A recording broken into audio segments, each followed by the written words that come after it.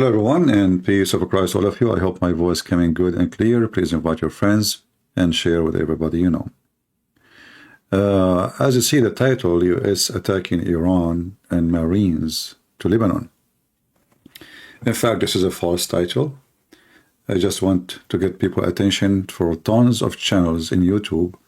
They are fabricating news and they are posting videos for USA training. Like, you know, USA bombers leaving emergency for battle, you know. They want just to get a click, and, you know, in the time of war, everybody believe everything he see. Even they are using cartoon to fool people. I mean, there's no limitation of how far they can go to make people believe that, like, that's it, you know, we are going, I mean, they are fighting Hamas, Abdul. And Iran itself can be whipped in 2 minutes. It doesn't matter how they say to you how massive the army of Iran, how strong. Israel is an army, you know, they have nukes since 1970, even before. So this is not an army who need really America. What they need is a support in the political field, or let us say we are behind them, you know, in case. But in reality, the Israelis do not need really the USA army, and all those ships is coming to the Mediterranean. It's just a show. They will not do anything. But all what we see in YouTube is people look 6.54 million. They saw the video 3 days ago. But this is just a training. This has have nothing to do with even today news. Those are all videos. So they pause videos and they make it connected to the war in Israel. And suddenly, like, everybody believe it. Like now, I saw somebody, many, they are talking about 566 an emission is not to be found because the USA Army decide to send it only to Israel. This is false. Have nothing to do. In fact, the Israeli army don't use that emission, you know, at all, most of it. So, you know, people, they can be fooled easy. You know, people are just desperate to find the news, like what happened, something exciting, and we will feed them with the exciting news. You know, I keep blocking channels on my way because all of them, they are fake. Not even a single one is giving us really real news about what's happening. So don't watch those channels, especially with those, like, I cannot even find them because I blocked them already. Actually, the thumb of this video is from one of those channels. So they want to make you excited. They want to make you believe that you know, something is really massive. It is the end of the time. Or you will see a Christian minister saying it's the end of the time, etc. What happened? Why it's the end of the time? I find it very funny and very dummy, and how a human being, he can be like, you know, a human being sometimes is like a goat. One goat walk in the front, the rest walk behind. Where the first goat is going, nobody knows.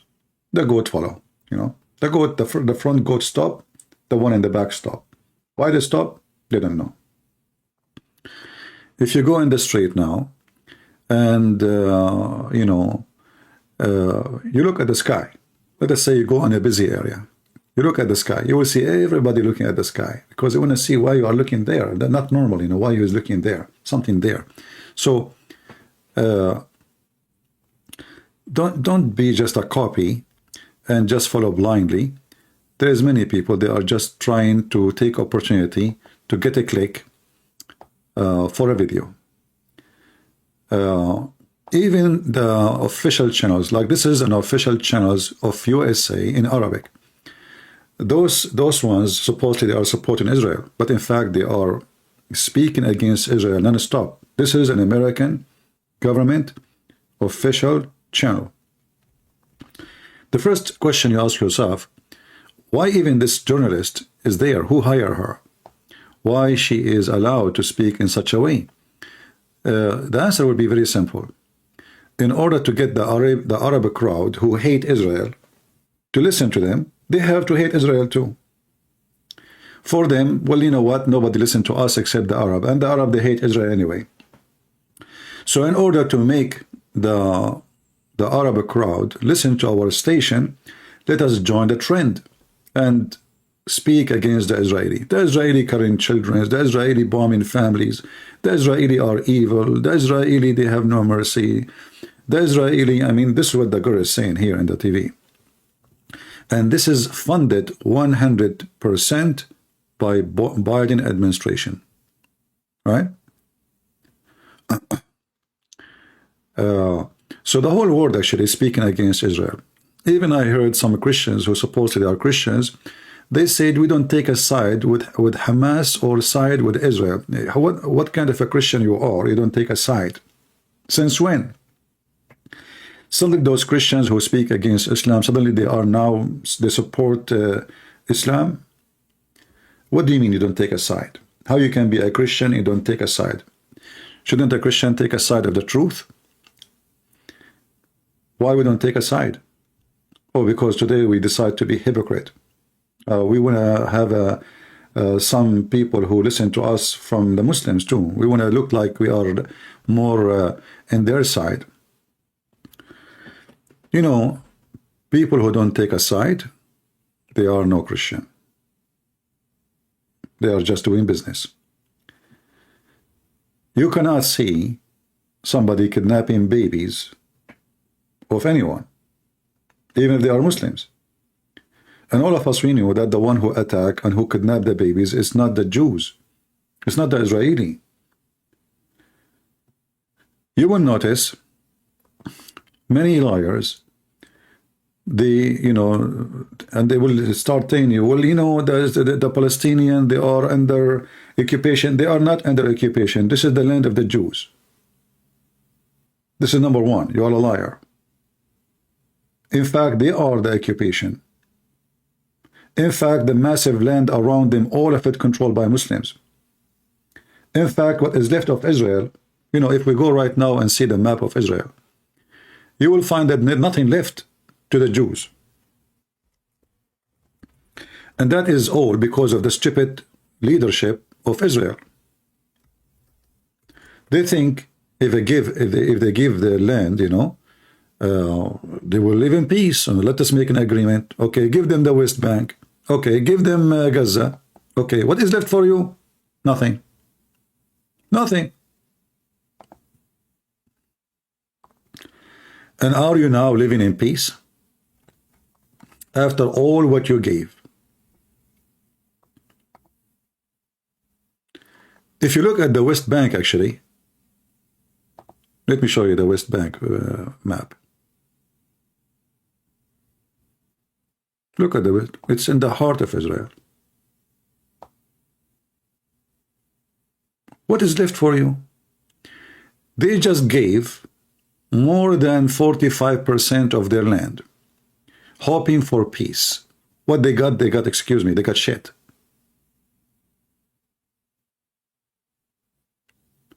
Jordan next to them is totally empty. The land of Jordan is not 1 to million as a percentage of population to the land. So you sign agreement because the stupid American, they want to do politics and they want to win election, and each one of them, he want to sign an agreement of peace with somebody because simply they want to look like heroes who they promote peace. But the fact, all of us, we knew that every single one of them is a scumbag and there's no peace is going to happen because this is not about the land. This is about religion. When Hamas made a speech, do they make a speech against Israel? No, they make a speech against the Jews.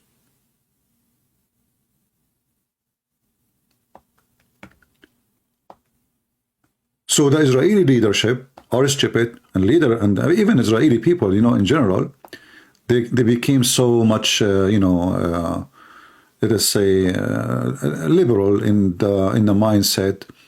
You know, there are many. They used to live in Europe.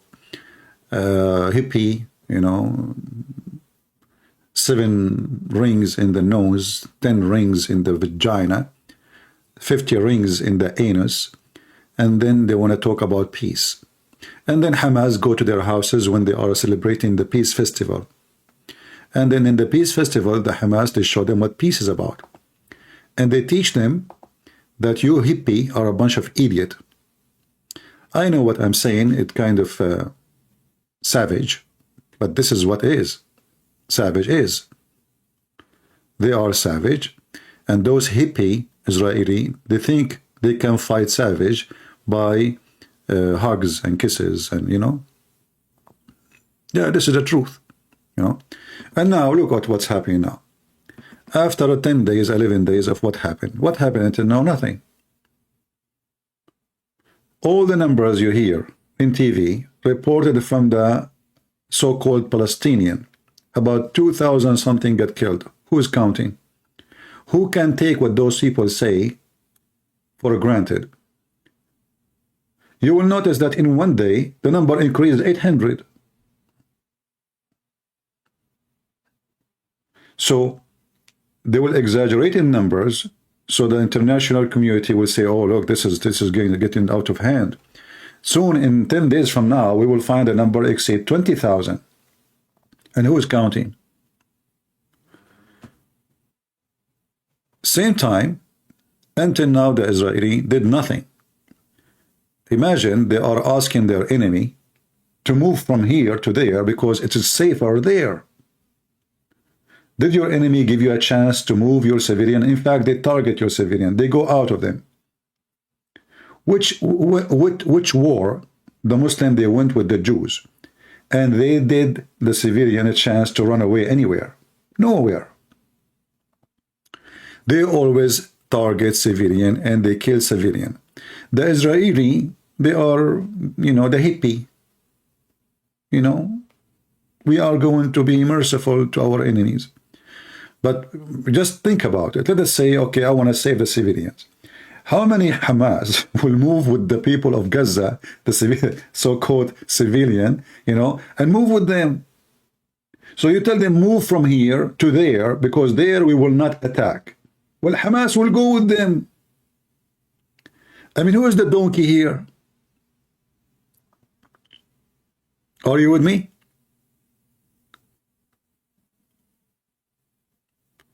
If I tell Hamas that building is safe,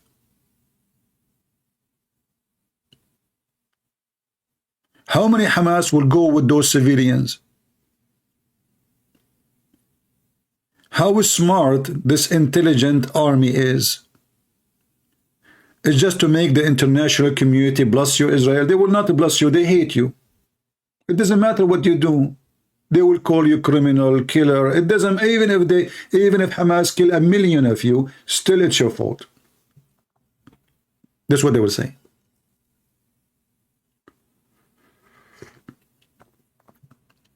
I saw in the news that Hamas, they shot rockets at Jerusalem. And Blinken, he blinked, and Netanyahu, he blinked with him, and they went down to the basement. What kind of leaders those leaders is? So because of a rocket shot at the city, it's not even coming to them. They go to the basement and they stay there for 10 minutes. Those are the ones who will win a war? A basement guy?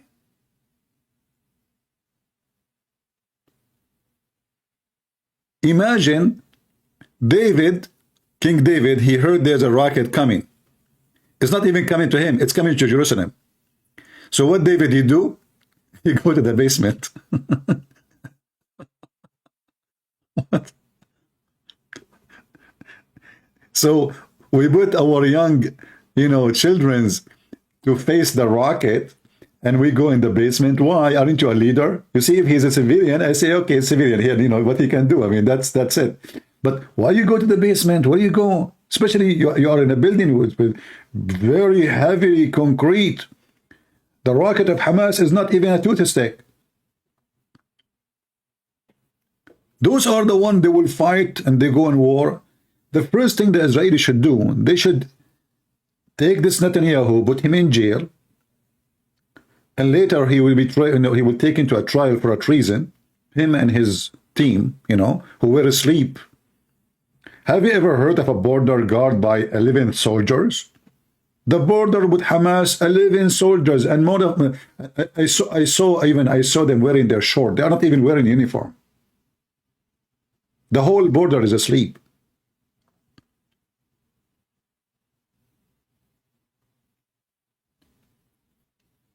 Now the Israeli woke up from the nightmare happened to them, but Hamas took advantage of the stupid Netanyahu. Netanyahu is a donkey. He's the same as a Trump. He's the same as a Biden. All of them, they are the same fabric. You know, Trump, the hero, when the Iranian hit the base in Iraq, Netanyahu, Trump, he says, as long as nobody got killed, we will not respond. What the heck? That is genius. But that means they can hit the American, and they will hit again. They will keep hitting until somebody get killed. Coward.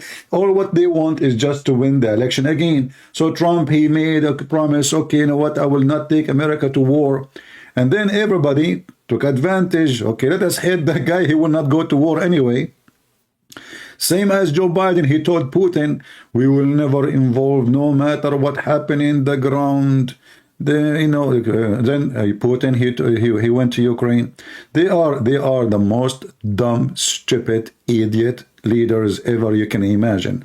And when you have all those leaders in one time, that what things is messed up.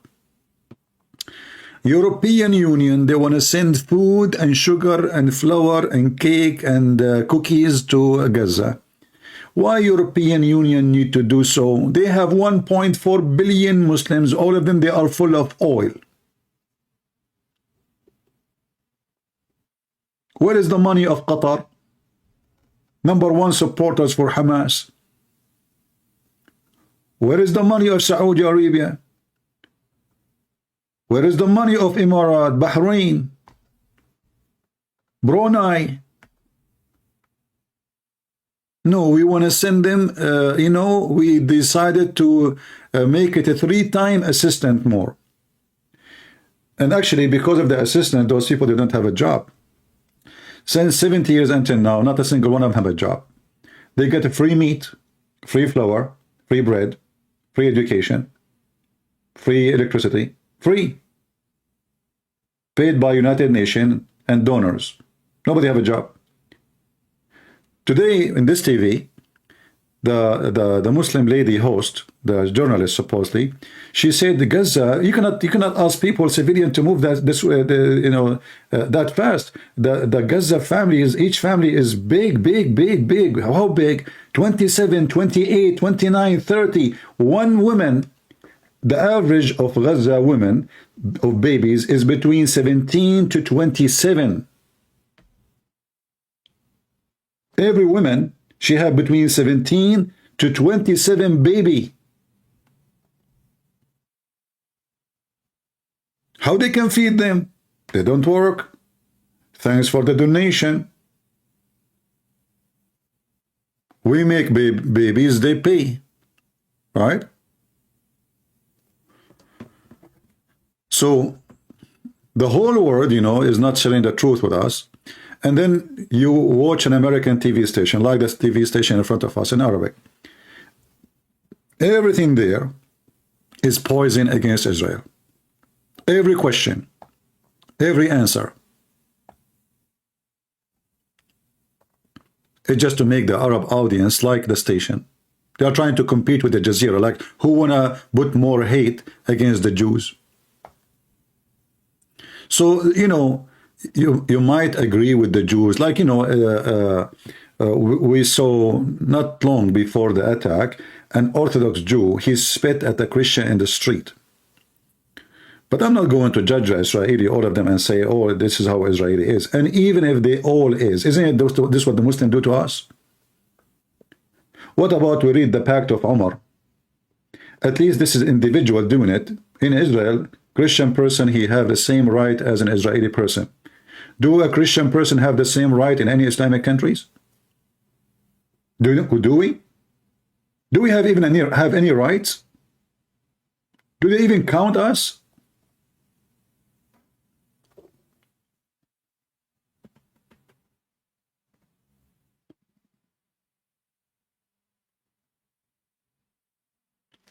They show you in the news is focusing in people getting injured.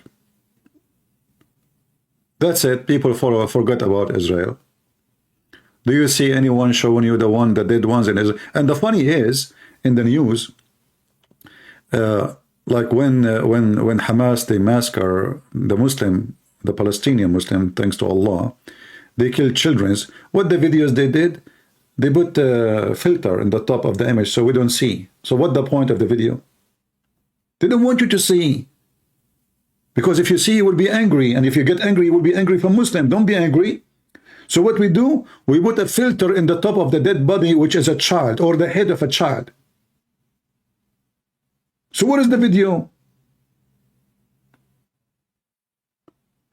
Did any of you were able to see the dead bodies of the Jews? No.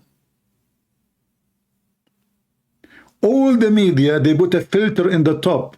They have a camera, they have a raw image, which means they are seeing, it's not the Israeli giving, those are journalists from the CNN, from Fox News. Everybody put a filter in the top of the image. Why you do that? How come in the case of Hamas, you show us a child who is killed, but in the case of the Israeli, and you don't put a filter in the top of it?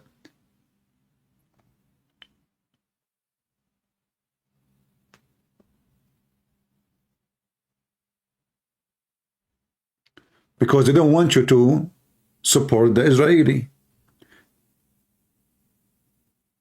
Are you afraid of our feeling? You don't want us. So what this journalist is for?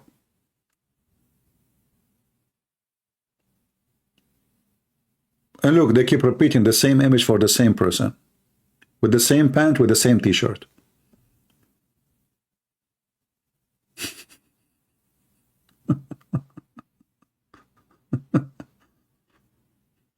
And they say to you that now in Gaza there is no fuel. So how the cars are running? Did you see the hundreds of cars are going, moving? And they say to you there's no water, and there is no fuel, and there is nothing. So how they are broadcasting? We cut the internet from them. So how they are broadcasting? How there is no internet and everybody broadcasting from Gaza, including Hamas?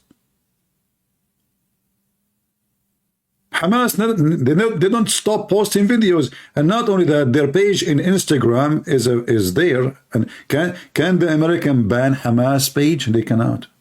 Haram, haram. We cannot ban Hamas. Haram. They have their page there.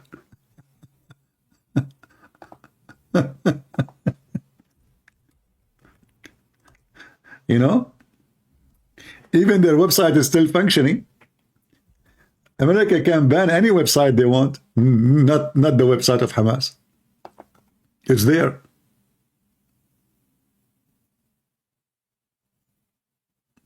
It's there.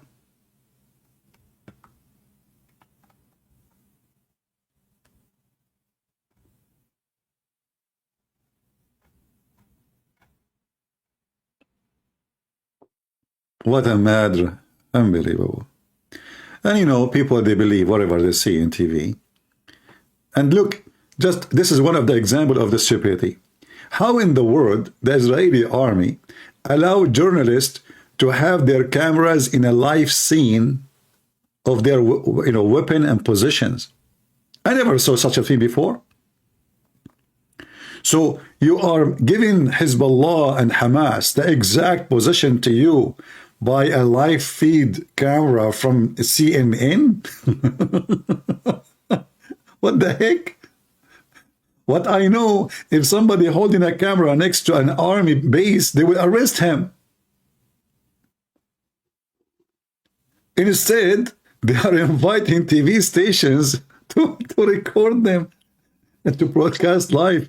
Hey, listen, do you see where is the tank? The tank is between this, and this building. Just hit here. And if they first hit and they miss, and then they will ask them to do like a change the numbers, go to degree to the left. What kind of a stupid, or why even they allow journalists? Why all George journalists are there? It's just to inflame? So the Israeli stupidity is beyond stupidity. All the journalists speaking against them, and they invite them to speak against them. As an example, why Al Jazeera there? How in the world they allow Al Jazeera, who they are #1 top supporters of Hamas, Al-Qaeda? Is that democracy or this is stupidity?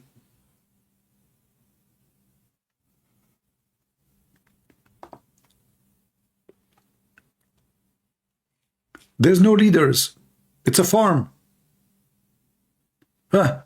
You are a journalist? Oh, okay, come on, you are welcome. You are welcome. What is your camera? You are a journalist for who? Al Qaeda? Oh, you are welcome, Habibi, Habibi. Come on, come on. You are a journalist for who? Moza, the mother of the scumbag, the Prince of Qatar. Okay, sure, sure. Go get in, get in. Don't forget to bash us, by the way. The more you bash us, the more we love you.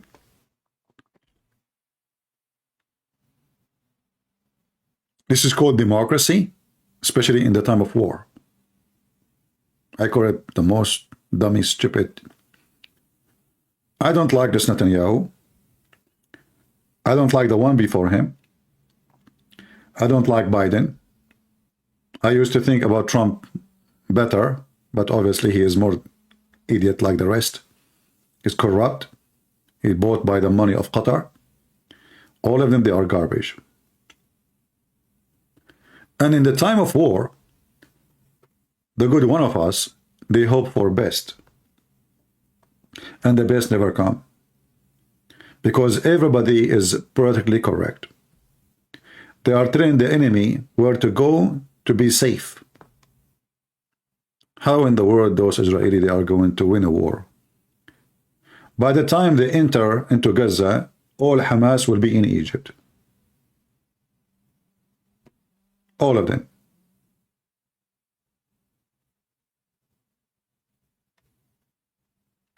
You enter Gaza, you take Gaza, you leave Gaza, Hamas come back.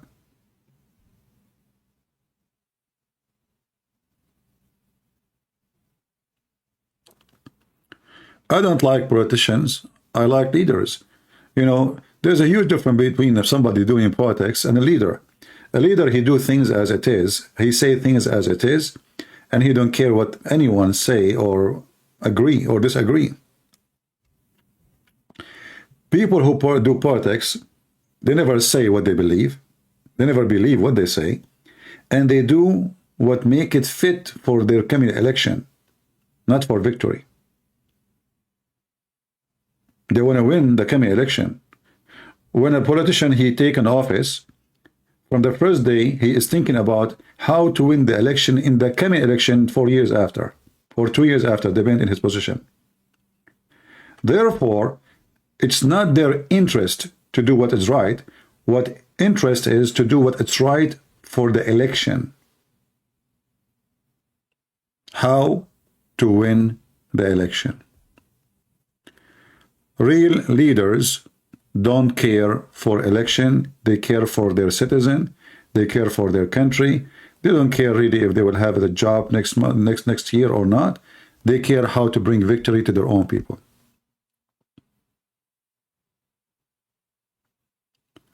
Yeah, and they give food to the UNRWA, the United Nations, to give them to the poor Palestinian. Who take that? Hamas. They give them fuel. Who take it? Hamas. They take them, anything they give them, even medicine, Hamas. Hamas, they have a very expensive hospitals underground. Where they get it? From the United Nations. United Nations, they have hospitals for the civilians with highly equipped, expensive equipment. Hamas, they take it underground.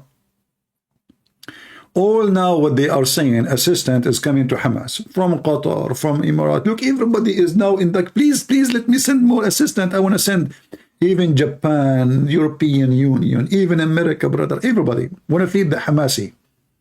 Who is going to take the food? Number one, Hamas, the fighters. They are feeding Hamas.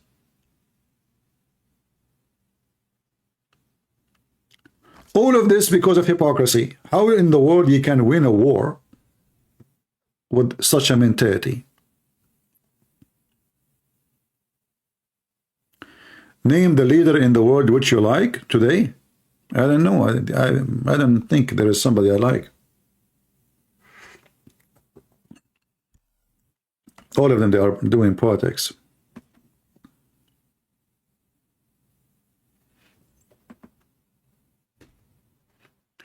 And then the Pope, the Papa, we pray for the go die, go, somebody take this guy, put him in the retirement sheriff and send him a vacation to Hawaii.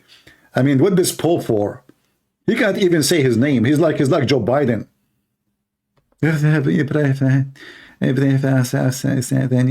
Diarrhea. They are coming from different galaxy.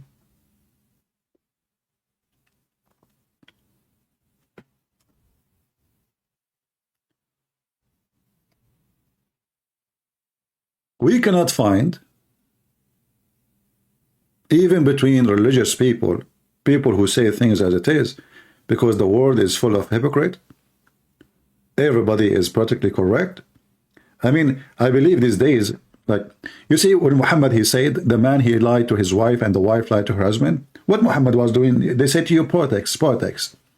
So the wife, she asked her husband, honey, how I look like? He say, oh, I have to lie to her, otherwise she will hit me with her high heels. You know, you look so beautiful, unbelievable. Look at you, you so cute, so cute. Well, thank you, honey. You know, so Muhammad taught how hypocrisy is. He is the first hypocrite ever, and the rest to follow. Who is the father of all lies? The devil, the Messiah said. So the second you start lying because just doing politics, you are a partner with the devil. Nobody want to say the truth.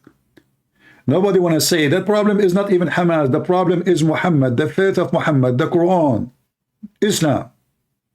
Nobody want to say, okay, why Hamas doing this? This is what Muhammad did exactly to the Jews, to the Christians, to the Arab. The problem is not Hamas. The problem is Islam. What Hamas is?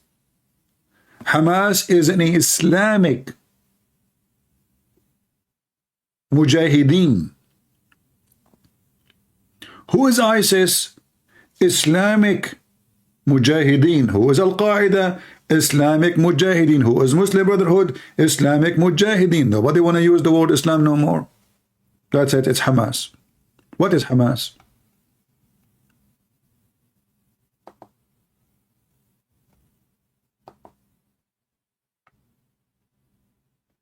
And now they are burying, you know, they are burying babies.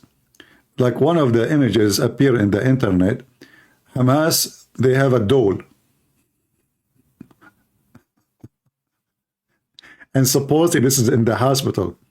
Look, the guy behind, he is wearing the uniform of the hospital. It's a Barbie. It's a casualty, brother.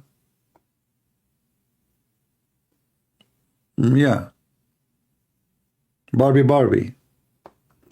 The same they did in Syria. In Syria, they accused the Assad regime of using chemical weapon. And American, they support that. Yeah, he did. And then when they are recording the movie, those who they are dead from the chemical weapon, they start moving.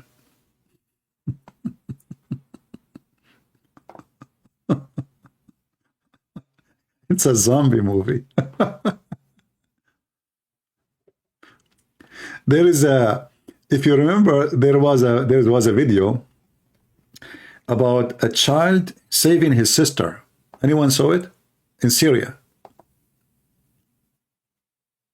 A child saving his sister. So supposedly there's a shooting, and the child, he ran to save his sister. And the internet posted everywhere, the Shia killing the Sunni, because this is war between the Shia and the Sunni in Syria.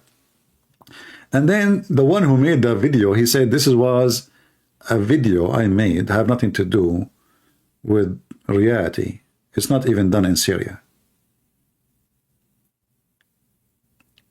In the wartime, a lot of propaganda. And look at this scumbag, what's his name? Piers Morgan. Piers Morgan, he invite who? Mimi Hijab. He is giving them a voice. He is making them famous. I mean, who is Mimi Hijab? Is he a leader? And Mimi Hijab, what happened to your pink t-shirt? So those potatoes in the West, in the media, they gave a voice to the coward to promote their false agenda.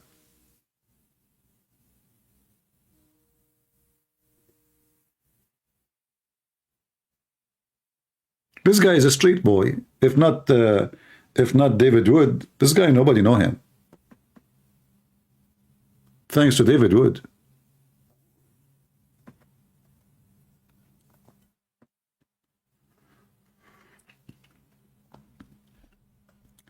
That's why they don't dare to come to me.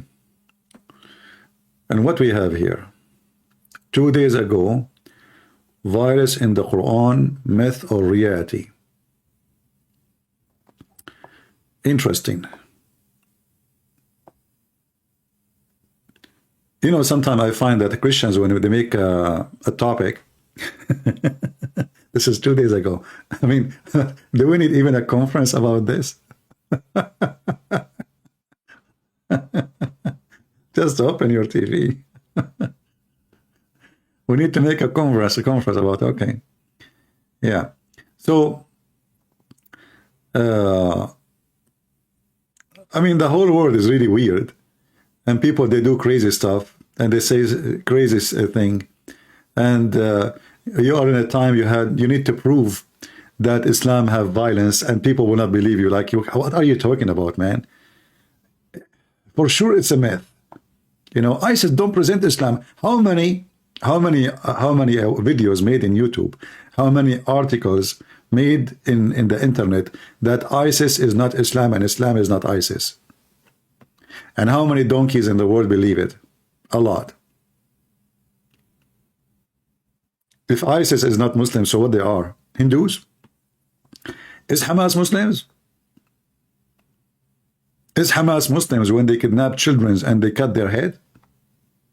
Every Muslim will say yes. So how come Hamas is a Muslim? This is the European Union giving more money to Hamas. They got you this blondie women speaking blondie words, giving us blondie assistance. We will increase our assistance to Hamas. And the excuse is civilians. Look how shiny they are. You know, the hypocrisy of the world is beyond imagination. Trump, he made sanctions against Syria. The whole country. The whole country. They cannot even buy flour from abroad. Medicine, medical equipment, nothing. Nobody cried for them. The whole country. Why? Because simply Syria, you know, the president is a secular. Women, they can wear a skirt and short and bikini. And he is not a Muslim terrorist. If he is a terrorist, like Hamas, we will give him assistance.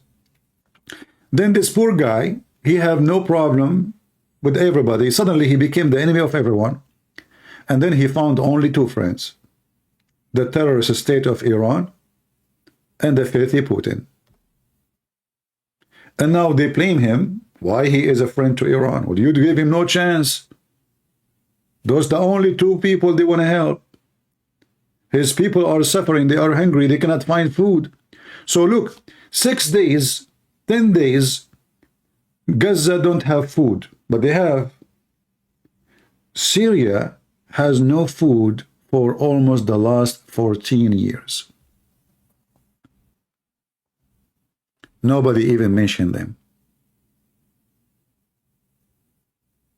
Nobody. And there's millions of Christians live in Syria. They want the secular president to be removed, and they want to replace him with Hamas. Who is the one who will take the place? The plan was Hamas. In fact, the scumbag Netanyahu, he himself, he built a hospital for Hamas, who they are fighting in Syria, in the border of Israel. And there's a video of him, actually. going shaking hands with the Syrian Hamas. Those are Muslim Brotherhood. So the stupid Netanyahu, he support Hamas in Syria, he fight Hamas in Israel?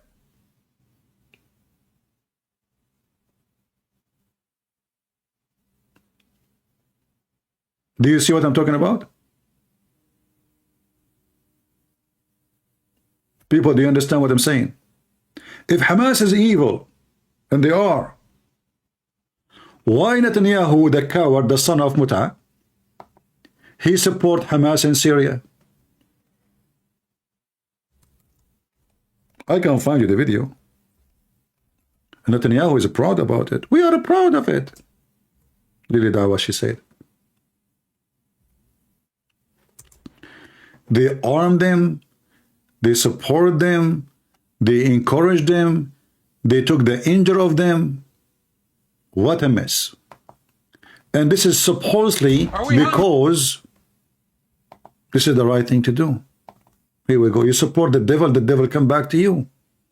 This is exactly what the stupid American they did with Osama bin Laden.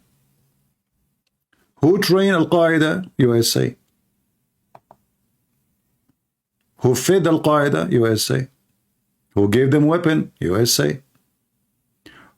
Even in Washington Post, they posted an article about the hero Osama bin Laden. You can go search right now. A hero, he came to Afghanistan to fight the communists. Who? Osama bin Laden himself. He was a hero yesterday, today he is your enemy. Do you know the song, Who Let the Dogs Out? Do you know it? Who let the dogs out? This is Netanyahu coming to visit the camp of Hamas, the terrorists in Syria. Those are Hamas fighters in Syria. And look how Netanyahu is so happy, excited. Habibi, how I can help you, Habibi? سلامتك شو بتعمل عنا؟ قديش عمرك؟ قديش عمرك؟ قديش عمرك؟ How old are you? وبنا خدسرة شمو عدنان يلدين يشكل نشين. His name is Adnan. لروبا بايوت كروبيوت بايوت شمتيان. And look, you know, the doctors and everybody want to take care of the terrorists of Syria. This is reality. This guy is the one who supported them. When the Syrian army get closer to them to kill them, Hamas, the Israeli army, by the command of Netanyahu, shoot back at the Syrian to keep them away from Hamas. So now Hamas protected by Israel.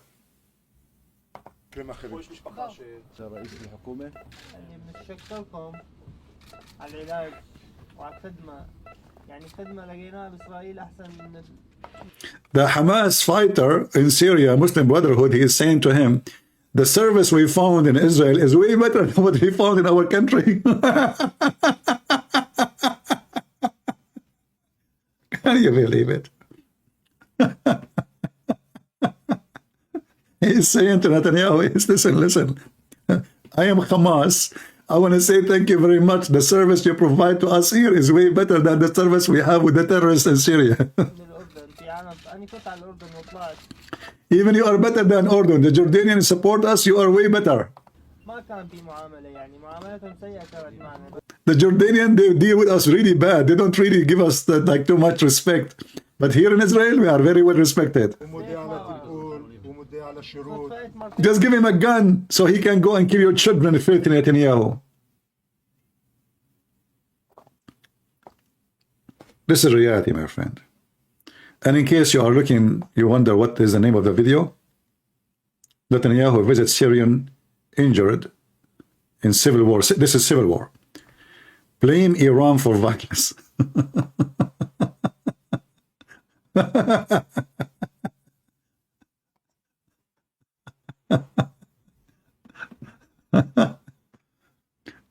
You know, this guy should not even be there in the office for a second.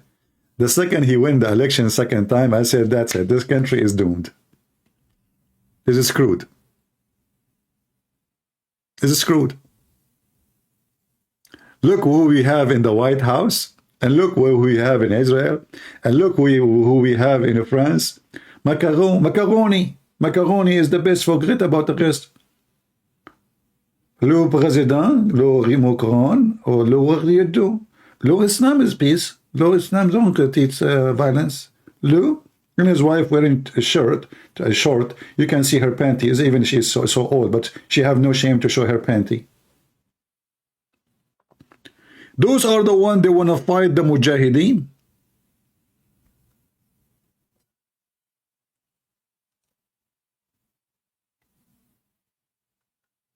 Macaroni. A terrorist from the Chechen Republic. He killed a teacher in France. What the French they do? We stand a moment of silence. Stop the border! Kick them out, you coward! What silence?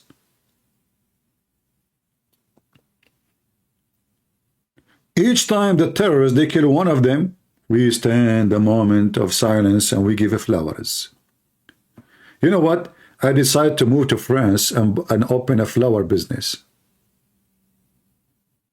Because they will buy a lot of flowers in the future. I think this is a good business. Go to Europe. Each time the terrorists, they kill a bunch of people, they will come to you. Your business will be flowering. I mean, flourishing.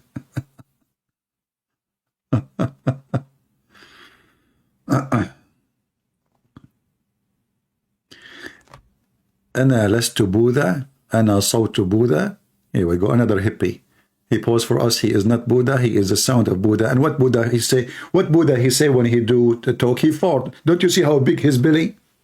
Buddha people. You know, and the other thing, like, you know, those supposedly the hippie, you know, the yoga people, they think Buddha was like a peaceful, you know, the first one who started martial art and karate and Ching Fu. Oh, those are the Buddhists. You don't know what the Buddhists did in Cambodia? Buddhist. They slaughtered hundreds of thousands. Do you know what the Buddhist Chinese did? Did you know what the Buddhist Japanese did? So give me a break, Mr. Yoga boy.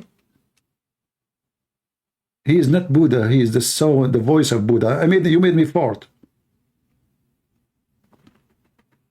Go and see what the Japanese did, the Buddhist Japanese, when they come to Korea, when they come to Philippines, when they come to China. They are Buddhists, very much devoted Buddhist. And then they try to replace it. They say to you, like the communists, you know, the liberals, the socialists, they are better. Stalin, every morning, if the number is less than 5,000 to be executed, he is upset and they fear he will be angry. Every morning he executes 5,000 people. Socialist.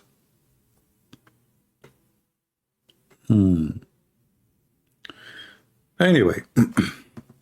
So I wanted to go, like, you know, today and tell you, don't believe those videos you see in YouTube, especially with the thumbnail. The American army is in the ground. The Marines are coming. You know, you think the whole USA army is coming there.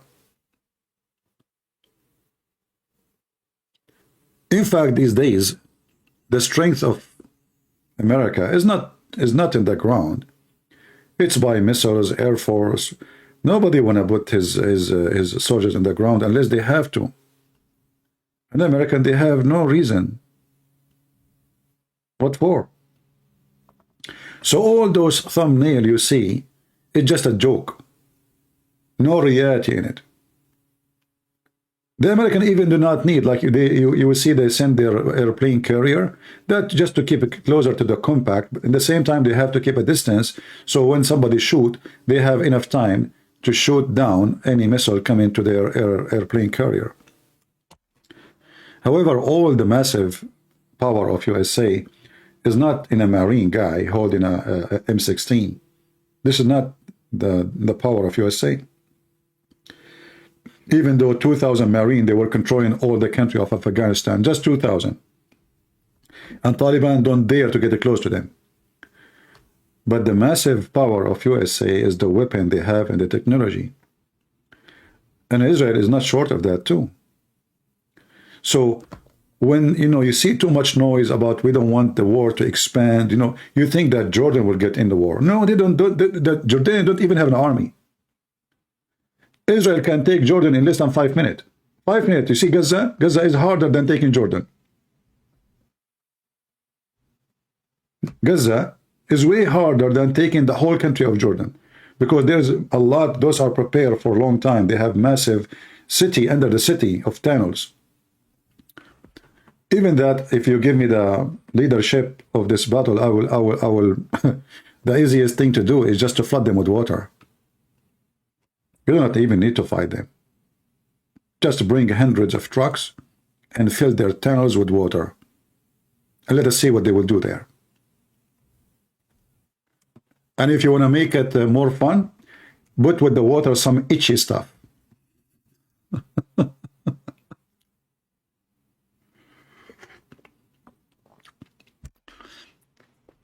You know, the itchy stuff? There's some plants, you know, or even chemical. If you mix it with water, it will make the skin of a person itch like crazy, you know? So just mix it with itchy stuff and throw it in the tunnel and let Hamas itch themselves until tomorrow. By the morning, their meat will come out from itching. Scratch, scratch, brother, scratch, scratch. So what? It's a tunnel. It might take more time, but even it's easier. Because there's many ways, actually, to destroy them. Put water, connect the water with high voltage electric. Let the electricity go to the anus of every Hamas terrorist in his tunnel for free. Charge them. Charge them. Put water in the tunnel. Put a high voltage cable. And the whole network of tunnels will be in Christmas time, like week, you know. Oh, Jews, look, the Jews, you know. And Hamas will make interview on the TV. I'm talking to you because the electricity, you know, just go.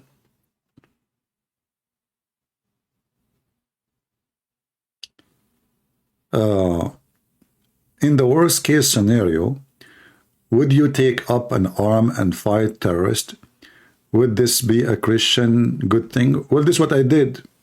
When 9/11 happened, what I did, I joined the USA Army. I'm the last one to ask me this question. Where everybody don't want to go to war, because, you know, there's different to join the army in the time of peace and join the army in time of war. I joined in the time where nobody want to join. No man is a man. No man is a man if he don't do what the man do. A man is not somebody have a penis. Even though this is what decide his gender. A man is someone he stand, he fight, he defend his family, his land, his honor. And the one who don't do that, he is not a man. Period. And to be Christian, why don't we have the Old Testament? The God of the Old Testament is the same God of the New Testament. Why those silly Christians, they say to you that Jesus loved everybody, they forget that Jesus said, the one who don't have a sword, go and buy one.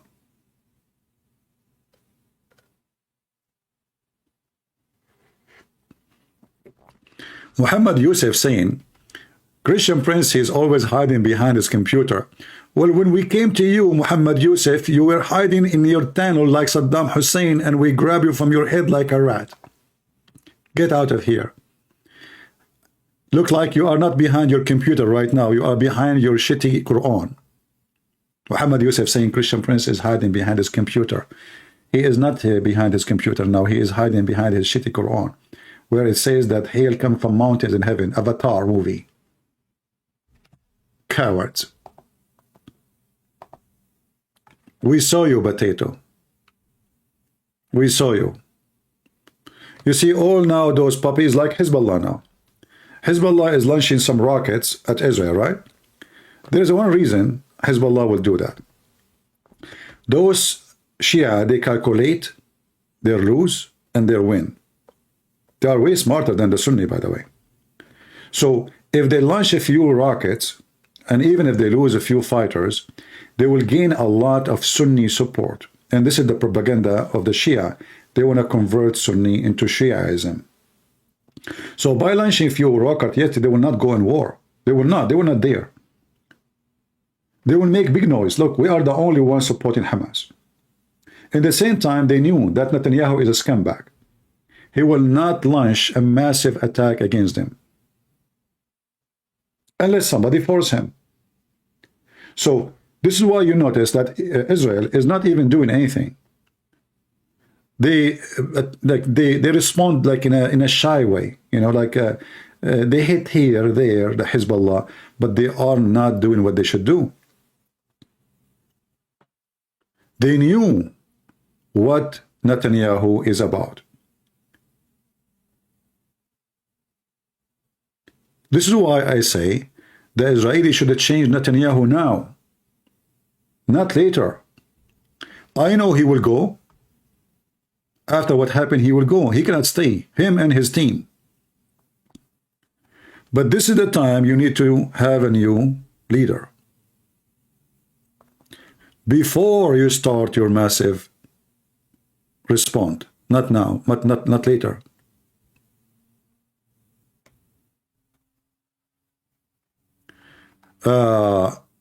Aberration saying, few verses later he said, put your sword back in the place. Those who live by the sword, they perish by the sword. Well, Jesus was copying the Old Testament. You are ignorant, my friend. I'm not insulting you, but I'm saying to you, you're ignorant. When Jesus said, the one who live by the sword shall die by the sword, Jesus, he just told you, you should kill the one who live by the sword. What you yourself, you take from it, you take it only that you should put down your sword. That's false. It is Jesus himself, he said, go and buy a sword. But when the police are coming to arrest Jesus, if we can call them police, those are just doing orders, command. Those are the authority. Peter, he wanna kill a soldier, it's not his guilt. He is coming to arrest Jesus. So Jesus said to him, put your sword down, because he is fighting the wrong person. So the ignorant Christians, they say to you, Jesus, a few verses later, he says, put your sword down. What Jesus was quoting is from the Old Testament. The one who live by the sword shall die, which means this is the penalty. The penalty is, if you are a killer, if you are the one who attacked by the sword first, you are the killer, you shall be killed. That is justice. What the coward ones, or who so-called Christians, they make it what? The opposite. Jesus don't want us to carry sword, don't want us to fight by the sword. But he is the one said, if you don't have a sword, go and buy one. So buy sword for what? To make shish kebab? What Jesus is saying to you, don't be the killer, because the one who killed shall be killed. That is justice.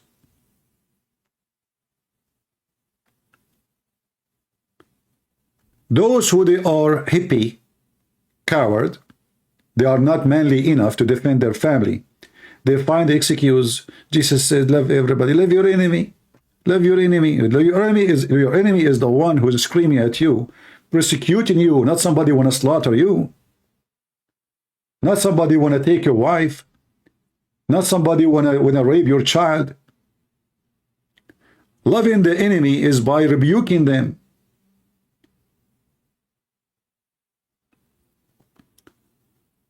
You know,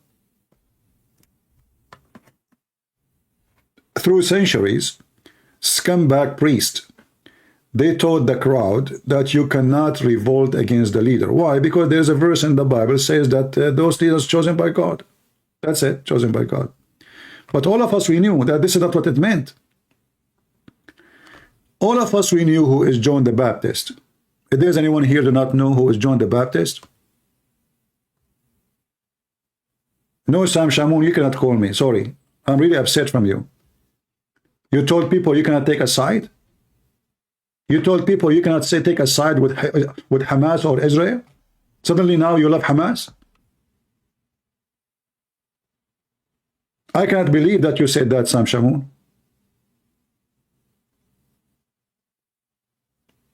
How in the world we cannot take a side against those are the one who took your land. They took your country.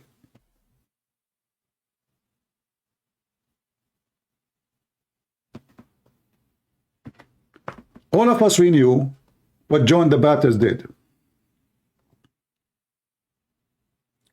John the Baptist, he lost his life. Why? Because he did not accept a filthy ruler, a filthy king behavior, marrying a woman who she is not lawful for him. And then you will see a priest saying to you, we cannot revolt against a ruler. So who is John the Baptist? He was a bad person?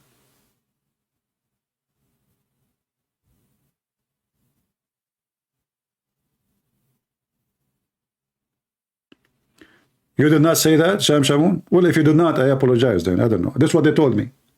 I heard somebody saying that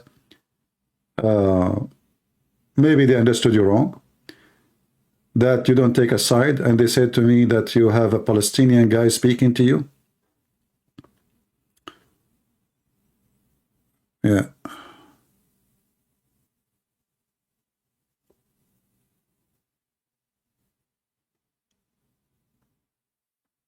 Anyway, as long as the video is there, people, they can watch it and they can see if this is true or not. But for us as a Christians, we take side with the truth, no matter what, how good the Jews or how bad the Jews. You see, we don't take side with the Jews because they are good to the Christians or because they are bad. This is not how truth works. If somebody owns something, he owns it. He's bad or he's good, this is a different story. This is the land of the Jews.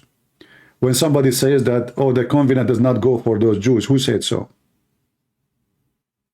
God, he made a promise forever, not temporarily. It's not up to you. It's not up to me. Those are the children of Israel.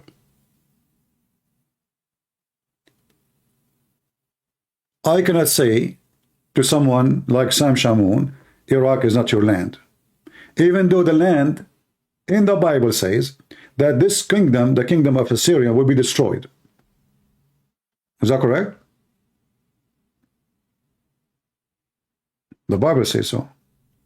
But can I deny that this is his land? I cannot. Even in the Bible, it's promised that this land will be destroyed. This kingdom will be demolished. But still, it's his land. The prophecy about demolishing the land does not change the fact that those people, they are the one who own the land. So we as a Christian, we have to be truthful and side with the truth. If Hamas owned the land, we will say Hamas owned the land. As simple as that. If Hamas does not, then Hamas does not.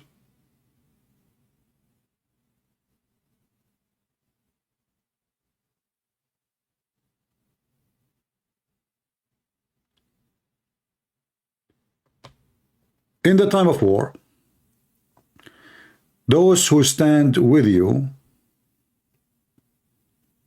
is the one, if you are truthful, is the one who stands for the truth, and the one who opposes you is the liars.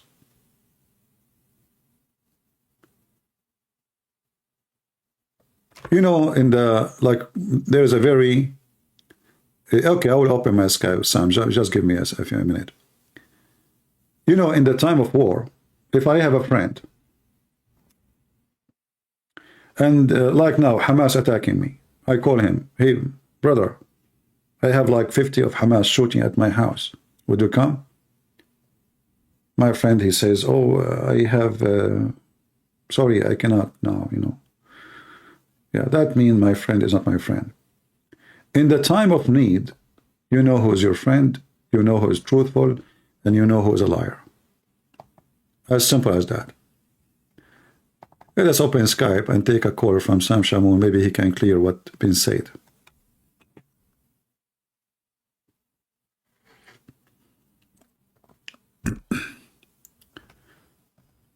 All right, Sam, text me in Skype, please.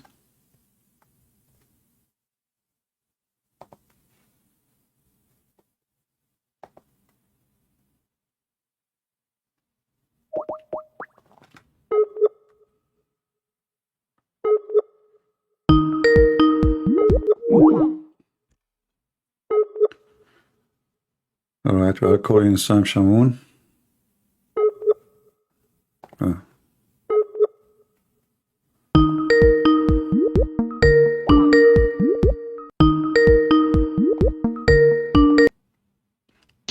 Hello? I love you, man. What's up? Hey, my friend, how are you doing? Yeah. Can you clear for us, please, what I heard? Is it true, or I did not hear myself? I never heard you saying that, but somebody told me. Hold on. Someone lied to you, said I'm supporting Hamas. Stuck. No, they said that you said you cannot side with this or that. No. See, this is why. CPN, you wonder why I get angry and I cuss people out. I'm not patient like you. Okay. This is why I get angry with these fake Christians, these sissies. I did 4 shows answering the question, is the Jews God's chosen people? I said, no, the church is. Christians who believe in Jesus, they are the true people of God. And a Jew who believes in Jesus, he will be chosen. I said Israel has the right to exist, and Hamas is from the pit of hell. All right. But we do not say Israel, the nation, is the chosen people of God. Because Jesus said, they reject me, the kingdom will be taken away from them. So now a true Israelite, according to Jesus, is one who believes in Jesus, whether Jew or Gentile. That's what I said. Yeah, but in Israel now we have a lot of Christians, right? The Israeli Christians. Yeah. And what I was telling them is, and those are, at the same time, the Israeli today, regardless of what they believe, the Israeli is the Israeli. And, we should, let us say a person is an atheist. yes. This land is for whom? What do you think? Yeah, of course. I said Israel has the right to exist in the land. And then I said in my broadcast, if you listen, I said, okay, Muslims, give Iraq back to the Assyrians. If you're complaining that supposedly Israel came and is the occupier, give Syria back to the Christians. Give Iraq back to the Assyrians. Give Egypt back to the Coptics if you're complaining. So this is why these Christian Zionists, they killed me. They got upset when I said, the church is the chosen people of God. The church. But for sure. Anyone don't accept Jesus, he is not with God anyway. And doesn't matter if he is a Jew or not, the Messiah is the only way and there is no other way. Amen. And I said that my belief is the Jews will have to be in the land for Jesus to return. But I said that doesn't mean Zionism is pleasing to Christ. Zionism, the government, that's pleasing, because Jesus is not pro-Republican, pro-Democrat, pro-Israel. Jesus is the king of the kingdom. We need to be for his kingdom. Isn't it Zionism is in the Bible too? Yeah, well, the Zionism that's in the current state, you're talking about Zion. But how we can define who is a... They're not believers, CP. These Jews, they're not believers. So when I talk about Zionism, I'm talking about the ideology. I'm not talking about... No, but there is a lot of Zionists. Zionism today is a party, right? Political party, all right. But there's a lot of Christian between them. Yeah, that's the thing. The Christians, because a lot of Christians are taught the Jews are still God's chosen people. No, No. I mean, we just agreed, me and you, that the Christians who believe in Jesus from Israel, they are chosen people of God, right? Yeah, any Christian, Jew or Gentile, is the chosen people. Yeah, let us focus now in the Jews alone. No, they say, no, Israel is the chosen people of God. Well, they are Israel. They are Israel because at the end of the day, the one who inherited the land is Israeli, and those are Christian Israeli. So they are. So remember when God he went to destroy Sodom and Gomorrah. Yes. What prevented God from destroying the city? If there's how many decent persons? There was 10 righteous. Yeah, but that wasn't the point I was making. So can me and you agree that there is 10 righteous Christians who they are Israeli Jews, righteous Christian in Israel? If you listen to what I'm saying, I'm not disagreeing. Listen to what I'm saying. All right. The believer in Jesus, he's the true Jew, whether Jew or Gentile. So it has nothing to do with what they're saying. They're saying, no, Israel, the Jews, they are God's original chosen people. I'm saying, no, now in Jesus, Jesus says, if you believe in me, you are the true son of Abraham. That has nothing to do with the state, Israel. I never said Israel doesn't have a right to be there, or it's not God's plan, or we should be for the Palestinians. They're lying to you. The argument was different. Someone was. Well, the person who I spoke to is a decent person, but maybe got you wrong, because English is their second language. Yeah. They get emotional. Like here, this guy saying I contradict them. See, these guys, they kill me. How D71? Can you come on my channel and watch the session, see if I contradicted myself? I told them in Romans 2, 28, 29, Romans 2, 28, 29, Matthew 21, 37 and 45, Galatians 4, 21, 31, Galatians 3, 26, 29. Paul says the true Jew is the one who believes in Jesus. So if you're Jew or Gentile, if you believe in Jesus, you are the seed of Abraham. So the church is God's people.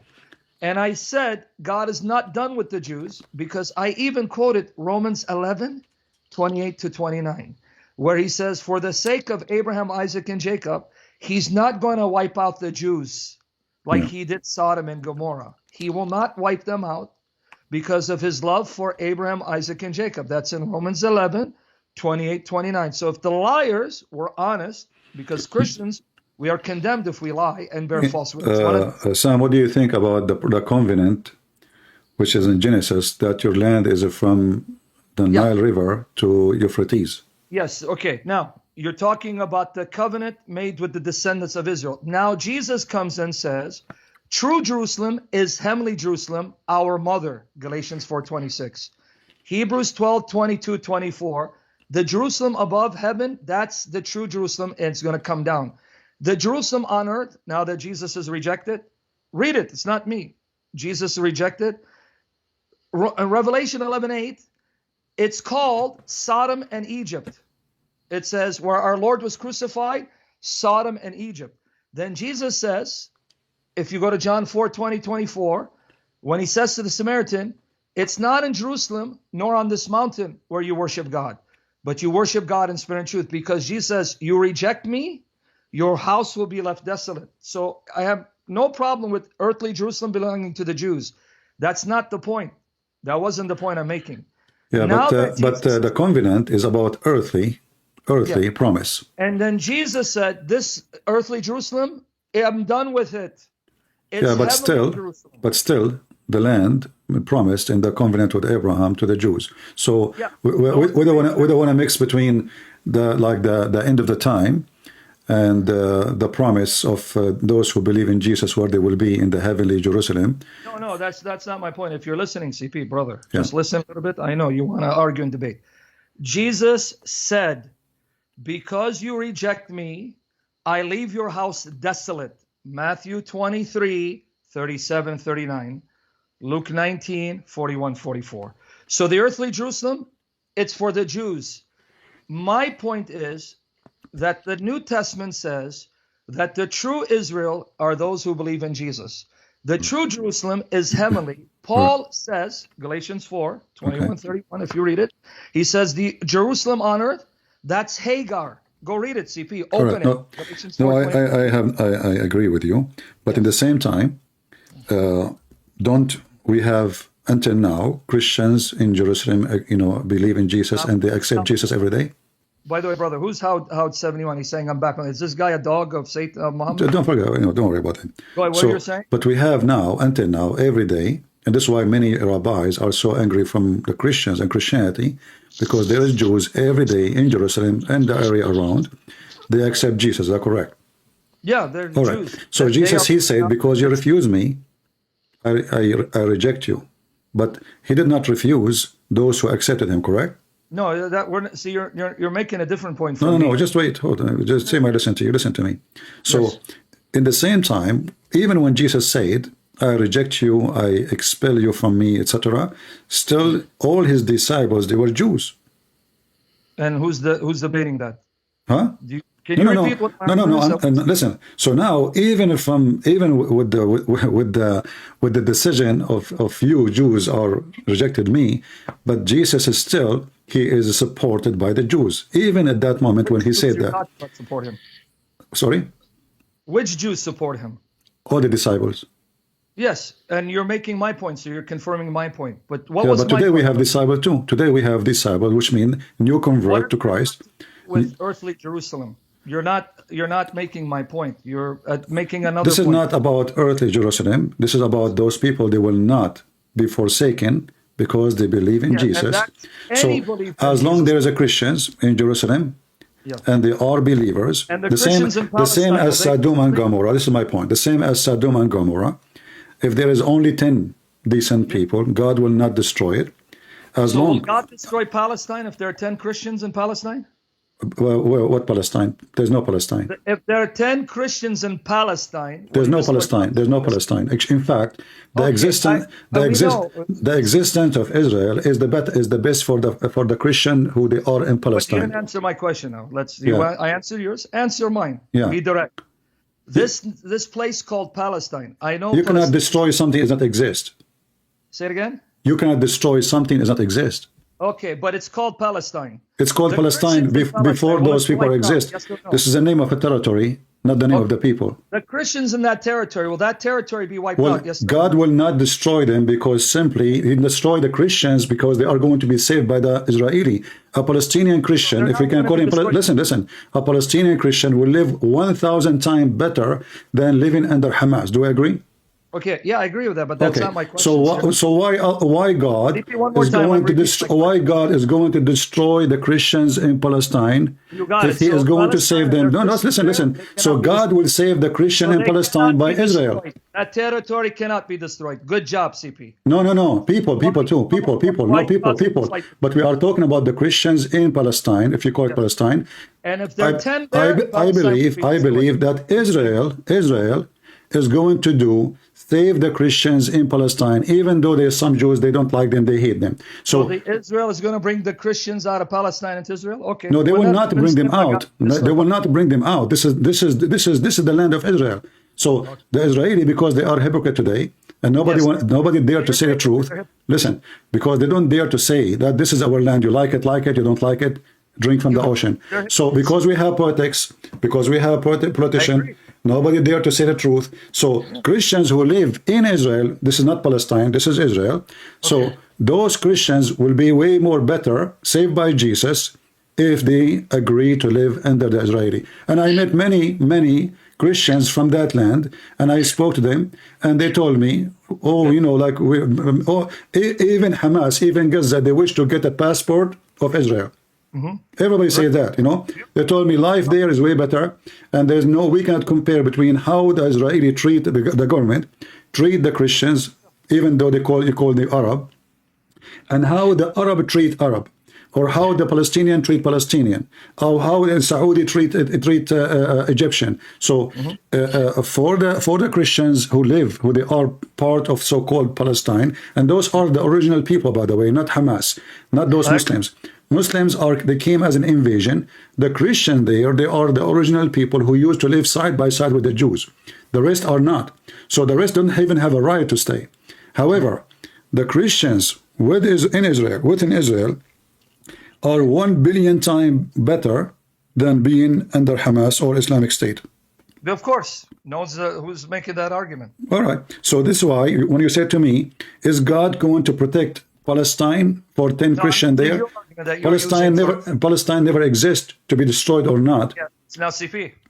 The Christians there. Your argument. Let me remind you what your argument is. If there are 10 righteous in Israel, will God destroy it? No. But now, because you said politics and they're cowards, this territory that they called Palestine, I know it's Israel. There was no Palestine. Okay.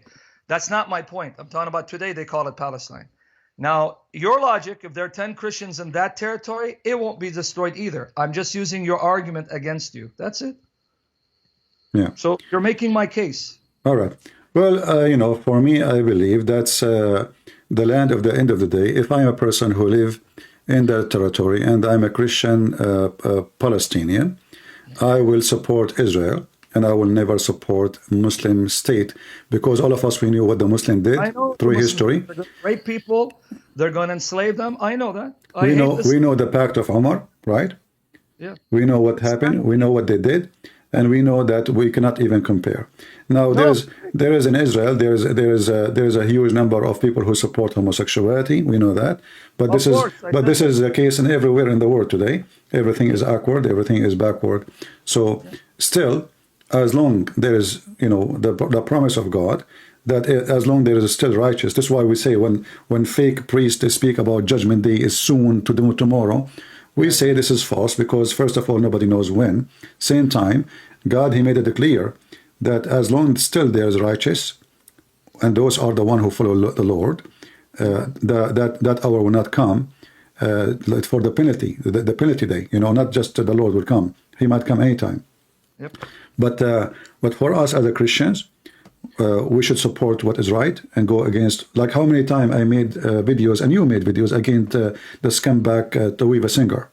Yeah, that bastard. Yeah. Yeah, well, but why we do? He's a Jew, right? But he is a false Jew. Why? Because if he is a true Jew, he will not lie to his people, praising Muhammad who killed the Jews. At least, if being honest, you don't believe in Jesus, at least say, I don't believe in Jesus. I don't believe in Muhammad too.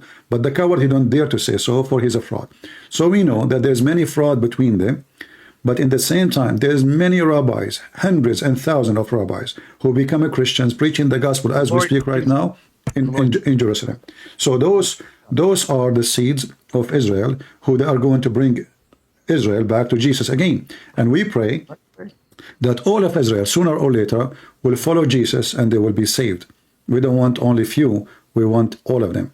Exactly. That was the heart of Paul. And one thing I didn't call in for this one, but because they were lying about me, I mentioned the passage the guy tried to quote against you. This is why a lot of Christians, they're dangerous. They think they're doing good. They're adding division. Like here, people here, oh yeah, I'm with Sam Shimon, I'm with CP. No, you're not with me, nor with CP. You be with Jesus. We're not here attacking each other. This guy who quoted to you Matthew 26, 50, 54, this guy's got to be, I'm sorry, CP, I'm not as patient as you. Pray for me. You're older, more mature than me. Maybe you're older. Maybe I'm older. I don't know. The dummy, when he says, Jesus said, put your sword. If you read CP, it proves your point. Here, and you answered it beautifully, but I just want to add this point. This is why he killed me. When he quoted Matthew 26, 50, 54, and we know from John 18, it was Peter. Peter took the sword. But notice what he said, CP. He said, put your sword back in its place. He didn't say get rid of it. Yeah. You see how stupid the guy is? He didn't say get rid of it. So my question to him, CP, is two.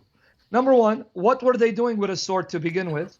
And number two, why did Jesus say put it in its place? Why didn't he say get rid of it? I have answer for that. He make hummus. See, they got it, yeah. And on top of that, you were right. When Jesus said, go buy a sword, CP, Luke 22:38, when they said we have two, he said that's sufficient. When he said that is enough, in Luke 22:38, it means that is sufficient. You have what you need to protect yourself. So the very passage the guy quoted, Jesus didn't say, hey, get rid of your sword. He said, put it back in its place. But hold on, Jesus. Why didn't you tell him get rid of it? Because like you said, Jesus allows us to defend ourselves. What Jesus was saying is, we're not like Muslims, where if someone doesn't accept Jesus, we kill him.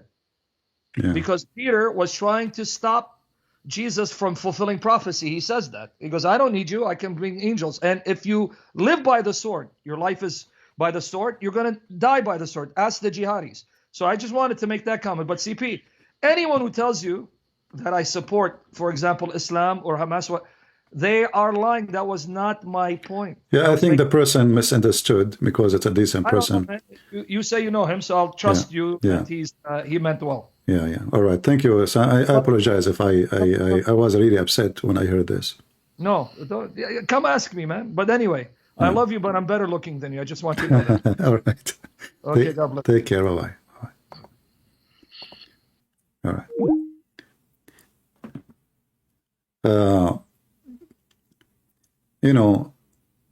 I spoke to many people.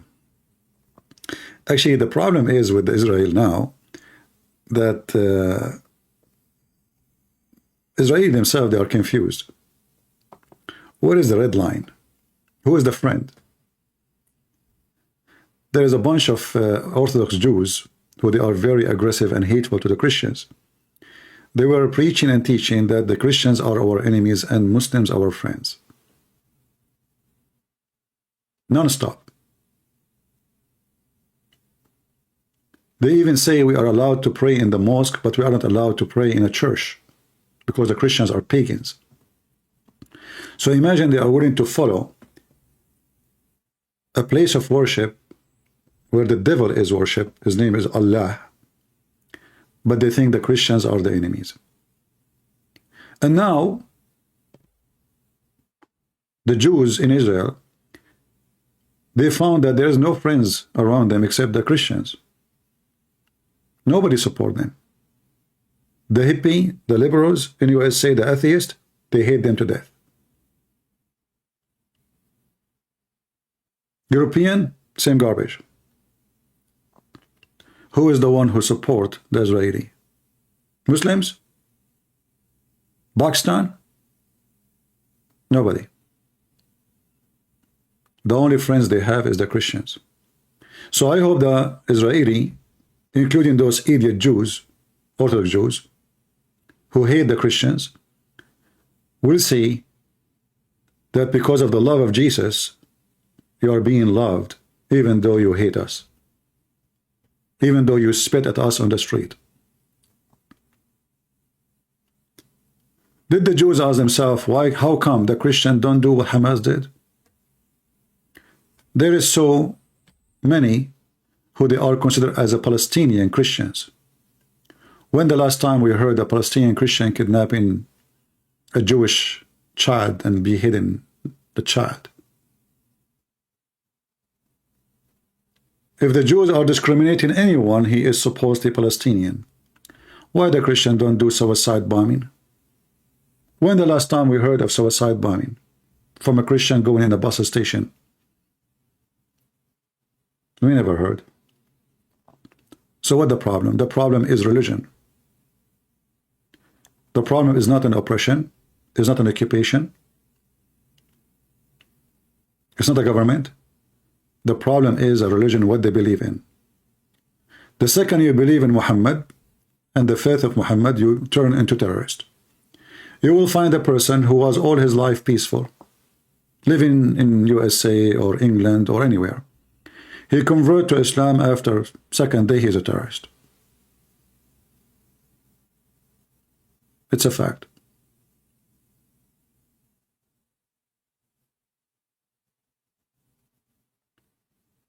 Islam is the problem. When the last time we heard a Jew taking a suicide belt and jumping inside a bus station and killing as many Muslims as he can? Never we heard. Regardless what do you think about anyone, Christian or Jews, anyone, you know, like they have religion, you know, many they have religion. Even atheists, it's a religion. Atheism is a religion. Even satanic. You know, there's satanic. There's a temple for Satan. It's called the Temple of Satan in San Francisco. When the last time we heard that satanic, they kidnap somebody from different religion and they cut his head and they shout Satan Akbar. Even satanic have better morality and ethic than the Muhammadan.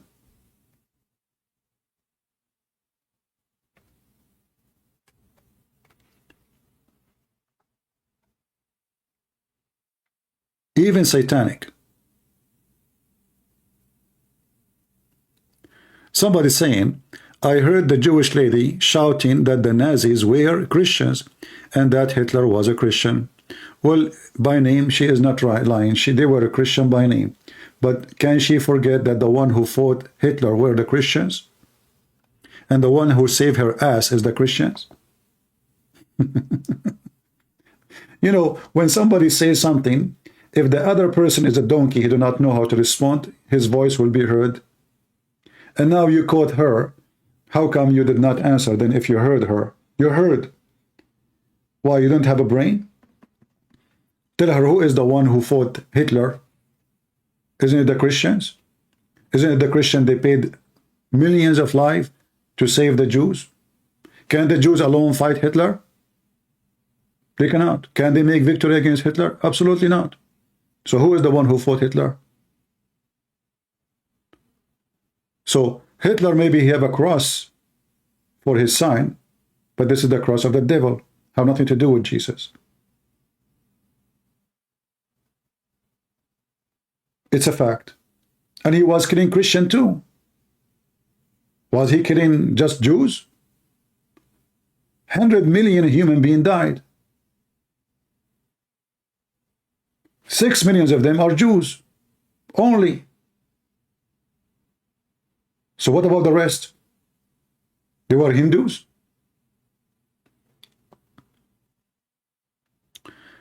You heard in the video? Well, you made a response to it.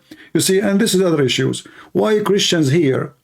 Why we don't see many activists who make videos and respond to lies? Why it's only few like me, Sam Shamoun, this guy, that guy? Why only few? We can count them by fingers. Where is the Christians? Their audience?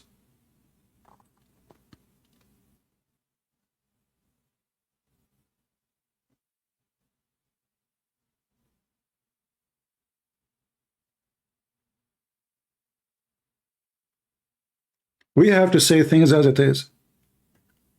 A person he worships Satan is 1,000 times than person he worship Allah. I never heard of a satanic man who put rings in his nose, his anus, his vagina, his whatever. He is shouting, Allahu Akbar, I want to kill somebody. He believes in Satan, still he is peaceful. He's way more civil than a filthy scumbag, a member of Hamas. So the name of satanic, the act of satanic is for the Muslims. Those who were, actually I saw a video, and the video says a satanic man, he converted to Islam. I said nothing changed, but now he will get into violence.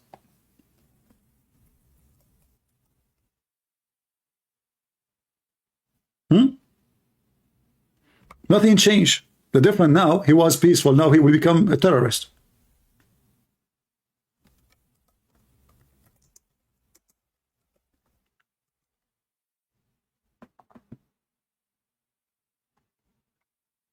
Look at this. Satanist prophet accept Islam. He's a prophet now. Look at this kid. He's a prophet, guys. He's a prophet. Satan have a prophet.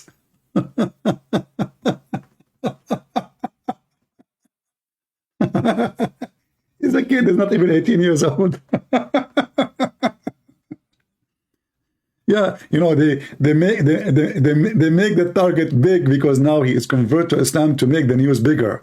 Satanist prophet conversion to Islam. Prophet, I mean, the second you say that, that means he is a prophet. That means Satan is God. So he was Satanist or satanic by name before. Now he is satanic by real. What is the next step? He is going to explode his ass in a bus station. He is going to, if a girl, she is 6 years old like Muhammad.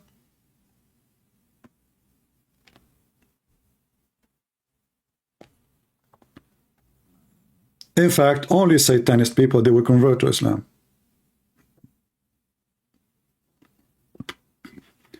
When you see somebody convert to Islam, the first question is why? You know, you will hear all kinds of reasoning, and the reasoning are very funny and stupid, but there is only one reason. To make a person to convert to Islam, to be a pervert. Because the second I say I believe in Islam, what does that mean? I believe there's a God, he is making a lot of women for me, and he is smoothing their skin for 1,000 years, and they are ready for me, and their legs is open. Pervert. Otherwise, everything in Islam is not there. As an example, a Muslim said to you, "Oh, Christianity and the Trinity does not make sense." I find it very funny and very stupid of anyone to say that. Why? Because he is a person who believes that his penis will be endless. That makes sense. He believes vagina will fit for that, which means the vagina is endless. That makes sense. He believed that God is one. He cannot be 3 or 4. That makes sense. Well, God, he can be whatever he wants. Who cares about the number? What if God in reality is 1,000,000? Are you going to tell God, I don't like you to be 1,000,000, be 1? What makes sense? What makes sense about God anyway? Does it make sense that somebody can walk in water? No, it does not. Does it make sense that somebody is born of a virgin? No, it does not. Does it make sense that somebody he put mud on your eyes and make you see and you are blind? It doesn't make sense. So those hypocrite Muhammadan, when they talk about sense, the second we ask them a question, serious question about their God, their religion, why it have to be logical?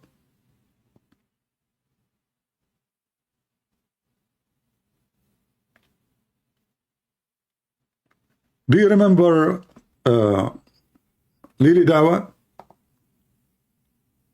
You know Lili Dawa? When they ask him about what makes sense and what makes no sense about Gog and Magog.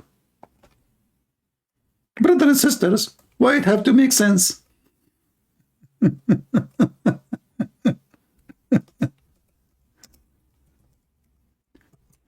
It doesn't make, why it have to make sense? Do we have to have, and look, it makes sense that in my channel, I'm going to sell you halal cat food. I mean, have you ever heard of religion? They have even food for cat, it's halal, kosher. What will happen to the cat if she eat the food which is not halal?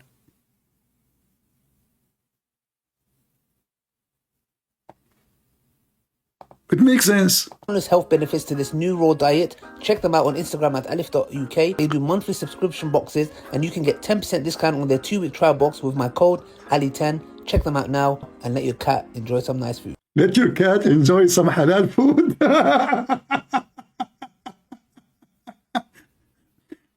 It makes sense that religion is a business.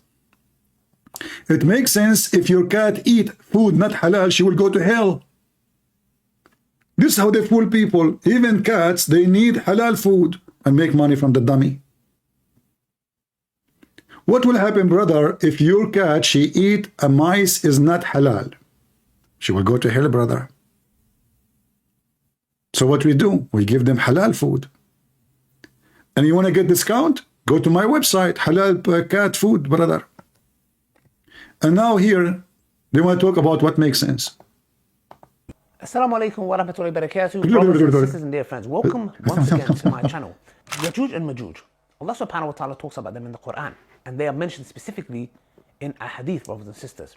Now, one thing that a lot of people make a mistake, which I've seen, you know, people of knowledge, is that they try to comprehend and understand who is Yajuj and Majuj? Where are they? How could they stay in a cave for so long and dig, and just when they're about to come out, and obviously there's issues, some say there's issues with ventilation, etc.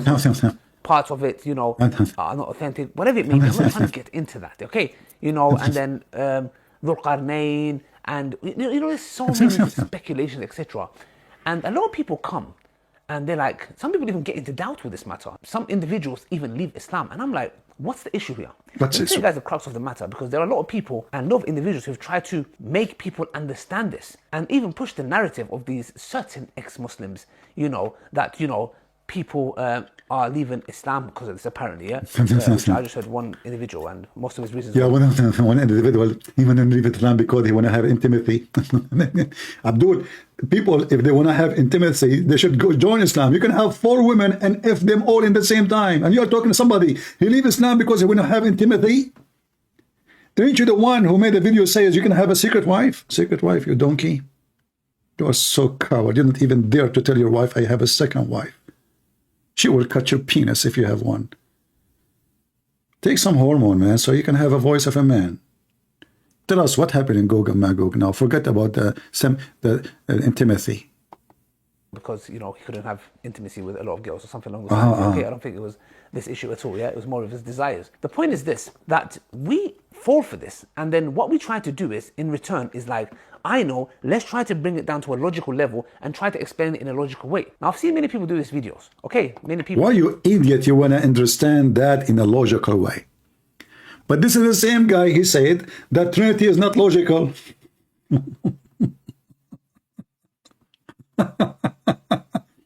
And then the same guy, he said, God cannot be inside his creation. 2 days later, God is inside his creation. Allah, he entered his creation. So we have a very stupid religion, and those who try to explain it, they themselves, they cannot explain anything about it.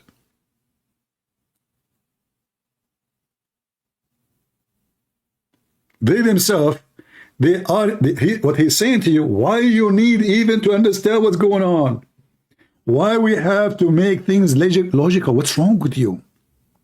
To do is, in return, is like, I know, let's try to bring it down to a logical level and try to explain it in a logical way. Now, I've seen many people do these videos. Stupid people.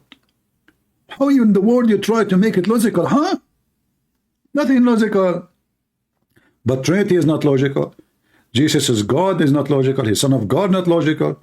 I mean, everything they say to you against Christianity, they try to make it what is logical, what is not. The second you ask them about their stupid prophet and his fiction stories, flying carpet, and etc., why it have to be logical? So now we have trillions of creatures who they are powerful, aggressive, all they are held behind a wall. And the Muslims, they are saying, where the word, where is this whole wall? Where is the wall?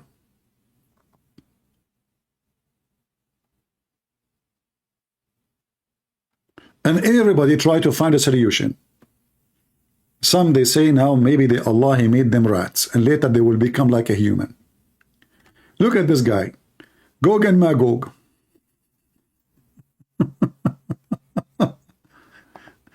I mean, oh boy, oh boy. Let's move to the satanic here. Hold on. This guy.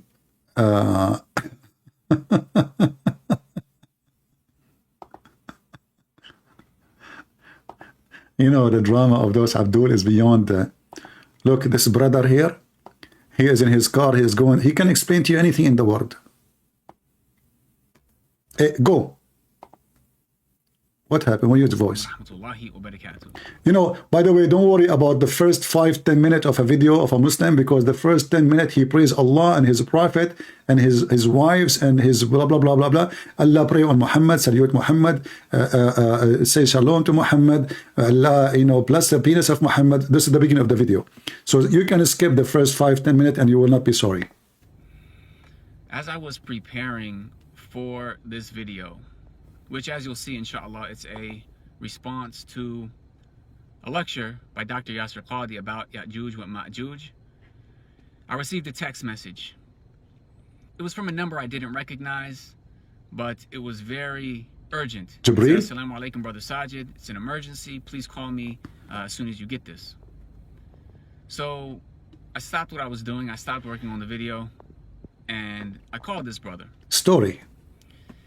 And I asked him, is everything... by the way, like when he texts you, you were scratching your balls. I mean, do you have to tell us everything? Then just get us, I receive a message and it says this and I answer. Well,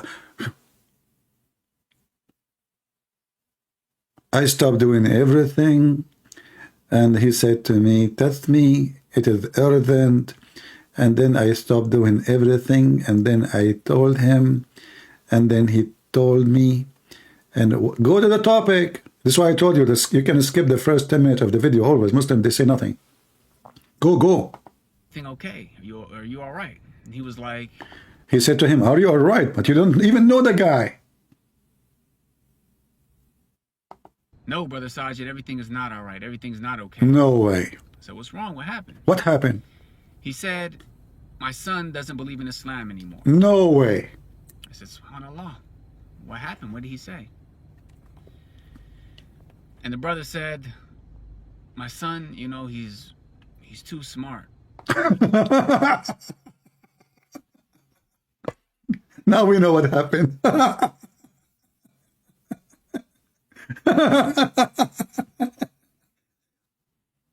Listen. He told him, my son don't believe in Islam no more. He said to him, what happened? He said, my son is too smart.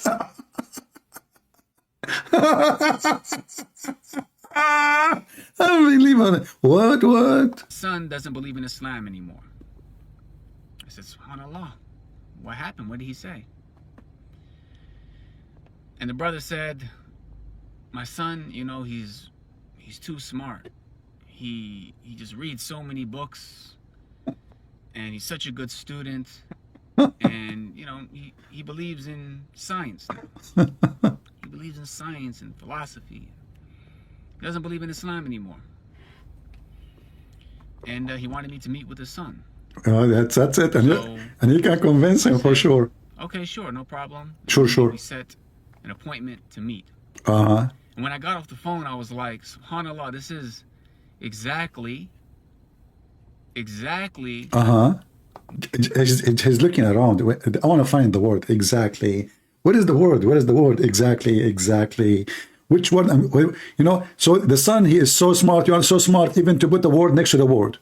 Exactly what? Just lay the eggs, man. What this video is about that I'm working on. Eesh, This is it. that's deep. It's about people preferring their so-called intellect over the revelation. Islam is not intellect. So where is the scientific miracle of the Quran and the Big Bang? May Allah bang you all. Huh? Islam is not intellect, so subhanallah. By the way, what does subhanallah mean? I mean, the guy, you know, those Muslims,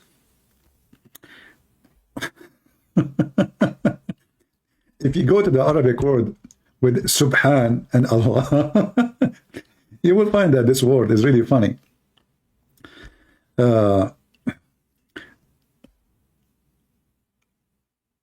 If you ask the Muslim, who is the first one who said that word? They will say to you, Allah.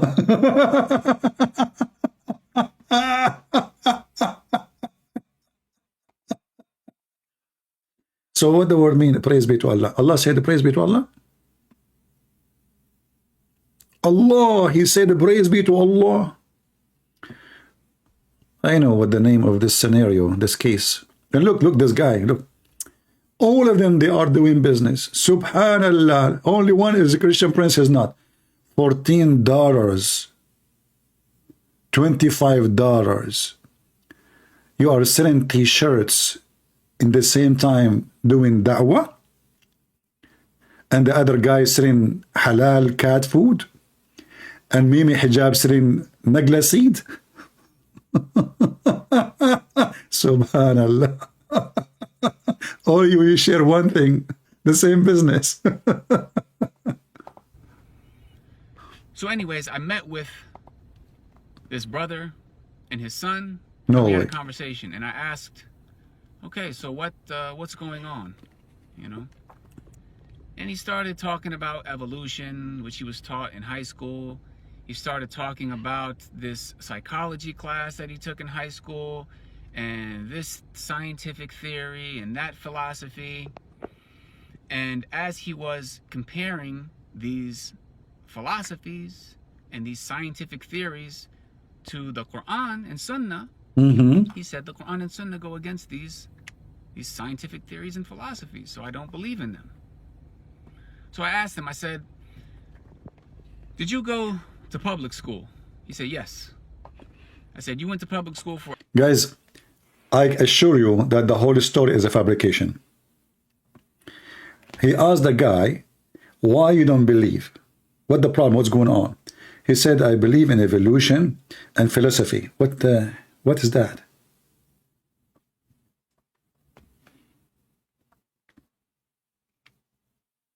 What?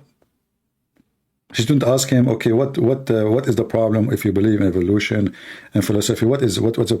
So he fabricated story. All of those Muslims, they fabricated stories of somebody calling them, asking them for help, and they go and they help the person and they do etc. And I like, you know what? Did you go to the public school? But as if a private school, they don't teach that. Only public school they teach that. Go. For elementary, middle, and high school, and now you're in college here in America. He was like, yes. Oh, he was surprised that he's in America, but he wasn't meeting him in America. You are now in America? Yeah, we are talking in the coffee shop in America. It's like, well, how much of the Quran have you read? And he said, well, you know, I've been through the entire Quran in Arabic.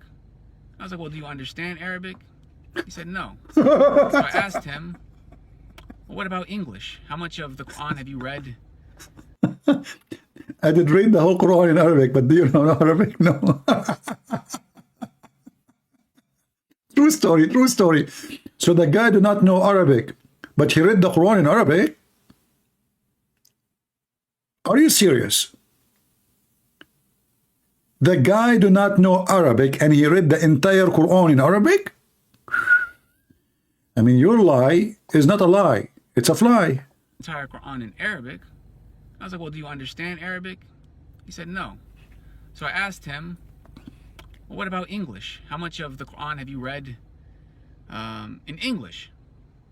He said, maybe 10%. So I said to him, I said, look, your entire life, you have been conditioned to view the world in a certain way. Your perspective, foundationally right now, is based on years and years and years of what you have been taught in school. What you have been taught is correct, is... Isn't it this is the same happened to you?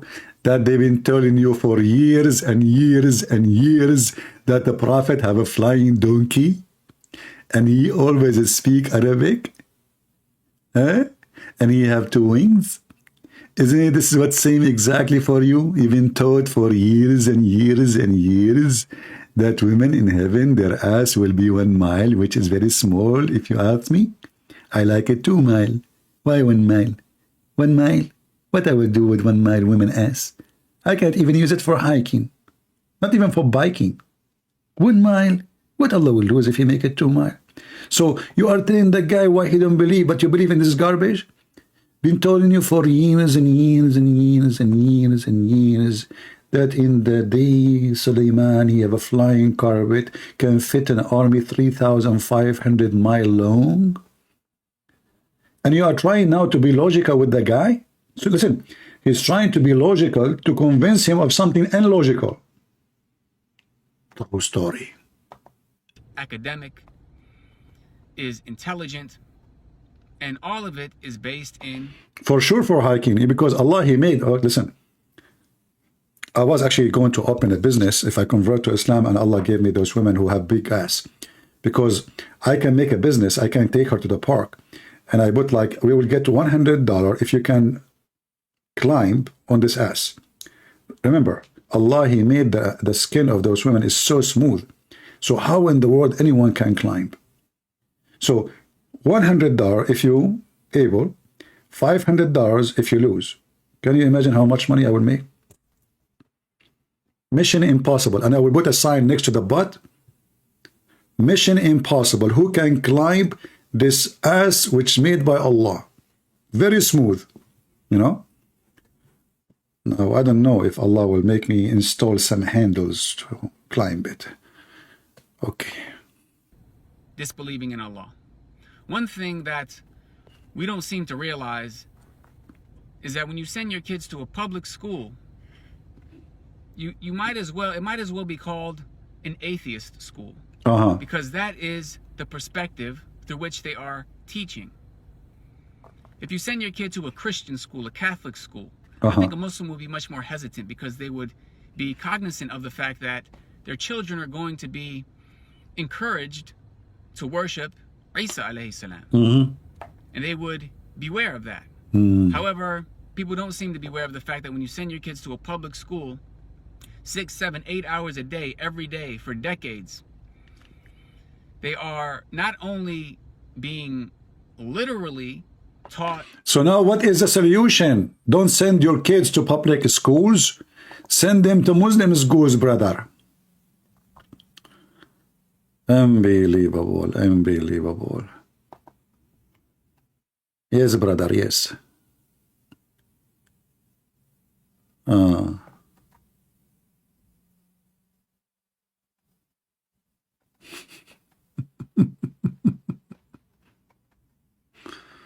All right.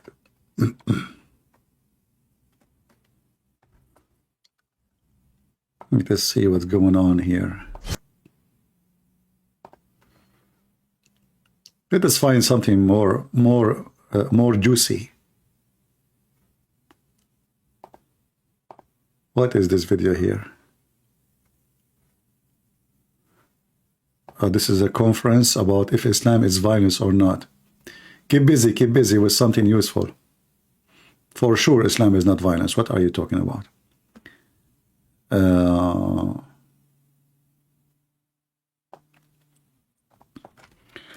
We are not talking about the war no more, because there's no news actually. It's just nothing. Nothing will happen, I think. It's going to take some time.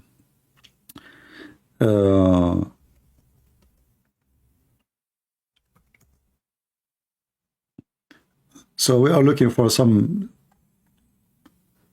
stupid things. Let us see.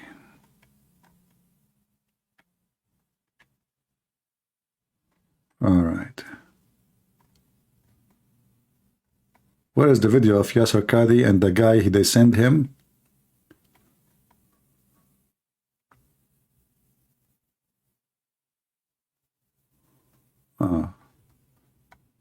I don't know which video actually.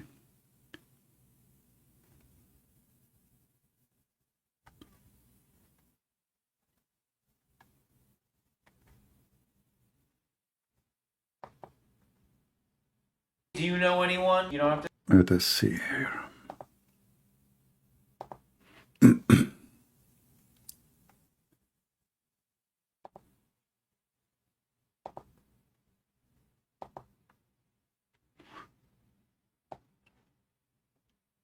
Go, Yasser Qadi, go.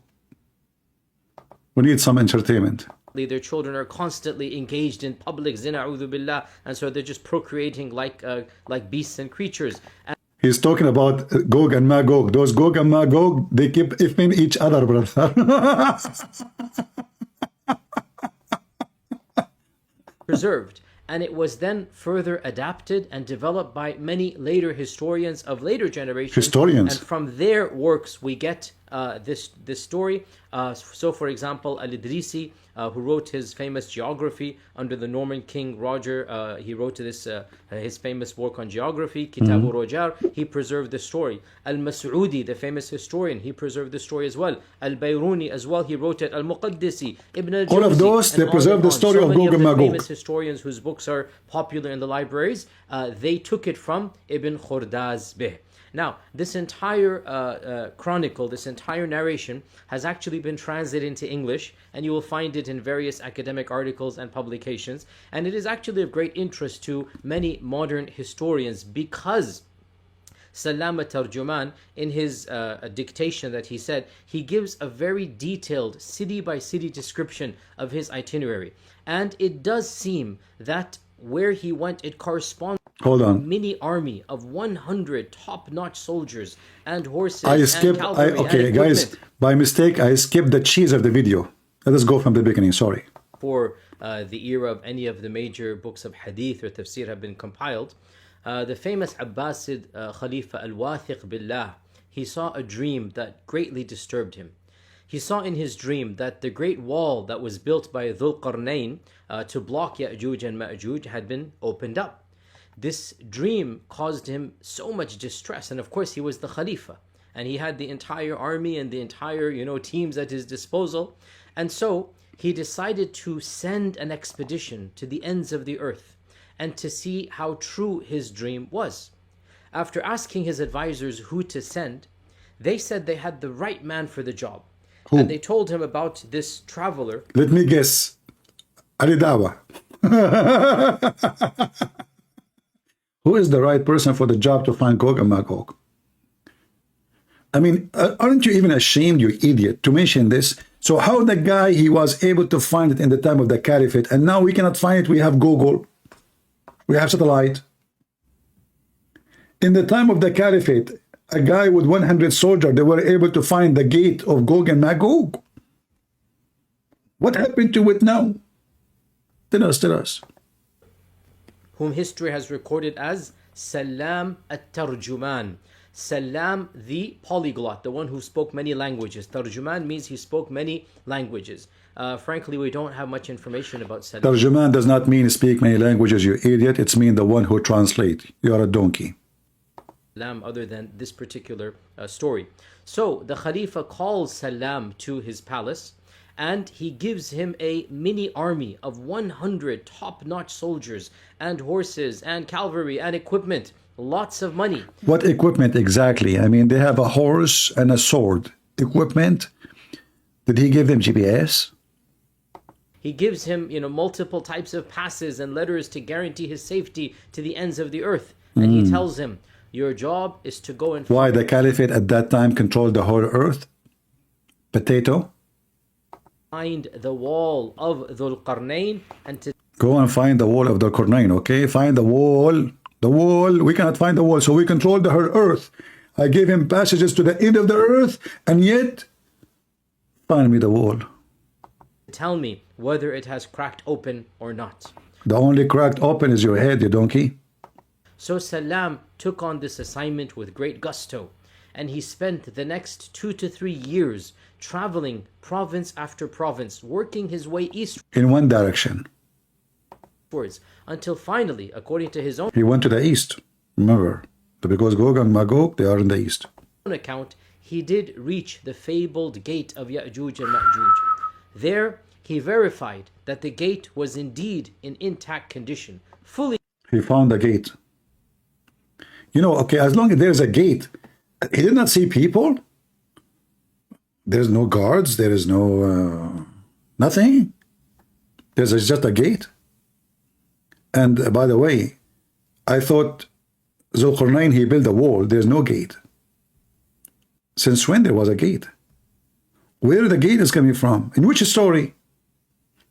I mean, it's obvious this is stupid because the Zulqarnain, according to the Quran, he built a wall, not a gate.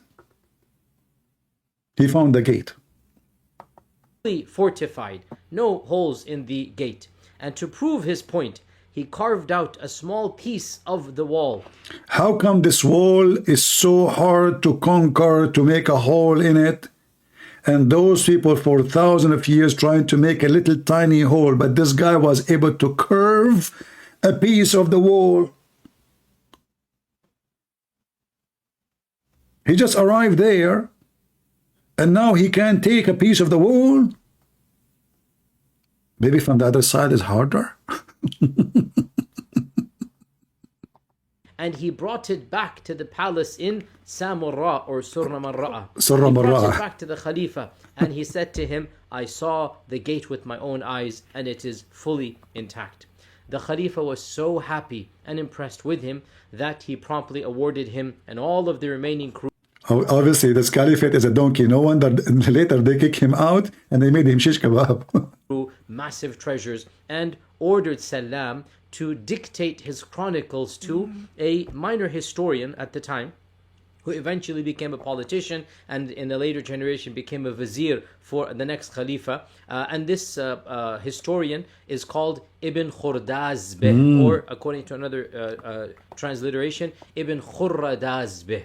And so Ibn Khurradazbeh, he wrote a book which is still extant to this day. It is called Al-Masaliki wal-Mamalik, the book of routes and the book of kingdoms. Al-Masaliki wal-Mamalik, the book of routes, how you get to place, and the book of kingdoms. And through Ibn Khurdazbeh's work, this legend or this tale or this story was preserved. And it was then further adapted and developed by many later historians of later generations. And from their works, we get this story. So, for example, Al-Idrisi, who wrote his famous geography under the Norman king Roger, he wrote this his famous work on geography, Kitabu Rojar. He preserved the story. Al-Mas'udi, the famous historian, he preserved the story as well. Al-Bayruni as well, he wrote it. Al-Muqaddisi. It's not about if the story is true or not. No, it's about how many people wrote about the same story. Christian Prince, he wrote about it in his book too. The Abdul, he think if he mentioned that there's many people wrote about the story, that will make the story true. People laughing at you, you idiot. And you too spoke about the story. And is the story is true or not? This is the same guy who made videos later. He says, if you believe in this, like me, myself, I don't believe in this, But if you believe in this,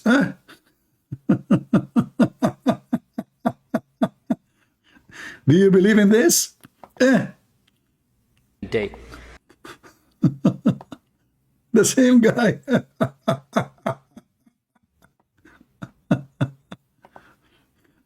Do you believe in this? Ya'juj and Ma'juj is actually, for our modern times, I would say, one of the most, if not the most problematic of the signs of Judgment Day. And it has caused many of our youth to question, to doubt. I myself have met people that have actually left Islam because of these types of tales.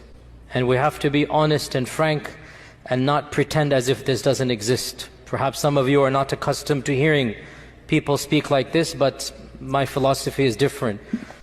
What? You have philosophy? I thought philosophy is against Islam. And let us be honest. Finally, a Muslim want to be honest. Are you going to go to hell now? We are dealing with a crisis of people leaving our faith, our own children, our own young men and women. And of the reasons why is that we are not answering some of these issues that they bring, and we dismiss them. The issue of Ya'juj and Ma'juj is something that doesn't just occur in the hadith.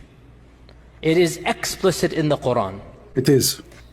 Standard medieval interpretation of Ya'juj and Ma'juj is the following. This is what you find in Ibn Kathir. You find it in the tafsir literature of As-Samarqandi and of Al-Tha'labi. And basically, this is the mainstream interpretation for our classical and middle ages of Islam. If you look at any book of tafsir, any book of history, the notion was the following. Ya'juj and Ma'juj are a bizarre, exotic tribe in the nether regions of the world that have been trapped by Dhul Qarnayn thousands of years ago, and they're still trapped to this day. That Ya'juj and Ma'juj are a living tribe, blocked to this day behind the wall that was built 4,000, 5,000 years ago. That wall miraculously is still there. People can see on the one side, and on the other side you have these savages that Allah knows how they're eating, drinking, replicating, whatnot, and they're still there for eons and eons and eons. Eons. Dare I say, anybody who knows science and geography and modern civilization, you cannot believe that there is a tribe for 4,000 years. You cannot believe. Can you? But this is the same guy. Did you hear what he said? You cannot believe in this. Can you? But this is the same guy. Look what he said.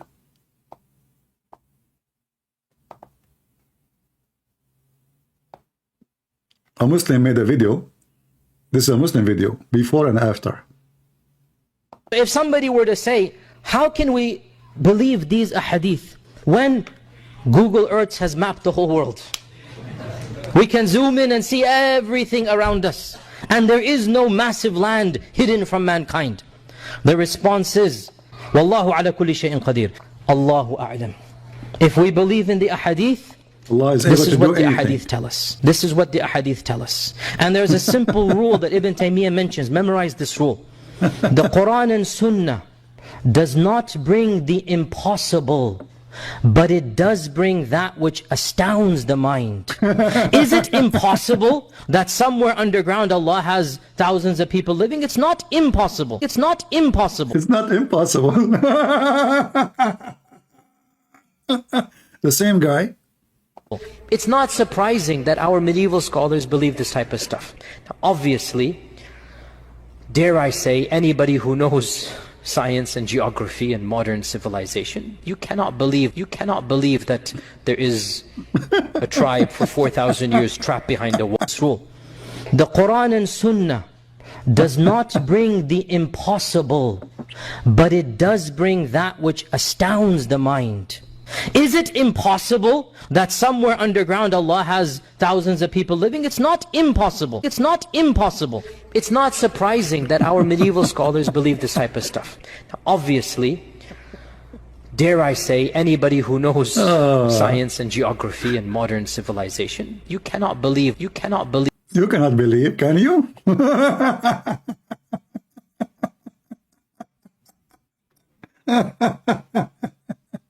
Oh, what a comedy. What? science and geography and modern civilization, you cannot believe that there is a tribe for 4,000 years trapped behind a wall. I mean, if you believe this, that's your position. I cannot believe it. I'm just being, I cannot believe it. The same guy in different place, he says this Allah he do it, he can do it, Allah he can do it, you know. So you notice that those who the Muslim, they call them scholars, they are a bunch of scumbags. And obviously they themselves are the most confused. How fast you change your position? Either you believe or you don't believe. Either Allah is capable or Allah is not capable. If you believe in this, you know, that means you're a donkey. This is what he's saying. If you believe in this, science and geography and modern civilization, you cannot believe that there is a tribe for 4,000 years trapped behind a wall. I mean, if you believe this, that's your position. I cannot believe it. I'm just... But this is exactly what the Quran is saying. That only in the day of judgment, those Gog and Magog, they will be able to escape from the wall. This is why we find Islam is very stupid, is laughable. Isn't it?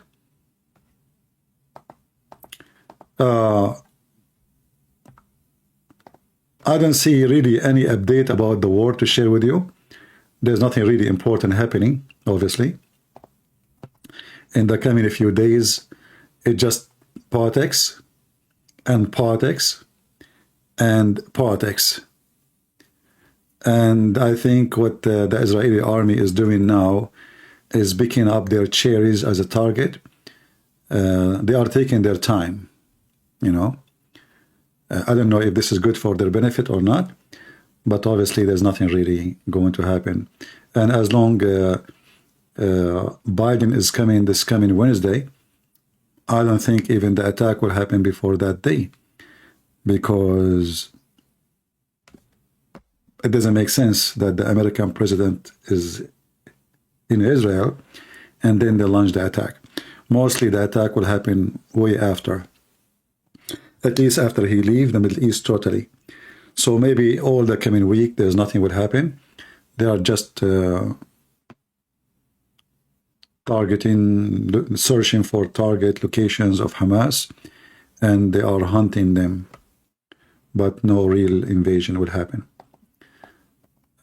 I know that many, they want that to see it happening, but must be there is a reason. I hope it's a wise reason, not just a cowardly reason of Netanyahu doing politics, not negotiating with the terrorist.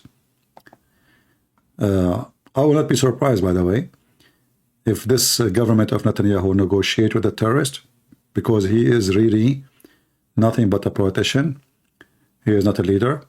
He never was, and he will never be. So we will see. A true Arab Abduls don't take other races of Abdul as Muslims. No, this is not a true. But Arab Abdul, he believes he is supremacist. This is why the other Abdul, they have to speak his language, pray to Allah in his language, for Allah is the God of the Arab. But do the Arab Abdul accept non-Arab as Muslims? Yes, they do. But they don't believe that they are, the Arab are the supremacist. They are the white supremacist. This is why every Muslim, he have to follow the Arab Abdul, not the opposite. If a Muslim want to make himself a decent Muslim or someone to follow, what he do? He dressed like Arab. Look at Yasser Qadi, what he is wearing. Look, any of them, you know, the second they want to make themselves a level to be a sheikh, they have to dress like the Arab, even though he is from Pakistan, Afghanistan, whatever.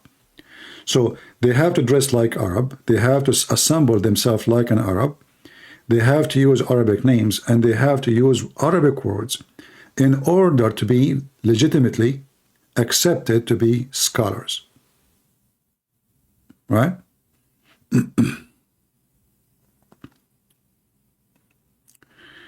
I cry that the Lebanese people don't speak Syriac anymore and Arabic. Well, in the churches until now they speak Syriac. especially in the Catholic churches or Maronite churches in Lebanon, they pray in Syriac. But I agree with you, few people, they are less and less people speak it. And this was the plan of the Muhammadan, to make people of the land to forget their language. Whatever they occupy, they force the Arabic language on the people, and by time the whole land will become an Arab land. So they occupy Syria, Syria now called the Arab Republic of Syria. But this is never been an Arab country. Same as Iraq, same as Egypt. And you will notice right away they add the word Arab next to Republic. They have to say Arab. Orthodox didn't use Syriac. Only the Syriac Orthodox, they use Syriac. The Syriac Orthodox, they use Syriac language. As an example,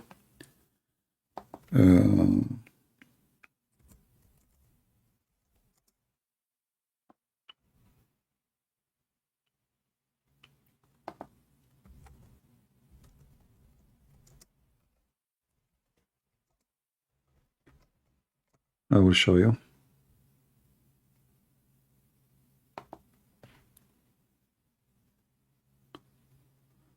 As an example, this video here. Are you safeguarding your building's future? Commercial.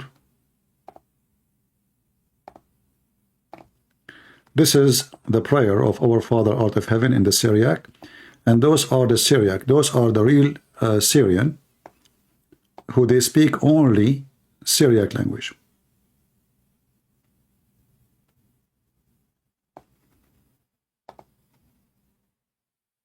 ابكي ابكي وباكي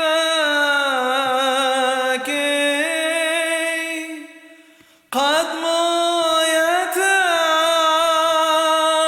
على يبكي ابكي بن اليوم بما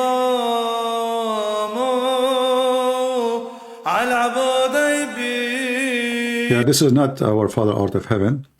Let me find it, our Father out of heaven, so we can play it. Give me a second. But this is a Syriac monk. Let us see.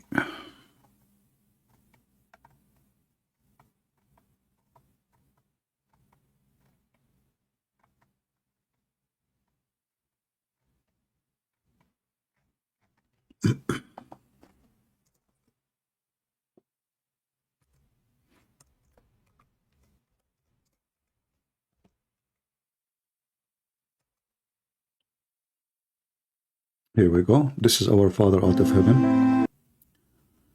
It's the same guy, actually, the same monk. Syriac monk. Those are Syriac Orthodox.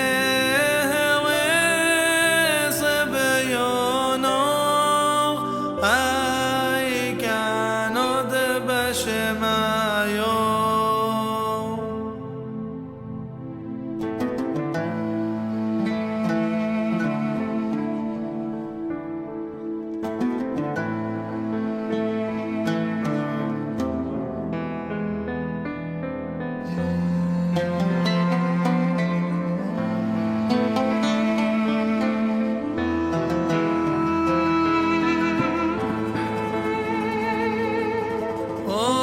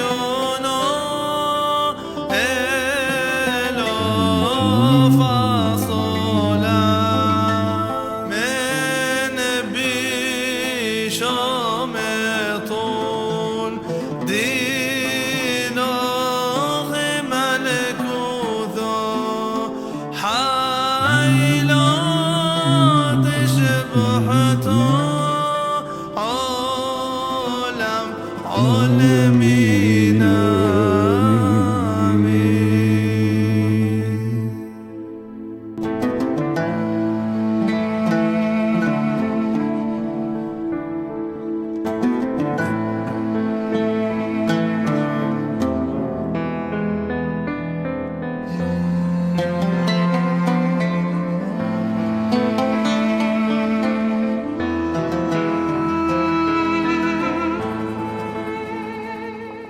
All right.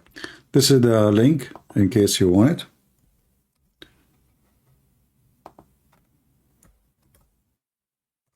For the video, for those who ask for it. Yeah, see, Aramaic language is very beautiful. And I believe strongly that Muhammad, when he started asking the Muslim to sing the Quran, he was jealous from the Aramaic Christians because they recite the whole Bible as a song. The whole Bible is recited as a song.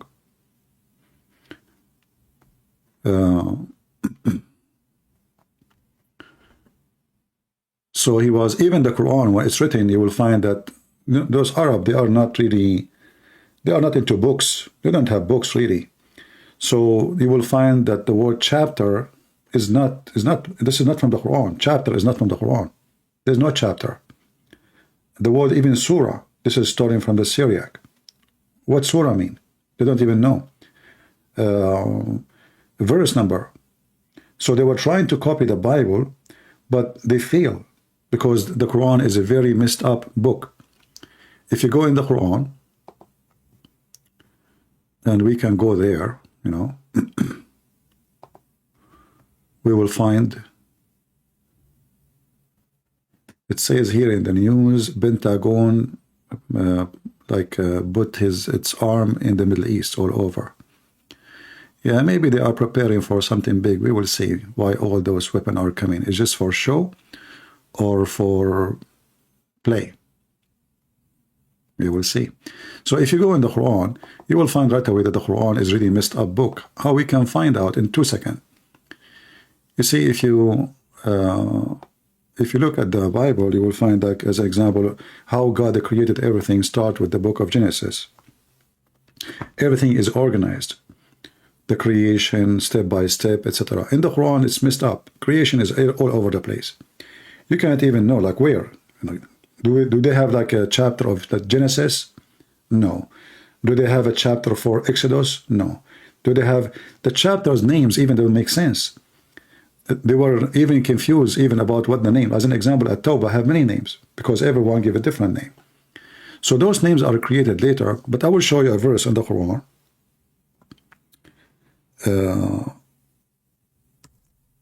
Clear evidence that the Quran is somebody made it up together, put it together, and he put it in a very funny, stupid way. This is chapter 5, verse number 3 in the Quran. Chapter 5, verse number 3. Here it's talking about food. It's forbidden for you this food and that food and that food. And then here suddenly you find this.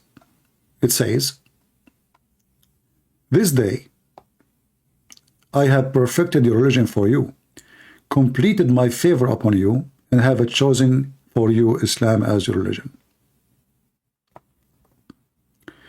This verse, to be accurate, it had to be the last verse in the Quran. Because this verse confirming that today Islam is completed. The favor of Allah is completed. And it's like the end, you know, the end of the movie, the end. But right away you will see that there's a verse after speaking about food again.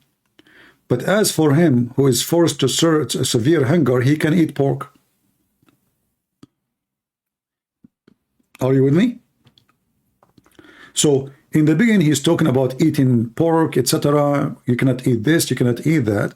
And then suddenly, this day I have perfected your religion. So the religion is perfect based on this. All the chapter after this sentence are false.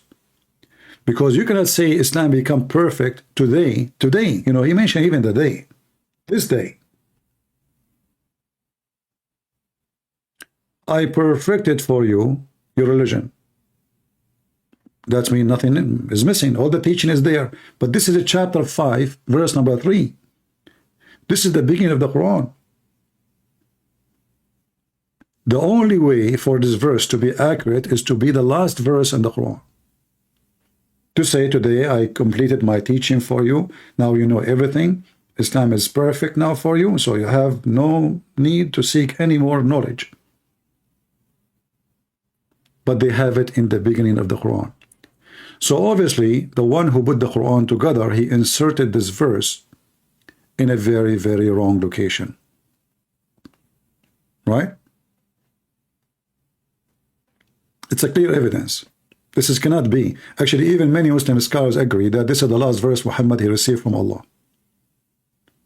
So how it is here? Who is the one who made a mistake? Same time, if Allah gave Muhammad Quran in a certain order, who are you to change the order which is given by Allah? The Muslims, they claim that the Quran never been changed.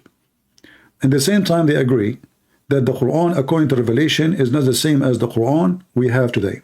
So who is the book author?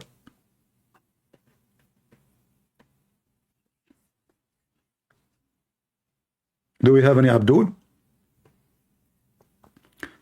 Not to mention the Quran is so stupid, cannot be from God, you know, with all, not only errors. You see, I don't judge a religion by saying it's against science, but I judge stupidity. Because sometimes even science can be wrong. Like science today, maybe today, they were teaching Big Bang for the last 20-25 years, right? And now there is a huge amount of scientists, they are saying obviously Big Bang is wrong. Or there are many opposing it, and there are scientists too. So science can be something changeable, and new discovery will come. Would delete the previous discovery. What is supposedly known today, it might be wrong tomorrow. Like the black hole, as an example, the nature of the black hole. So a human being, he have little knowledge, and time provide him with more knowledge, supposedly, and then when the new knowledge arrive, the previous knowledge being thrown in the garbage or confirmed. So science is not really a fact unless we touch it, we see it. Something is far away from us.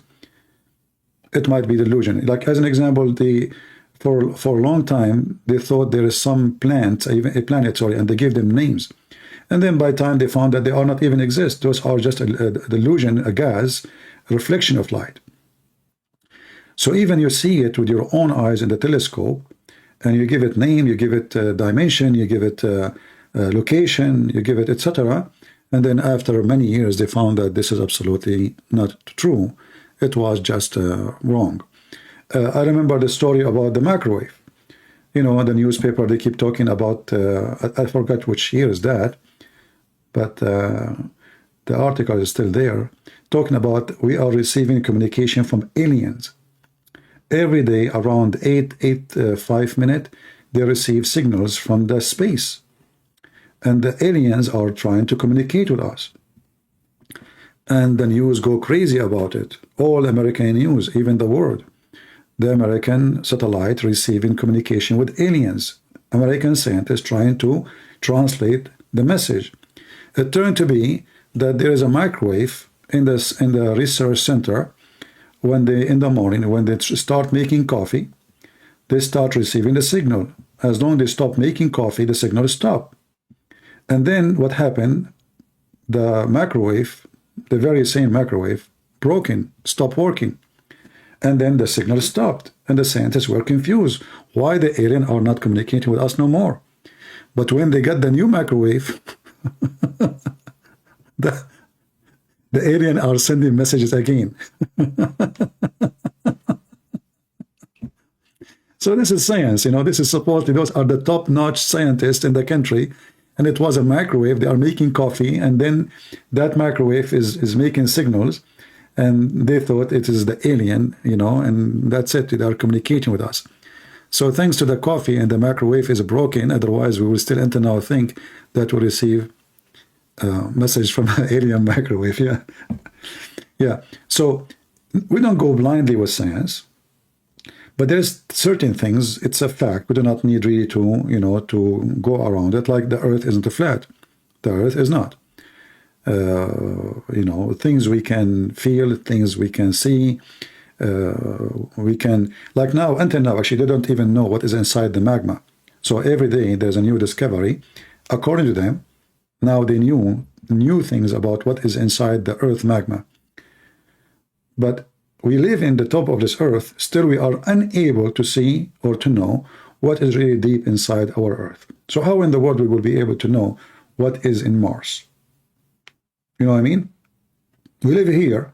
We have the oxygen, we can dig, we have the equipment, we have the computers, we have the manpower, we have everything to help us.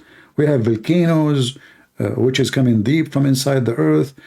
All of this is still, we do not know really what is inside the magma. So if we type right now the magma, we will find a new discovery. Scientists, they'll find a new discovery. So if this is how hard it is to find out what is the earth is about, how we are going to trust somebody tell me what is the nature of a planet is millions of years ago, of distance. We cannot trust what they say.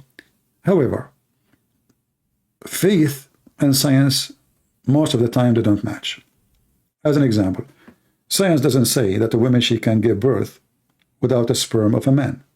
That is against science. We as a Christians, we believe in it. Muslims, they copy that from the Christians and they believe in it. But is it scientific? Absolutely not. It's impossible for a human being. Maybe other creatures, it's possible. They are like self-fertilization maybe.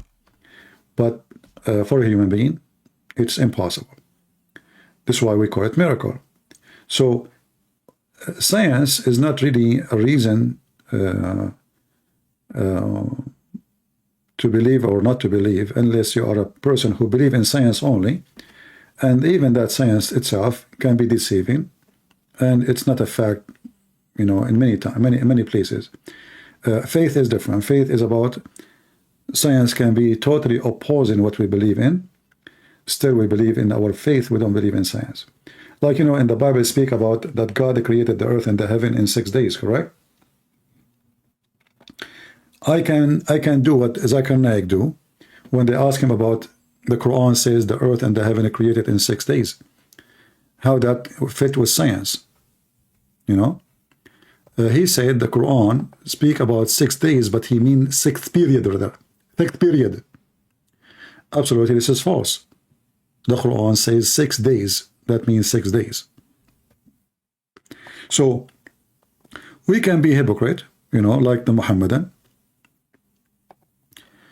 Or we say it's a metaphorical, which is not really what the Bible says. The Bible doesn't say metaphorical. It says 6 days. Very simple, Day number 1, day number 2, number 3, that's it. So either we take it as the Bible says, or we try to find a solution bending the words to make it fit with science, and that will make us hypocrite like the Muhammadan. A person who have faith, you don't care really what people say and what science says. Same time, I don't really agree with anything in science when it's come to the creation, because most of it is a theory, not a fact. Like as an example, the Big Bang and other things, or evolution. If what they meant, like you used to be something, you become something else, that is very funny and very silly and very stupid. Monkeys is still monkeys, birds still birds, fly is still a fly, spider is still a spider, and nothing changing. A human being thousands of years ago is still a human being, the same as today. And we are not seeing any change, nothing changing. If a human being can, if the evolution based on I can change my body to make it fit with my needs, well, I need to fly. A human being is struggling to make airplanes or airplane taxi. Obviously, human being, he loves to fly. but still we don't have wings with all the desire. You know, a human being, he decide to be male and female. How you can do that? How you can decide that I'm going to design myself for the coming thousands of years or millions of years, and I will start from now making a change in the body, and then after millions of years, those cells will be creating a male private part and female private part, and they match together in size and in technical action. All of this is something like silly and stupid. It's impossible, because if the body is in control of the change, then we have to agree that this body have a brain which can plan for the coming billion year, not a million, because it take, according to them, millions of years, if not hundreds of millions of years, to make that change happen. So, and if the need is the reason for the change, well, then there's no need. Why? Because as long as they are able to multiply, let's say we have 2 cells or 1 cell, and the cell is able to split itself and multiply. So what the need of a male and female? There's no need. It's already multiplying. If this is the reason of evolution, is the need. As long I can multiply without sex, then there's no need for sex. And then you add to that the pleasure. I mean, how you can add the pleasure to the machine? You know, like, because the pleasure, if you think about it, is made to encourage the creature to do the act, because he's seeking the pleasure more than the benefit of it. So that will guarantee the multiply, let us say, system, because they will do it anyway, because animals now, they are seeking the pleasure. They are not seeking, like a donkey is not thinking about making babies. The donkey is thinking he is a male. You know, this donkey need a female. He's horny. As simple as that. So all of this cannot be a creation of one cell was somewhere in the swamp thinking about a billion of years from now, I'm going to design this. That even itself is not logical, it's stupid. Right? And as long as they believe in logic, then this is against logic. Right? Will you continue teaching Arabic? Well, I have my Arabic page. You can learn Arabic without me. You have the class there. Just repeat it. Practice. You can learn Arabic by yourself. All right? So, you know, you after you study very well science, and most of us, we are educated, we have degrees. Some of you have a, you know, maybe bachelor degree, maybe some of you, like, you have a middle, just high school. Some they have a PhD, some they are doctors, engineer. But you will find that it doesn't matter how much educated you are, you'll find that the logic of science about the creation is not logical. And, you know, because the liberals or atheists, they control education, universities and institutions. If you are a person who want to do PhD against evolution, they will not even accept you. They will cancel you. They practice science terrorism. It's not only Muslims, they practice terrorism. Atheists, they are terrorists, the same as Muslims. The second you say something against what they call science, they cast you out. You will not be accepted to teach PhD, or to be a professor, or to be in a school, or to be in a university, if you don't agree with their science. If you are a scientist and you don't agree with their science, they will cast you out immediately. So this is why you will find that the terrorists, the atheists, they are in control of all academic institute, because if you don't agree with them, you are out. Very simple. Have you ever seen somebody? There's many scientists. If you search right now in Google, in YouTube, you will find many scientists. They disagree with those theories. But they are not professors. They will not let them be professor in any university. They will not. And they cannot do PhD. Like the time you do your PhD, like let's say you can announce that you are against their belief after you get PhD.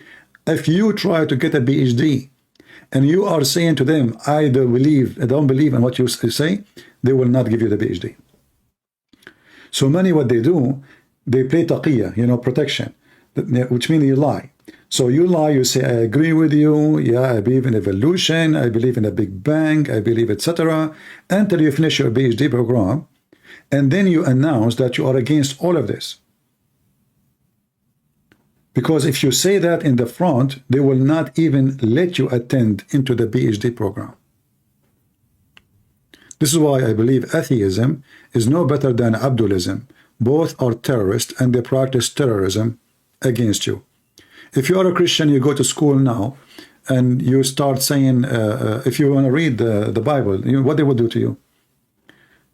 You cannot even wear a t-shirt in elementary school, have the name of Jesus in it. You cannot have the flag of USA, but you can have the flag of Mexico or Cuba or Afghanistan or Iraq, but you cannot have the flag of USA because atheists who control schools and educations, they want kids to hate America. They want kids to be atheists. They believe in like international universe, like international. There are no borders, no hippie, So the second you are a nationalist, they hate you, you are racist.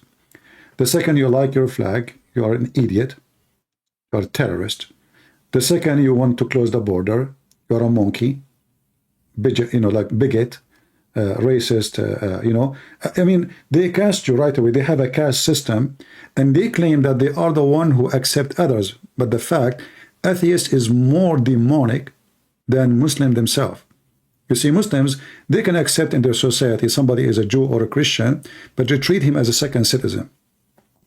Atheists, if they are totally in control, they will eliminate the Christians, the Jews, or any believer. Totally, they will eliminate. So for me, I find that atheism in control are even way more worse than Muhammadism. The most evil system is atheism. Next after that is Muhammadism.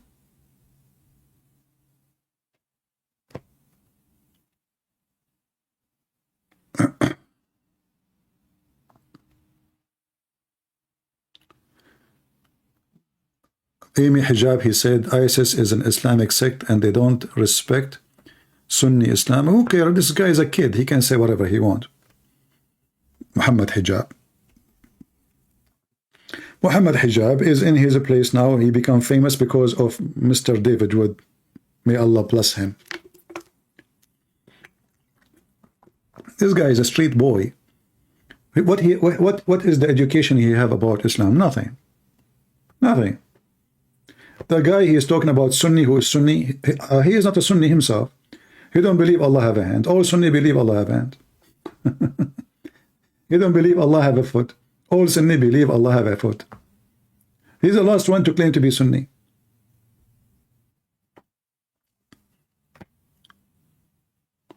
But there is people in YouTube, they got famous because of the blessing of David Wood. This is why the Muslims, they line up to debate him, If you want to be famous, debate David Wood. And if you are good in mockery, you mock him, you will look like you are the one who won the debate, and then you will become famous.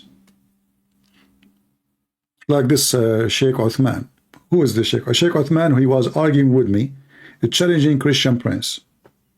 Suddenly, David Wood, he decided to fly all the way to San Diego. And who asked you to go there? And did he even debate him? No, he made him famous. So suddenly, Sheikh Uthman, he said, three Christians, David Wood, Roger, and Sam Shamoun. But Sam Shamoun wasn't even talking to them. So 3 verse 1, the Muslim, Allahu Akbar, who is this Sheikh Uthman who is standing for 3 Christians and he's alone? The smart David Wood as usual. All right? No, I did not. But the joke is Morgan. He is the joke too. Because why this guy is inviting him?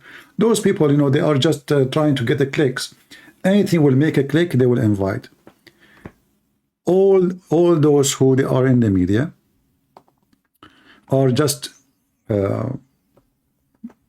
after a click. Like when Tucker Carlson, he go and he met with Andrew Tate. I mean, why in the world somebody, he claimed that he is a journalist. When I meet somebody, he is a pimp, literally. What is the interest? But this guy, he is looking for anything can be considered as a chaos. Something he like to oppose. If you say it's white, he say black. If you say it's black, he say it's white. This is how Tucker Carlson is. And there is many donkeys believe in this guy. But in reality, he is a filthy scumbag. He have a very filthy mouth too. If you watch his interview with Andrew Tate, the F word is every 2 seconds. They are trashy people, and you know, they are angry in the same time. Like as an example, Tucker Carlson, he said why they hate Russia, because they are the only Christian nation. Russia now are the only Christian nation, and Putin is a Christian. This is why they hate Russia. But this guy, he go and meet a pimp who joined Islam, and he support ISIS, and he support him. But according to him, they hate Russia because Russia is the only Christian nation left. So are you Christian? So you are a Christian and you go and support a pimp who is a Muslim, who do human trafficking and rape, and say the F word every 2 seconds? And people are fooled. You know, they believe those are the famous one, the celebrity. You know, you follow them blindly. Human being generally is like a mosquito. You know, they see a light, but the light is a fire. They go inside the fire, and they get burned. So all of them, you know, they look for who is the one who make more, like let's say, the crowd will make the crowd like discuss about it. So they search for a topic. Let us bring this guy. Let's bring this guy. Like when what the other guy, I forgot his name. He brought Rashid, brother Rashid, and Spencer, and those two Muslims. What was the topic there? I don't know. You tell me. What was the point? What we got benefit from that? Stupid conversation. They seek a click. They seek publicity. They want to be always in the market. It's a market. There's a competition. How many viewers we can get. So we invite people we should not invite, just for the purpose of making the crowd talk about it. Like, you know, when I see I don't like to talk about other channels, but sometimes I find what they do is funny. Like the daughter of Patterson, right? She went all the way and did an interview with Andrew Tate. Why this woman, she going there? What is the interest? Why a woman, she is even interested to go? She is seeking a click. She wanna preserve her place in the click business. So this guy, you know, now he becomes so famous and people talk about him. Let us go and do interview, and now they will talk about me. And now they're all talking about her, that she slept with him. She's happy about it. And here you ask yourself, if this Patterson is a good man, how in the world he have such a daughter?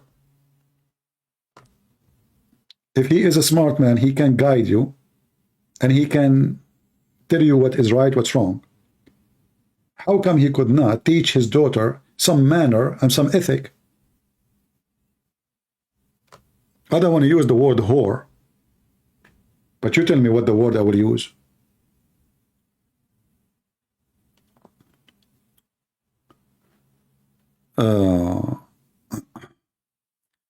I am a reserve soldier? No, I am not in reserve. No. But I will be happy to go to war again if they need me. Actually, I was thinking to go and go to Israel, but because I'm an Arab, I don't think they will trust me, you know? I don't think they will trust me for a second to hold a gun between them.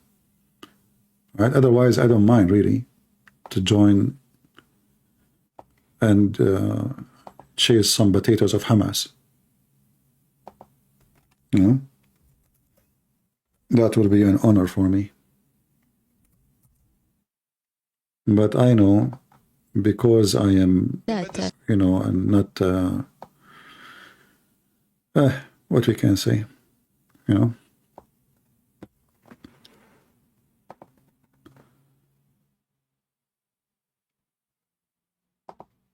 Actually, what is the title today of our video?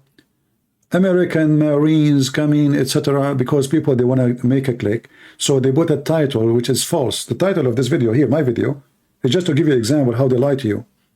The Marines is coming. They sent 10,000 Marines. They're attacking Iran. There's invasion right now in Syria, in the Golan Heights. But there's nothing.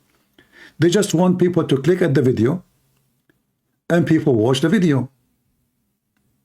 As simple as that. There's no truth in what they say. All what they want is just how to fool you, how to make you click.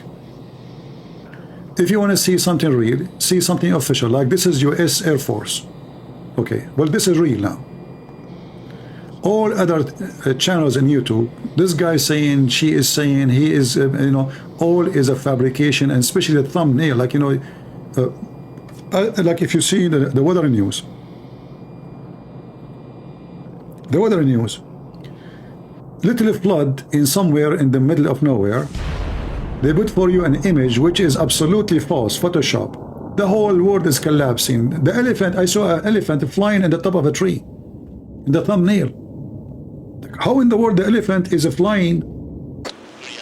Because this is what people want, you know, people, they want, you know, exciting news. They want something hot. You know, you have to make them like to click in your video by even giving false news, false videos, false anything false.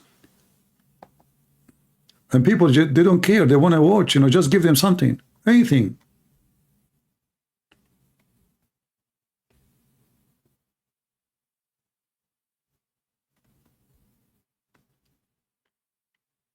Like the US bombers are, you know, they are launching alarm, blah blah blah. You think like this is the last, that's it, you know, the nuke is coming and tomorrow everybody will be dead. It turned to be this is a training. I saw these videos and I click, and me myself, I click at them. Me myself, I click at them to see what's going on. It worked. But then I start blocking each one of those who I like. You don't trick me twice. The second I found that your channel is false information, I block it. I don't let them. I'm not going to let them to trick me again and again. So always you have to be careful about where you receive your news and where the news is coming from. This thumbnail in my video, the one you see right now, is a copy of somebody. US started street fighting. Where? And this is about the war now. But this is not absolutely false. So they fool people, and people click.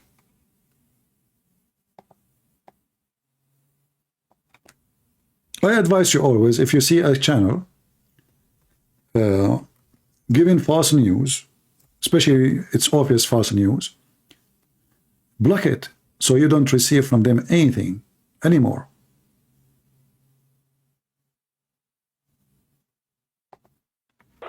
Otherwise, you will always receive those liars.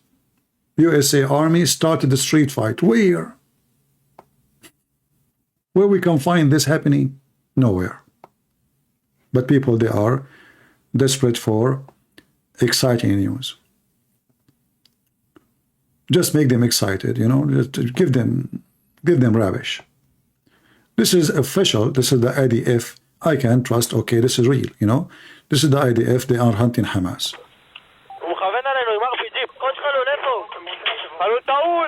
Abatun. Get him. Bye-bye.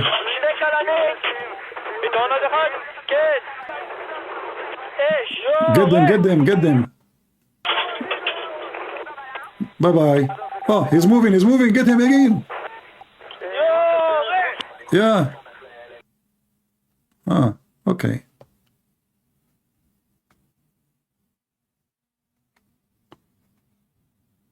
Warning. And then, you know, you have YouTube. YouTube, only Christian Prince videos, they are haram. I kept receiving from YouTube, we found that your video is not good for underage. What underage? I mean, those videos are only in my channel. It's not good for underage.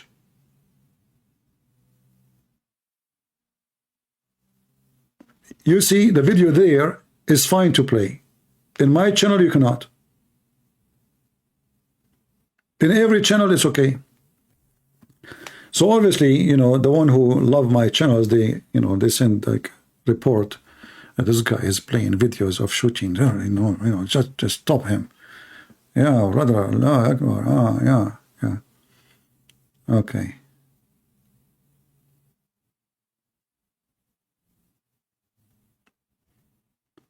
What he can say, right? Warning, warning. The following video contain images that some viewer may find upsetting. I mean, why in the world anyone, when I click at the video, it says they are shooting this guy, and you click in it, and then I need to give them a warning? Look. IDF shoot that Hamas terrorist storming whatever. Okay, so now you click in it, you saw the title, and you click in it, and still I have to give him warning? Don't you see the title?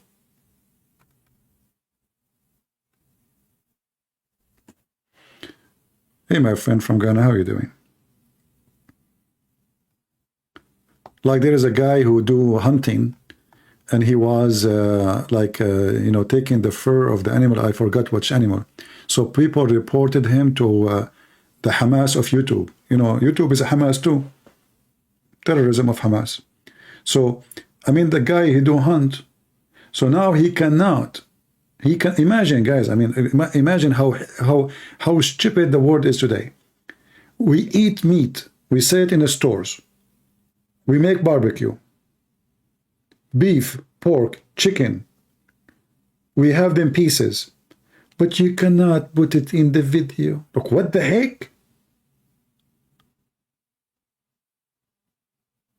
What's wrong with those people?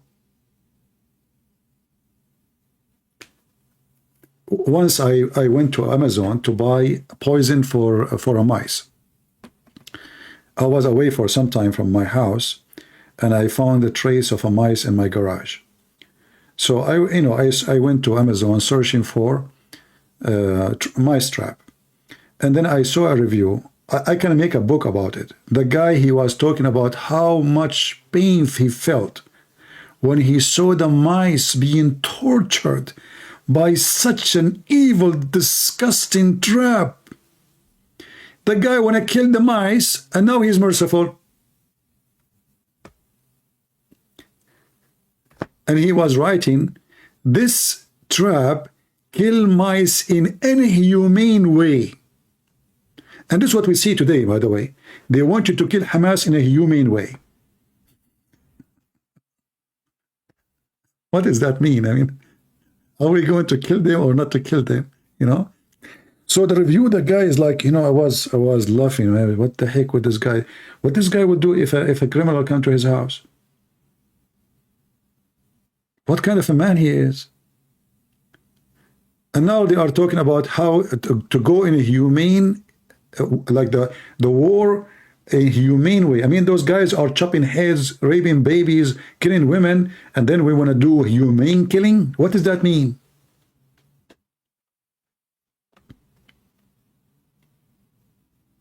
How stupid a human being is. How hypocrite.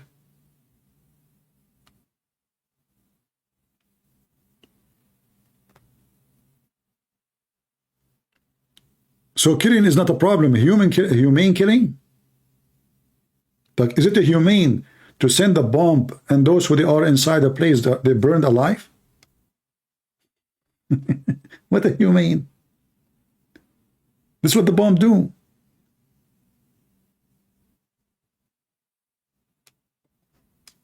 Unless it's a grenade, and then the grenade like will, you know, they have like pieces will go in your body.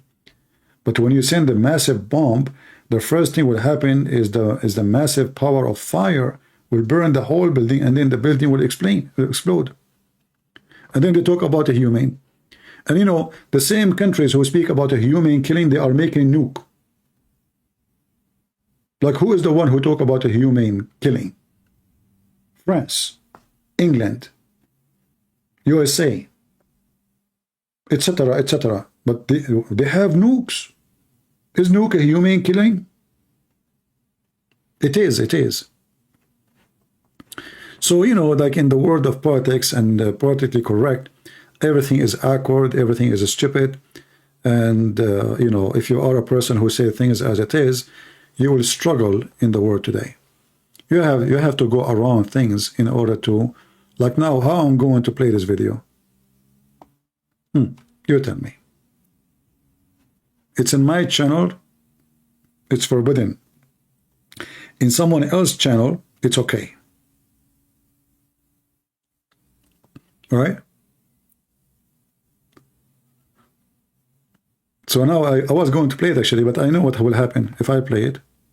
And look, this guy, he is saying, may Allah bless him and have mercy on him. This is a Muslim. He is praying on the Abdul who was killed, on the terrorists of Hamas.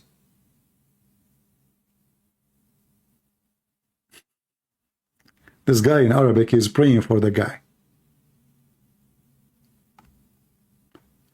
Look, just to show you the stupidity of some comment. Pray for peace. This guy, he must be Christian. Must be a Christian. You know, Christians, and this is the awkward population of Christians. Pray for peace. Enough, man. Enough. Things about innocence, people. The title is a terrorist from Hamas, and the Christian guy praying for the innocent. Enough, man. Enough. This guy is Hamas. Pray for innocent people. The weirdo Christians. There's weirdo everywhere, not only.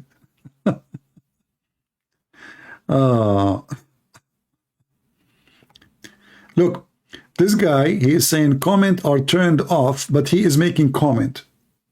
How in the world comment is turned off, you idiot? And you are complaining that comment is turned off. If comment turned off, you will not be able to type underneath. Potato. All right. Oh boy. The comment is more hilarious than the video itself.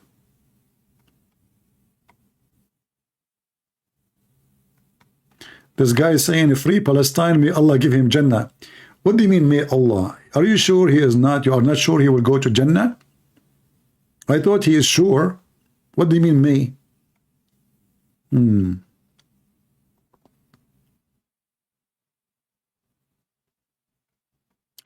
We are actually horrifying, shocking in that Iran and Pakistan were massively celebrating up and down their country, like, you know, they are celebrating the death of the Jews. Why you are shocked? Isn't this what the Muslims do?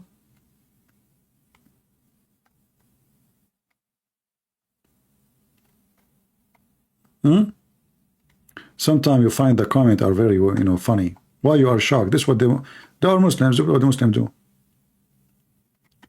Hamas, they release a video of a hostages, and they were like putting some kind of medical treatment around her arm, and they made her speak. So Hamas, they are showing now they are doing even medication to the Jews. This is a Jewish woman. She been captured by Hamas. Obviously, her arms are broken, and they are showing the world how merciful Hamas is. Right? I believe you. I truly believe you.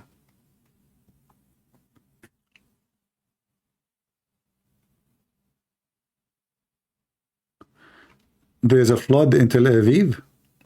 Well, there was no rain to be a flood in Tel Aviv. How the flood happened if there's no rain?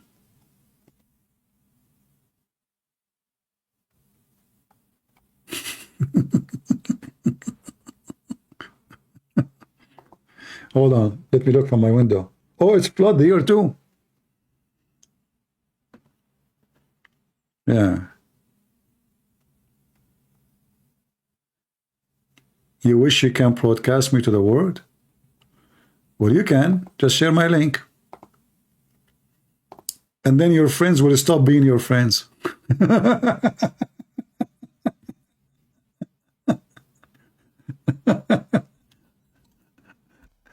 How dare you to post the link of this guy? How dare you?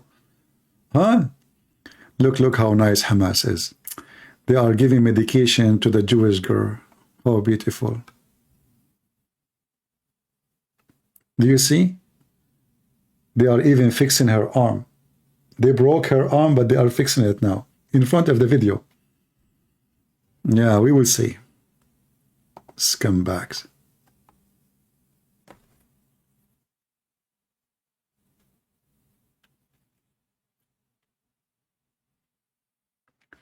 Did you see the video I posted in the morning?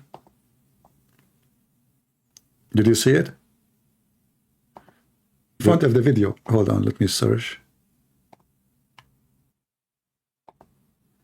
I made a video. I posted. It is a Saudi guy. He was telling the Palestinian who they are. You saw it? He was telling them, where are you from? You are a bunch of gypsy. Nobody wants you. You know, and for sure the Muslim will be very upset from such a thing, right? You know. Let me get the video. Hold on. Where are you from, huh? What Aqsa? There is no Aqsa. He said the truth that there is no Aqsa. This is not the Aqsa.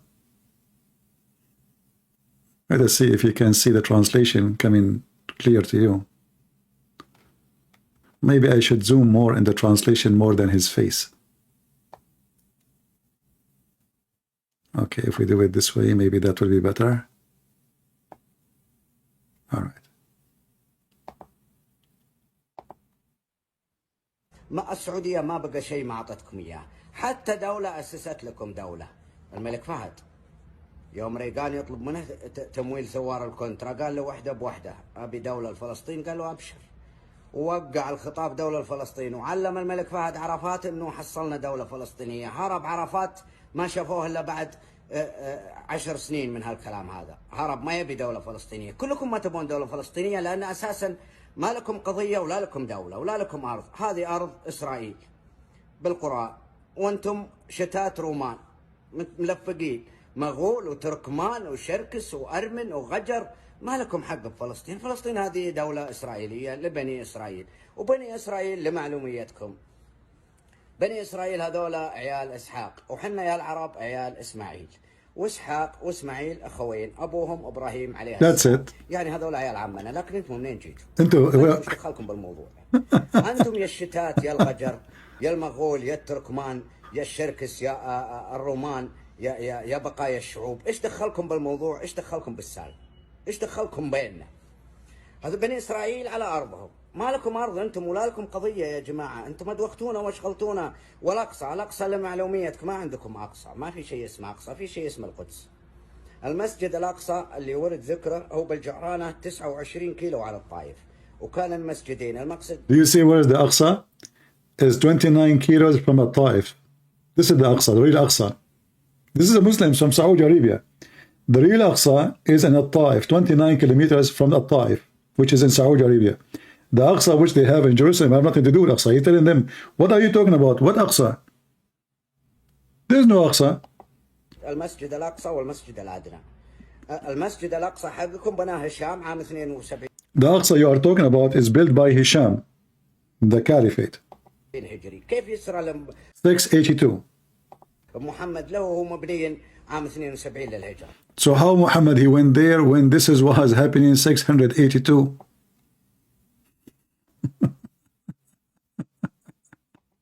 يعني بعد وفاة محمد ب60 سنة. After the death of Muhammad 60 years. You laugh at who, huh? يكون على مين؟ الفلسطيني. أنت ما أنت عربي. ولا لك أرض ولا لك قضية. الأرض أرض إسرائيل. والقضية قضية إسرائيل معكم. كان إسحاق شامير ورابين وشارون وجولدا مائير والثاني والله ما ادري شو اسمه.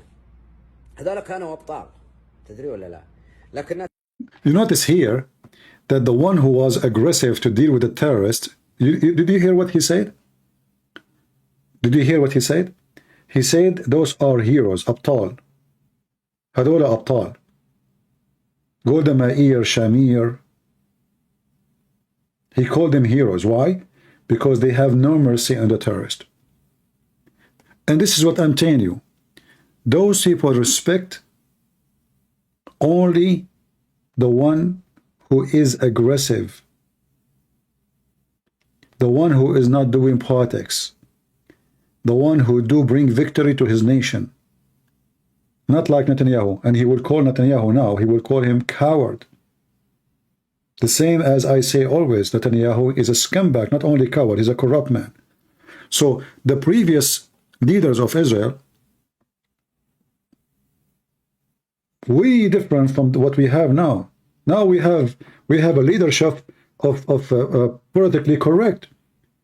The previous prime minister of Israel, the liberal, he went in the front of the United Nations and he said Prophet Muhammad never taught against Semitism, never taught against the Jews, never taught violence and hatred against the Jews. But is that true? False. So all of them, they are saying the same thing. Islam does not teach this. Islam does not teach this. But all of us, we knew that this is absolutely a lie. The previous leaders of Israel, they never kiss asses of anyone. The leaders we have now in Israel, they are ass kissers. This is why nobody respects them. This is why Hamas, they flourish with them.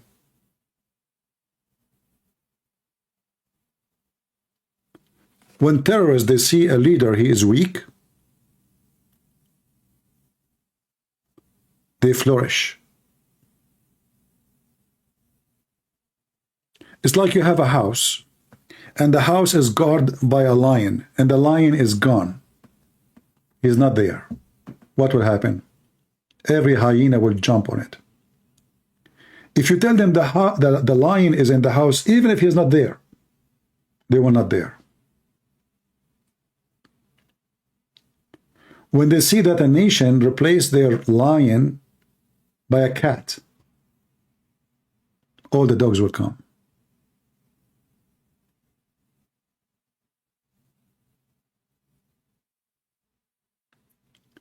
You can send me a video if you want in Patreon.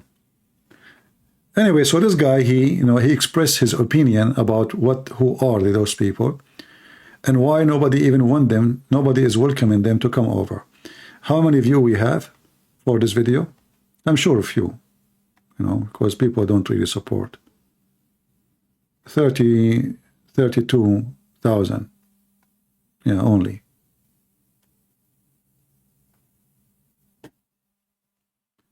Yeah, and don't be deceived. Don't think that those people love the Jews. No, they don't love the Jews. But they are so done with so-called Palestinians. You see, if you are a Christian and you say Palestinian, Saudi, they don't have a problem with you. If you say you are a Muslim Palestinian, they have a problem. There's something you need to know. All Islamic countries, starting from Emirat, Bahrain, all of them, Saudi Arabia, if you are an Arab Christian, they have no problem with you. In fact, they give you a visa so easy. But if you are a Muslim, they have to investigate who you are. They have to investigate which party you join. Who is the sheikh you listen to? What is your opinion about this and that, because you are dangerous? This is why you will see that in Emirat, they have always to maintain a special ratio of how many Muslims who they are employees in the country. So you will see they prefer Hindus, they prefer Christians, they prefer the majority of the employees, the foreigners employees in Emirat are not Muslims. Why? Because they cannot trust bringing a lot of people from Pakistan. They will take over the country. They cannot give visas to somebody from Palestine, so-called Palestine. They cannot trust Muslims from Egypt. So they have to maintain a small number of Muslim employees, and the majority are non-Muslims. Why? Because they trust Christians, they trust Hindus. They come in just to make living, do job, go back home. But a Muslim who is in Pakistan, he claimed that Emirat belong to him. A guy who live in Afghanistan, he want to tell the king of Saudi Arabia how to run the country.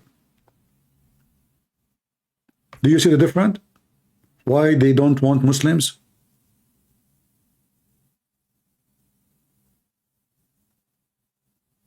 Muslims, you bring them over to your country, they want to take over the country. They want to tell the ruler how to run his own land.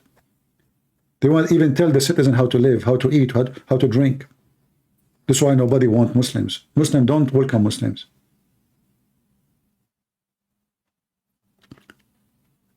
They bring Hindus, they bring Christians, they bring atheists, they bring hippies, but they don't want Muslims. When a Muslim he apply for a citizenship, sorry, for a visa, a citizenship, in any of the Gulf countries, they have a special agencies to send them. They even bribe the intelligence of Pakistan or etc.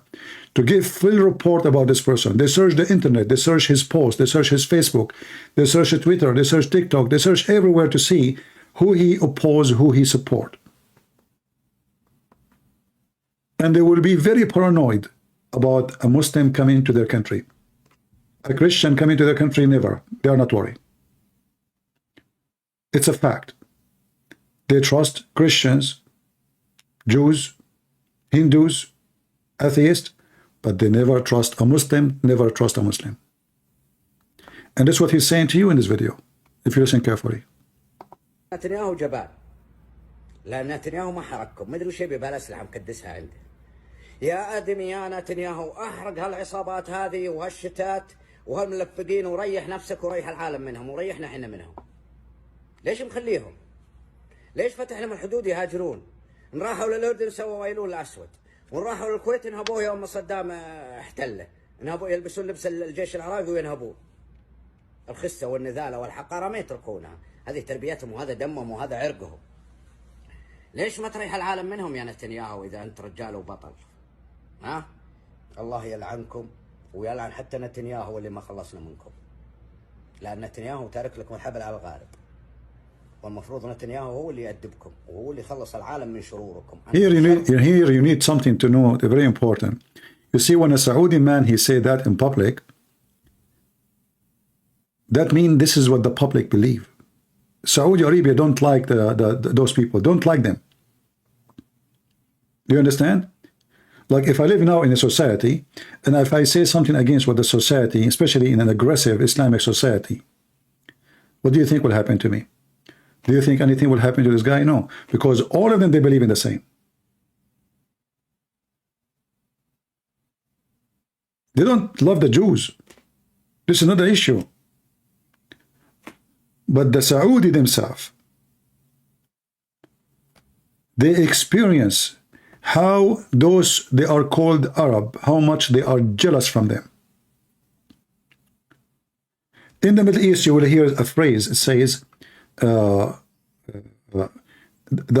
most holy land and the most filthy people. This is what they call the Saudi. Every single one in the Middle East, he described the Saudi this way.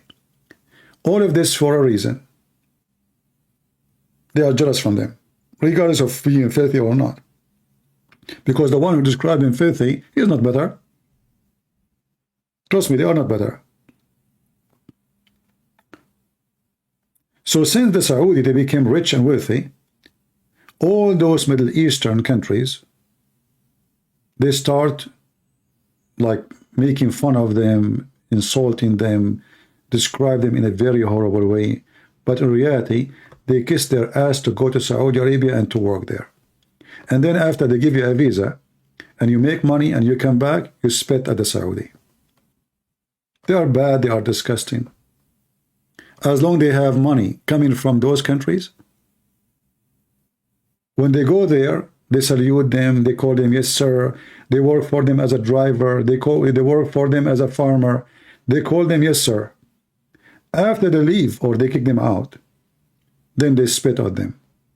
If you ask now in Pakistan, what do you think about Saudi? I assure you, they will say a million F word to them. In the same time, if you say to him after 5 minutes, do you like to have a visa to work in Saudi Arabia? He said, please. Please. What do you think about the ruler of Emirat? Oh, he's a kafir. He is, A'udhu billah, he allow nightclub, etc. Okay, you say to him, do you like to work in Emirat? Please, do you have a job for me? Take me. Please. Can I go?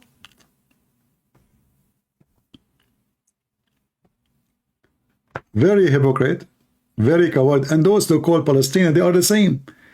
In Kuwait, in Bahrain, in Emirat, in Saudi Arabia, they gave them nice jobs, nice salary. And not only this, they gave them full residency, which means you do not need a visa. If you are a Palestinian, I'm serious. They treated them really very nice. All those countries, they have sympathy with them, and they give them open residency. They give them even passport. They give them nice jobs. They don't pay for school. They don't pay for medical. They don't pay for anything. After that, after all what they did to them, you go and see what those Palestinians, they say about Saudi Arabia. Saudi Arabia sent them hundreds and billions of dollars. There's a video. Maybe I can't find it. Let me see.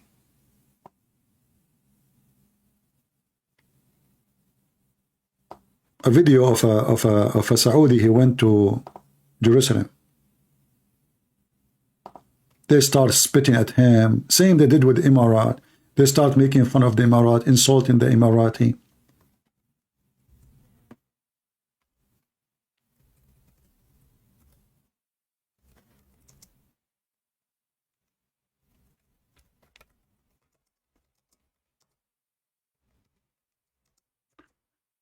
Those Muslims, they went to go to Al-Aqsa, to visit Al-Aqsa.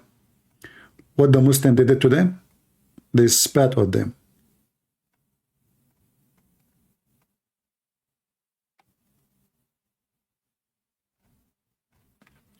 Let us see.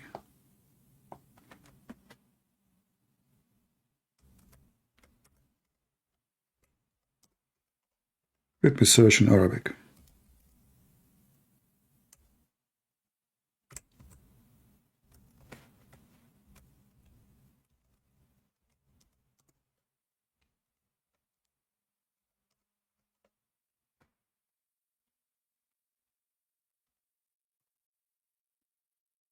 Well, it's morning time. I better make coffee. I cannot go to sleep now. Let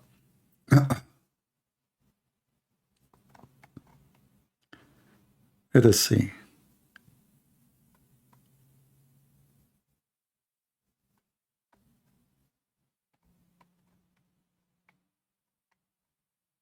Yeah, I see many of those videos actually, but I don't see.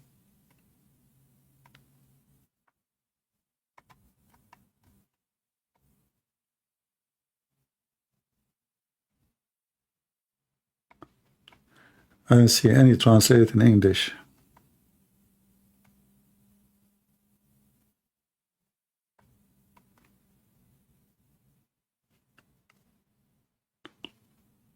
Look, this is a Saudi guy. This is Al Jazeera TV. This is Al Jazeera TV. A Saudi guy walking in Jerusalem. The Muslims, they start harassing him.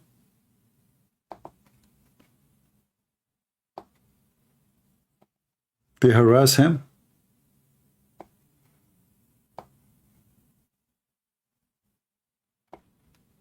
Insult him. Throw things at him. Just because he's Saudi.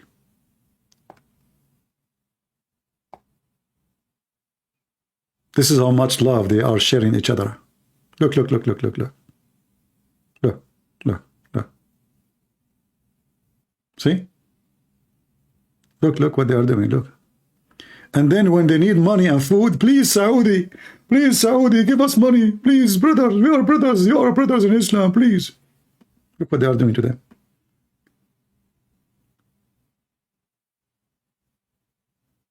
This is the truth.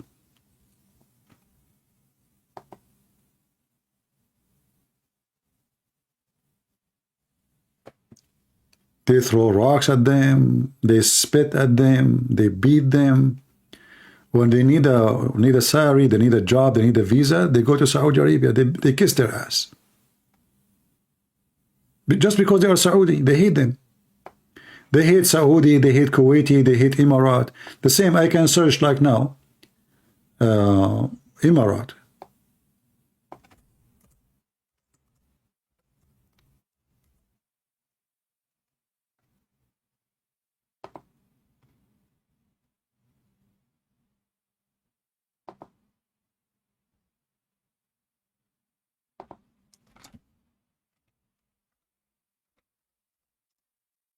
This is why all those countries, you know, they are fed up with them. That's it. We don't want them no more. They don't care really. You see now the Emirati speaking to Netanyahu and Joe Biden or etc. Blinken, he is visiting Saudi Arabia. All of them, they agree. Actually, if they are in charge, they will destroy Gaza.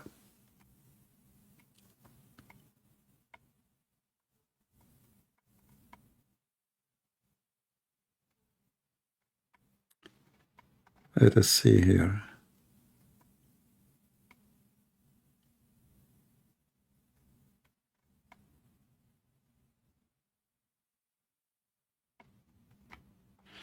Look at this title here. This will tell you what I was saying. It's in English, but I will use Google Translation to translate. A TV series in Saudi Arabia. It says, أعطيناهم كل شيء ويسبوننا ليل نهار. Translate. We gave them everything and they insult us and they call us names day and night. And this is the truth.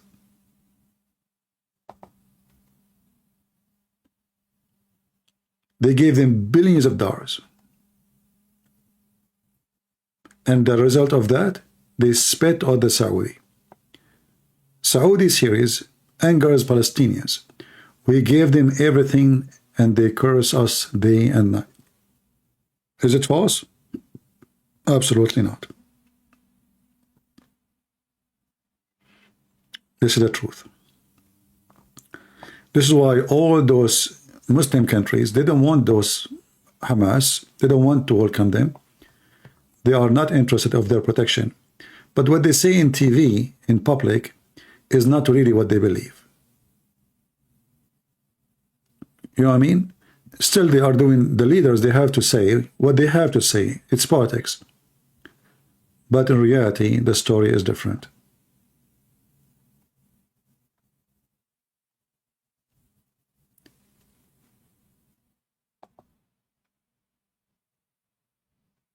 I assure you that if I go to Saudi Arabia, after all what I did against Muhammad, the Saudi, they will be more welcoming me than welcoming anyone from Hamas or from Gaza.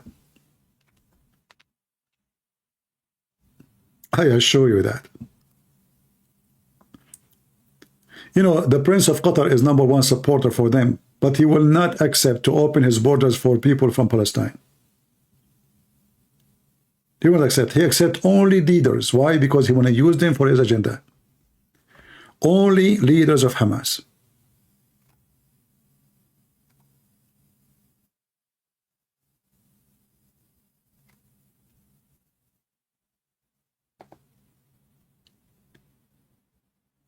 All right.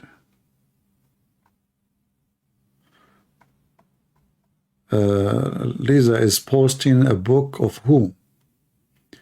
It is a noble messenger speech. Who is this Lisa you are posting?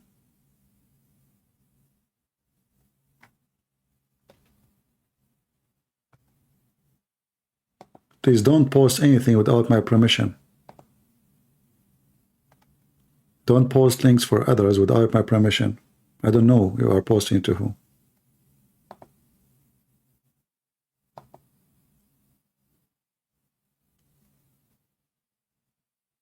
Anyway, I know many of you they are wondering what will happen in this war.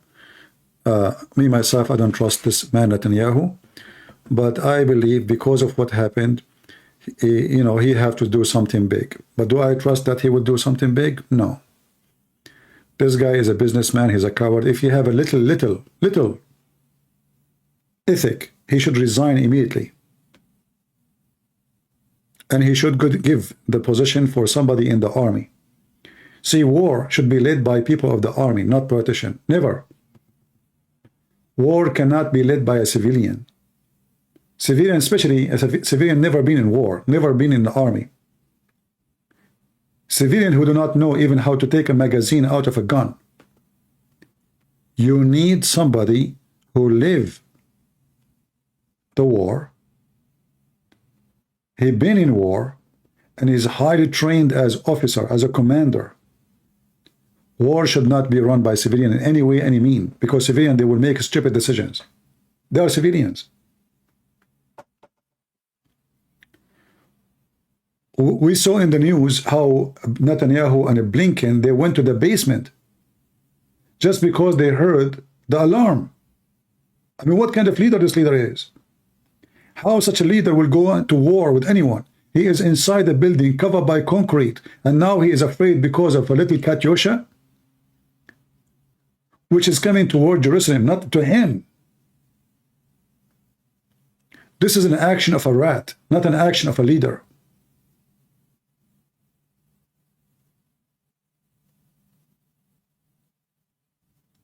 A leader is somebody, fear is not exist in his heart. Somebody stand when bullets and missiles and all kind of hell is coming. So he can be the best example of his soldiers.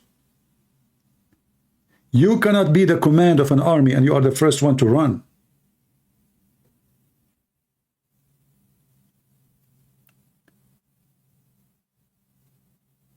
All of them, they are a bunch of cowards. Like imagine I am now with Netanyahu and we heard the alarm. I will not move. They are not even out in the street. I mean, already they are protected.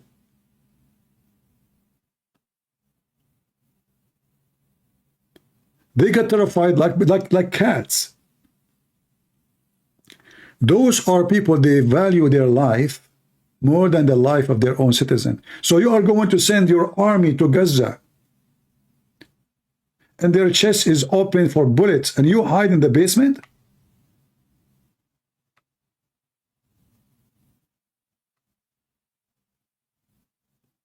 Is that how leadership will be?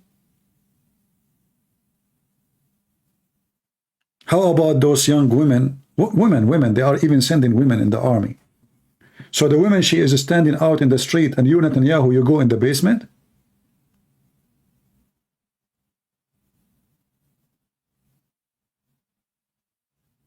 He was a captain in the IDF? He was a captain for the kitchen, maybe? My friend, in those countries, if you have education, they will give you a rank. To give you an example, when I finished my work with the USA Army, I have they give you a salary, and the salary, like I sign a contract after I finish my army service as a civilian now. All right. So when you join the army, they give you a rank based on your education, but doesn't mean you are a captain. To make it simple, you have to serve. He is not really an army officer. He have a duty to serve. So if you are a bachelor degree, this is your rank. If you have a master degree, this is your rank. This is a must, obligation. It's not because he is. There's a huge difference between professional soldiers and somebody being forced to go to the army, to do his service. So every country have their own, some countries don't even have such a thing. But usually countries where they are at war, they force you, some they say 6 months, some they say 1 year, some they say 2 years. So there's a huge difference between somebody he have to do the service, which means he have no choice to go, and someone he go volunteer and he serve in the army. Do you understand? He is not an army. He is just doing what he should do as a citizen. He been forced to go.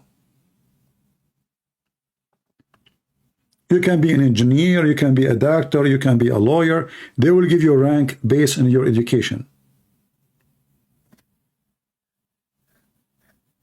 I don't believe in all of those things about, you know, maybe he was there just to hold the whistle. I saw how coward he is. You know, always those who they are in politics, they make up stories, especially if nobody can prove it or disapprove it. So if I go with the US Army to Iraq, I can say now I was fighting Al-Qaeda, but maybe I was in the kitchen.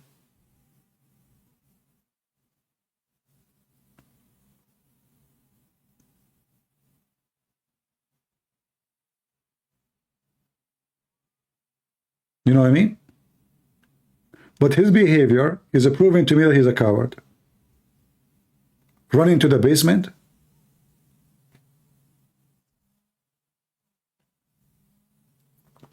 It will be very funny if Biden he run to the basement when he come to Israel this coming Wednesday. That will be hilarious.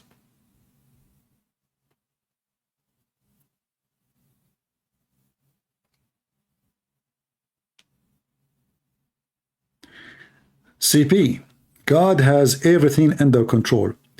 Some prophetic things may have to come now, including Iran will be at war. The only question is when. My friend, God is in control or not, still you are the one in control of your gun. And Hamas and the terrorists, they are in control of their gun. So don't mix things up. If God is in control, doesn't mean that they cannot kill you and kill your children. Doesn't mean that they cannot rape your wife. So some, they find the relaxing statement is God in control. Well, God in control, but he said, God, he said, that the sun will rise upon the evil and the good ones. So everybody will get the benefit of it. So God in control, yes, but doesn't mean that God will send you a bullet. It's you have to make the bullet, put the bullet in the magazine, and shoot at the criminal. You don't say God in control.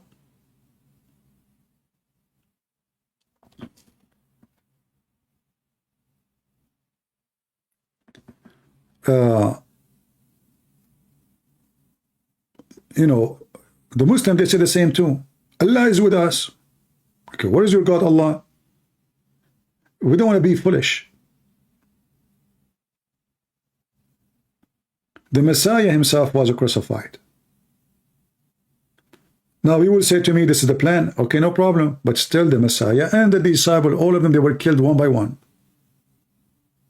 God in control. So we have to be wise and not to be silly and just jump behind the statement of God in control. If the Jews don't have a massive, powerful army, look, they have a massive army and they did what they did. What if they don't have a massive army? They did this and they knew how powerful the Israeli army. And I tell you, they did this because of Netanyahu. They knew that this guy, he will not do much. But maybe Hamas, they were not expected to be very successful in the number of killing. They thought maybe they will kill 100, 200, and then the response will be small. But they were very much successful. And the killing was massive and ugly. And now Netanyahu, he has been forced to do something. He's not the hero. This guy is a coward. He is desperate to do business. He's buying stocks already in Aramco. Money, they worship money. Those leaders, they are not leaders, they are businessmen. If you want to know a leader, who is he? Ask him what is his stocks. Ask him where is his money. Ask him where he's investing his money.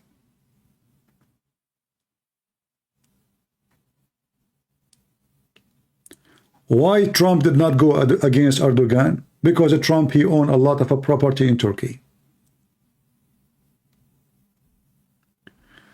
Did you see what happened in Belgium? I don't know what happened in Belgium. Terrorist attack or strike?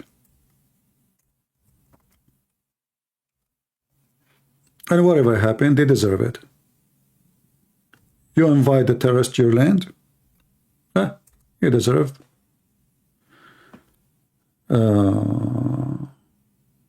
There's a shooting 2 hours ago. Police shot dead suspect gunman accused of killing 2 Sweden in Brussels. Shall we blame the terrorist or blame the stupid European who brought them there? For me, I don't blame terrorists. Terrorists, they do what terrorists do. And Europeans, stupid, they do what stupid people do. And still you open your borders. After all what happened.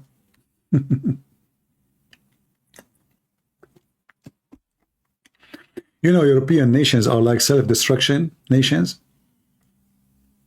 They are on drugs. Too much hashish, hippie. Ring in the nose, ring in the ear, ring in the ass, ring in the vagina, ring in the penis, ring in the belly bump. And then the Muslim, he go there and he play with your rings. So if you pull your ring from your nose while you are crying, you deserve it. You brought them there. You give them papers, you give them shelter, you defend them, you make a law against Islamophobia. They make laws against what? Anyone speak against Islam. It's a hate crime, hate crime. So now the citizen, they don't have guns to protect themselves. The government does not protect them, and you can't even speak against Islam. And if you speak against Islam, you go to jail. You are doomed, my friend, and you deserve it. If you want to fix it, go and throw your leaders in the garbage. This is how we can fix it, not by complaining. In the top of that, by the way, they make a budget. The European Union, they made a section to fight Islamophobia with a huge budget. Yeah, this is European Union, you know, a huge budget and department to trace the Islamophobic. They trace you too. They trace you. You are like, you are fascist, you are Nazi, you are animal, you are a criminal, you are disgusting. But they are killing us. No, those are not. They don't present Islam. Those are. He have you know, he's a poor immigrant who have a trauma. He was playing basketball. He hit his head in the wall. Do you remember when a refugee center was burned in Germany? A Syrian refugee center was burned in Germany.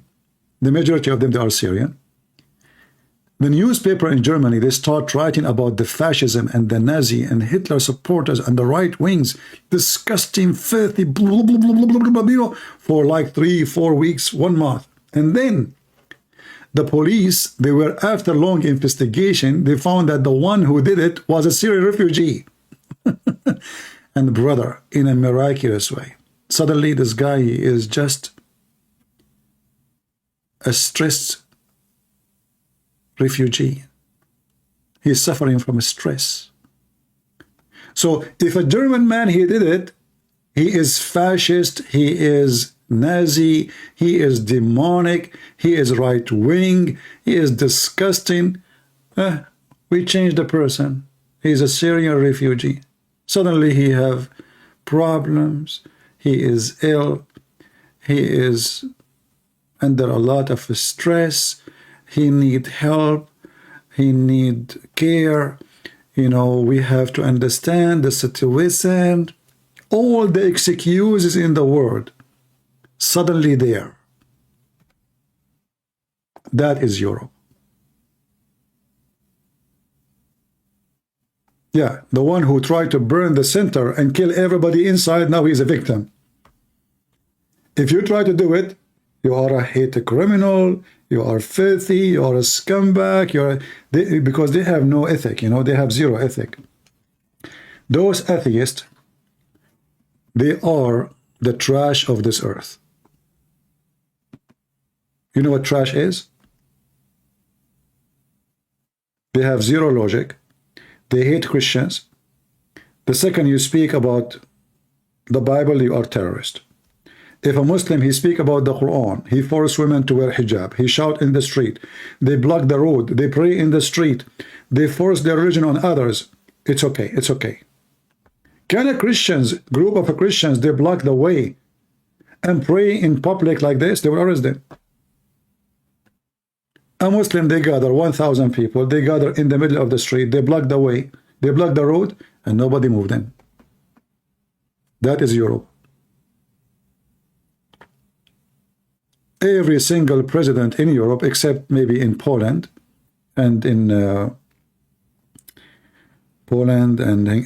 Hungary, those are the only two they refuse to receive them. And what they call them? Islamophobic, racist, KKK, you name it. But those are the only two they were able to save their land from all the garbage.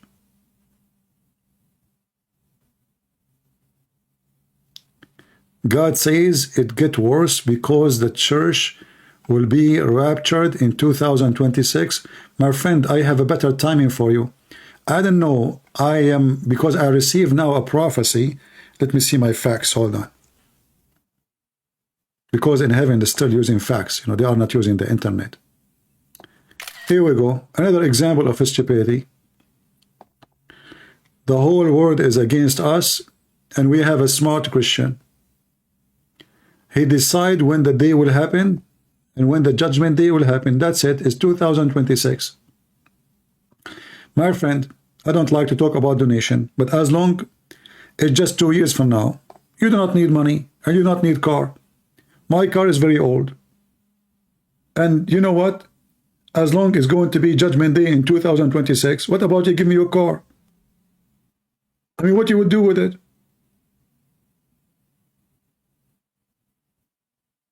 As long as you are sure, give me your car, man. Why I want to drive a car is 20 years old? At least let me drive a new car until 26. You are going anyway. By the way, what is the car you're driving? Just tell me good news, please. Don't tell me it's an old like mine. However, even if your car is old, listen, I will take it. You know, and maybe you can ask the people who they are, like, agree with you. They can give me their cars. I like to collect cars before I die.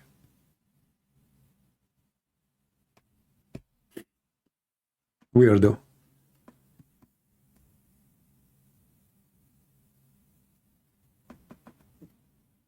Do you have cheese at home? Like they expired by 2026? Just send it to me. What about your money in the bank? I mean, come on. What you would do with the money in the bank? Let me go vacation somewhere. Like I'm spending many hours on the internet. My back hurt from talking. It's time to go somewhere. Aren't you a good Christian? Do you have 5 BMW?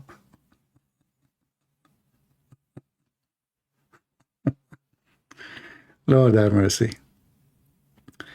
Yeah, there's many naive people like this, you know.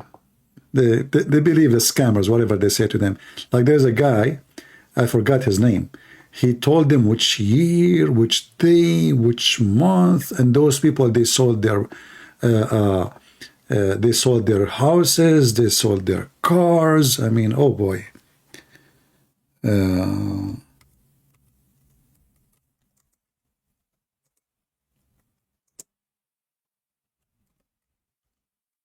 Let us see, I'm trying to find.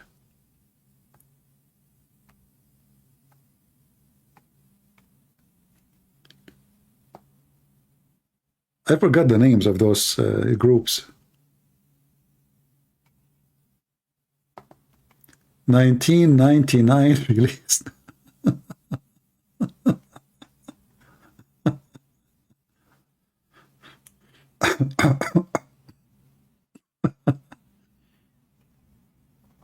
I mean, do you see the Saudi guy with his eyes weird, like the way he is looking? You, those people who believe in those things, you look more fool like this guy.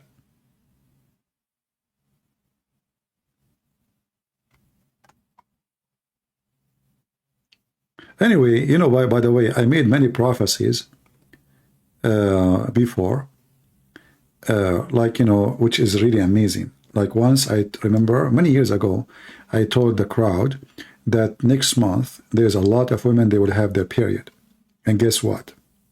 They did. I don't know how I received this prophecy, but it came to me.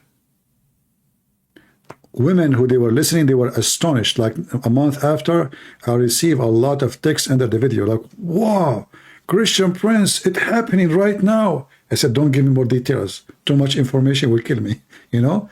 So how in the world I know that? I was able to predict that in December is going to be cold and in the summer is going to be hot. Don't ask me. Allah told me, brother. Allah. However, some of my prophecy did not come true.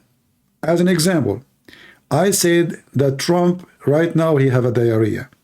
It turned to be he have diarrhea, not diarrhea. So, I mean, some of them, like, I received the message, but the reading was wrong. Like the reading, you know, diarrhea.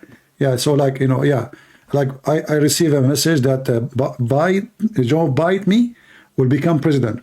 It was a wrong message. It's Joe bite me, not bite me. However, he bite us always when he speak. So, I mean, everybody is... I will remember in 2026. Okay, I will. No problem. Will prove it. Go to Patreon and deliver me all the saving you have. Just keep enough money until 2026. Is that fair, guys? If you are truly a believer that Judgment Day will happen in 2026, keep money only for you. Enough for now until 2026 and send me the rest. Send me the rest. Yeah, it's in Revelation. It says, guys, in Revelation 19:10, it says 2026. Okay. I saw that.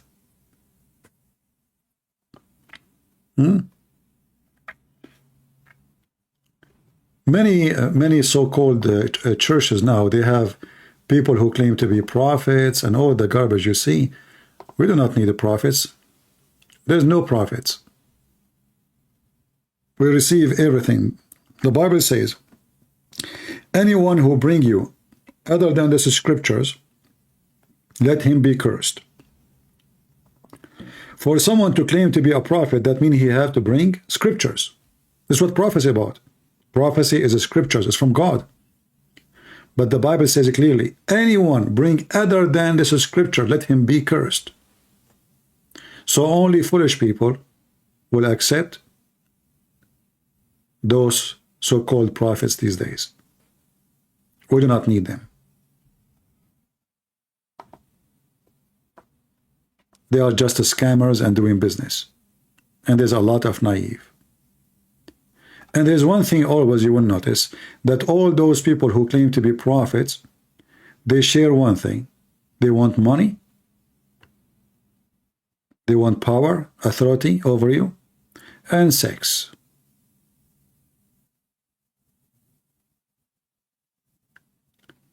A person who is serving God, if I claim to be a priest, I am not. If you ask me, do you like to have a nice house? I love to have a nice house. Do you like to have a better car? I love to have a better car. Do you like to own a property? I love to own property. But if I am claiming to be a priest, a monk, all those things should mean nothing to me. Because a monk or somebody serving God, as this is what he do, he's a servant of God, then he should not be worried about money, salary, land, property, etc. As long as we are worried about it, that means we are worried about ourselves first, our comfort, and then about other things. So if a person, he claimed to be a prophet, that means he's chosen by God. That means he have a great mission. Why he need a villa? Why he need the most fancy car? why he need all those, like there's a guy, he said God told him to buy an airplane for himself alone. Can't you serve God without an airplane?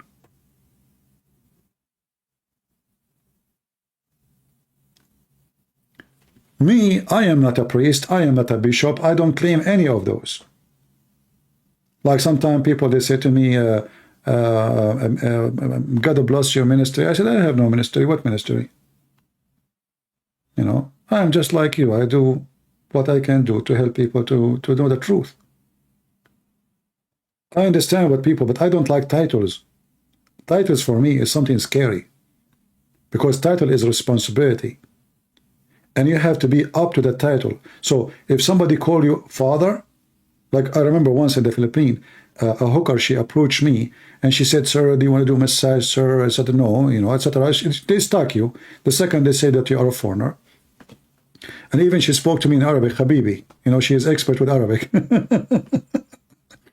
So I start telling her about why you are doing this. What if I find you a good job? You have a son, etc. So I spoke with her like for 45 minutes almost, or maybe an hour. And then in her mind, she understood that I must be a priest. So second day, I was walking in the same place, and those hookers, they have a corner, you know, they were looking at me in a very weird way. I went to the coffee shop. The guy, he said to me, please sit down, father. I will bring you the coffee. I became a father. So she told her friends, and they told everybody there that this guy was preaching me the gospel, trying to tell me that not to work as a hooker. And he quoted for me from the Bible. He told me he would bring me a job if I quit, if I promised to quit. Second day, I became father, Christian Prince. I have a friend with me who was coming with me to the coffee shop. He says to me, you became a priest? You made it, didn't you? I know it. I said, no. I said, the guy, he just called you father. I said, listen, you don't understand. I am not. He said, why you are hiding it, man? So you become a monk now?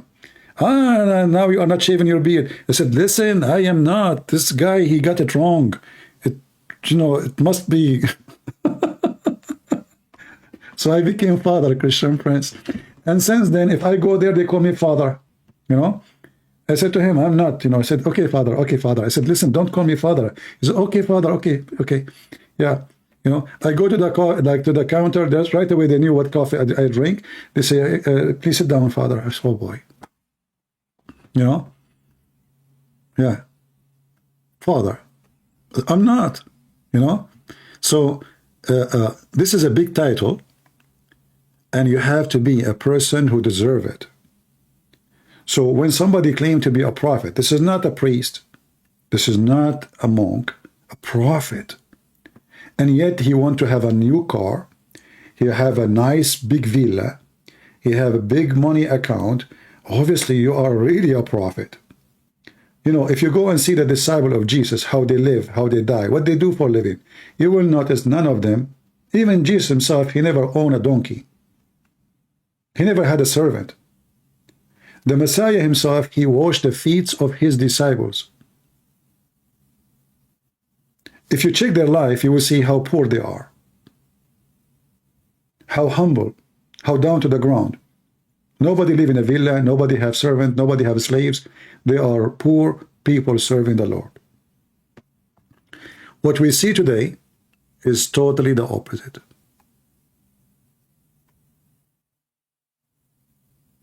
His money, his business, his cars.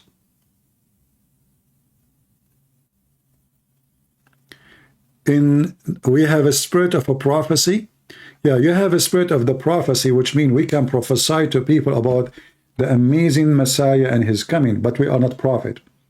There's a huge difference between you know, like as an example, we will say, I can say I prophesy to you about the day of judgment, but doesn't make me a prophet. I can say to you what the Bible is saying. This is a prophecy too, prophesying to you about the prophecy, but doesn't make me a prophet. So don't fool yourself and claim to be a prophet and following a prophet. They are liars. They are pure liars. A prophet is somebody who knew your future. None of those knew his future. None of them he knew what tomorrow. And you know what, just to show you how stupid you are. 2026, you will spit at yourself and you will laugh at yourself for what you just said to me. Claiming that there is somebody, he is a prophet, he told you in 2026, the day of judgment will be. When I speak about what Jesus said, as an example, if I read for you the book of Revelation, I am prophesying to you the prophecy, but doesn't make me a prophet, for I'm not the source of it. In fact, the only prophet is God, no man. For what is a prophecy? Prophecy is something no one knows but God. And all prophecies come from God. So when somebody, we call him prophet, in fact, he is not really a prophet.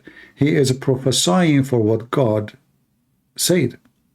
He's reporting the prophecy for you. For the only prophet is God, no one else. But anyway, the world is full of dummies. 2033? A second ago you told me 2026. Okay, well, I will make a prophecy. And I think my prophecy will come to be true. And I will prove it.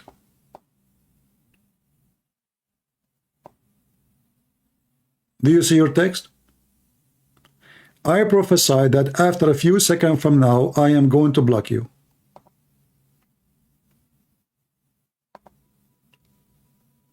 Amazing. It happened. How I know?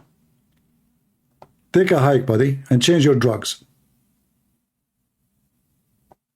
We don't want garbage. I hope you like and enjoy my prophecy. How in the world I know that this will happen? It's really hard to know, right? Sometimes me, myself, I wonder how I was able to know this. Man, oh man. This is really crazy. Hard to imagine.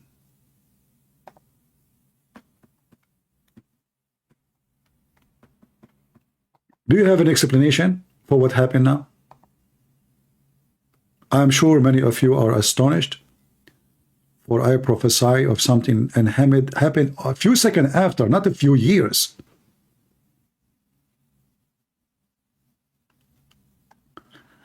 The rapture in 2026 and the judgment day in 2033. Oh, okay, no problem.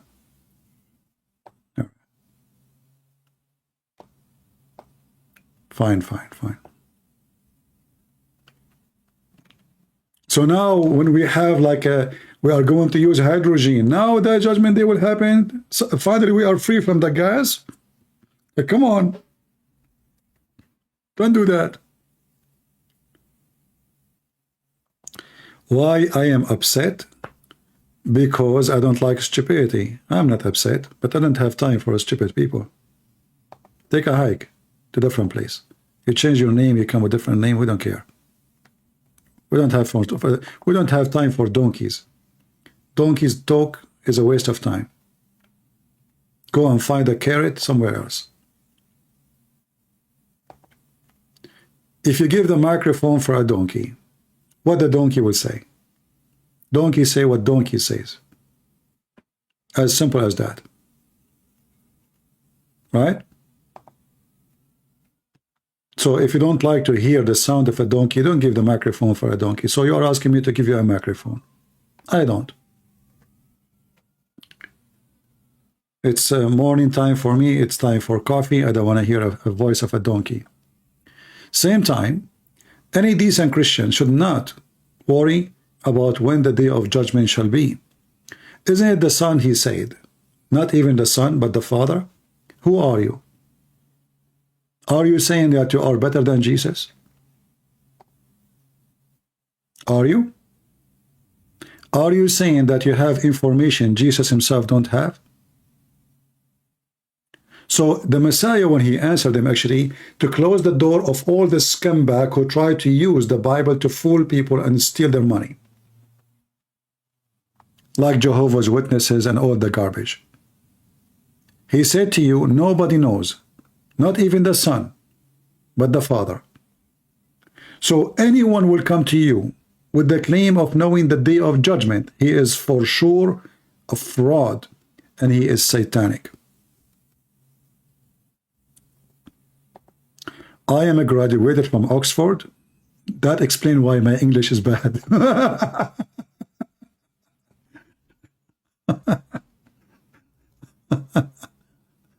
Oh boy.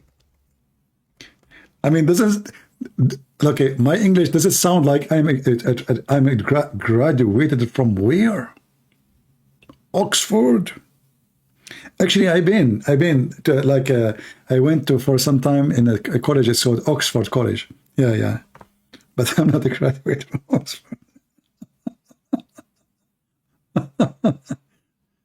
No, actually, I heard. I don't know if it's true, by the way, that some people, they are saying that they noticed that Shakespeare is trying to copy my style in English. I'm not sure, by the way, if this is true or not. But if you think about it, it's a good argument. You know?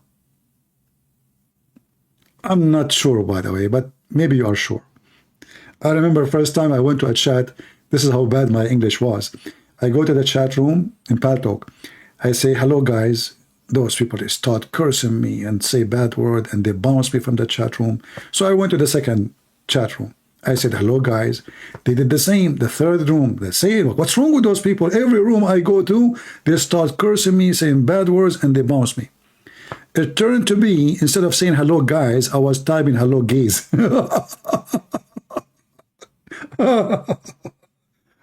Unbelievable. Yeah. And I was wondering, what's wrong with those people? Why they are so rude to me? I'm so friendly. Like I go inside, hello, guys, you know, and then they're like, what the heck, you know, you coward, you are the, you know, I said, what's wrong with those people? I'm friendly and nice, being hello. You know, I did not say any, like, it just, I said 2 words, hello, guys. Yeah. So obviously I graduated from Oxford, and I think from Stanford too. And well, hold on, let me remember. From all kind of board, you know, whatever, you name it. Oh boy. In the school, first day I arrived at school. First day I arrived I was in university. So, you know, I was late to join them. So I entered the classroom. The professor, he said, sit down. I sat next to a girl. So at the end of the class, the professor said, he said to me, by the way, here we do like a group study. So choose a group and join them. So I have a girl next to me. I don't know anyone yet, you know, she is next to me. So I said, can I be with you? She said, sorry, I'm lesbian. Said, oh, really? Okay, nice to meet you, you know. So second day in the morning, I saw her in the cafeteria. So she is at the end of the cafeteria. She said, hey, lesbian, how are you? You know. She ran to me. She said, what you just said? I said, what? She said, what you call me? I said, lesbian? I said, why you say that? I said, well, yesterday you said, by the way, I'm lesbian. And I told you, by the way, I am, etc. So do you think this is my name? Are you kidding me?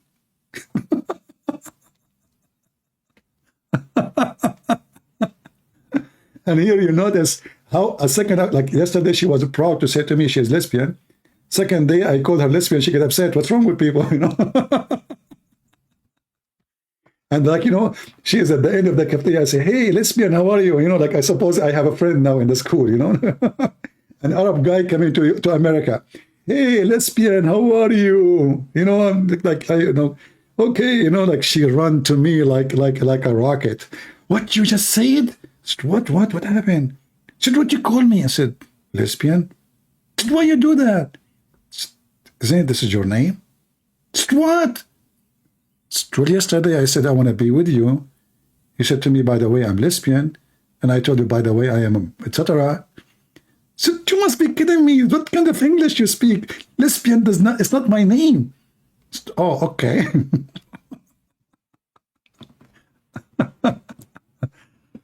Oh boy.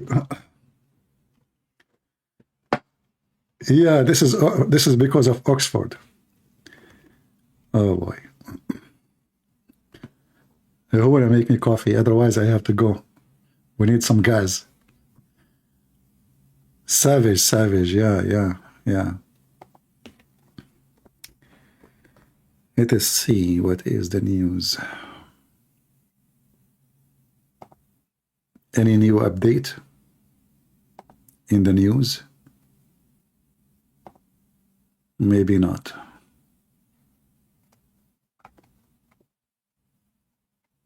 Nothing really.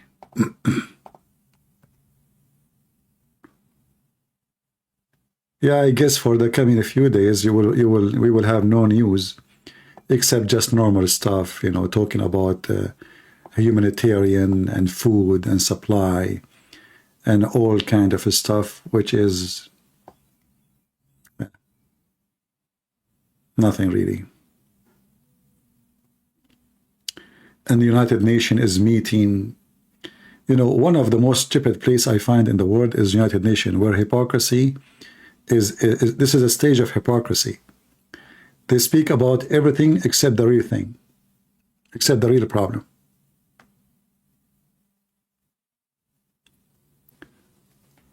Let's see.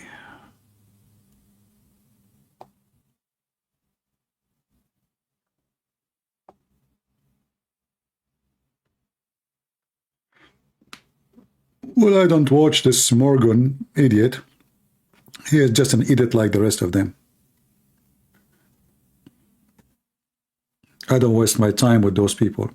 You know, first of all, when somebody brings someone to like a show program, the first question you ask yourself, what is the benefit of this? Who this guy, Mimi Hijab, he present?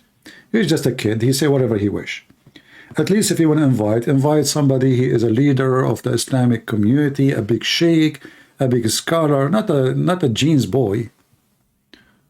So this guy is just an idiot. He's just looking for, you know, to promote his program, to keep the audience busy.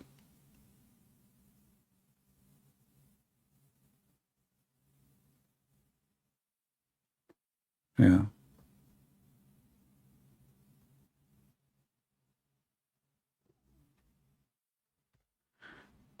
The American people need you to lead American. Well, I will never be anything important in America because I don't go to Congress election or senators. And, you know, I don't think American, they will like my accent. But I'm here not for a particular reason. I'm here to say the truth, not for a job. CP, you are never wrong, are you? Well, I have to say I was wrong once, and I turned to be right. That's deep. So our friend here is saying, Christian Prince, you are never wrong, huh? That's deep. You are never wrong. Prove me wrong. Talk is cheap. If you want to, instead of saying to somebody, you think you are never wrong, well, prove him wrong. Prove me wrong, and then you prove it. That's it. Right? It's not about if I think I'm wrong or not. If it's about if I'm wrong or not. Prove me. Shall you? Shouldn't you?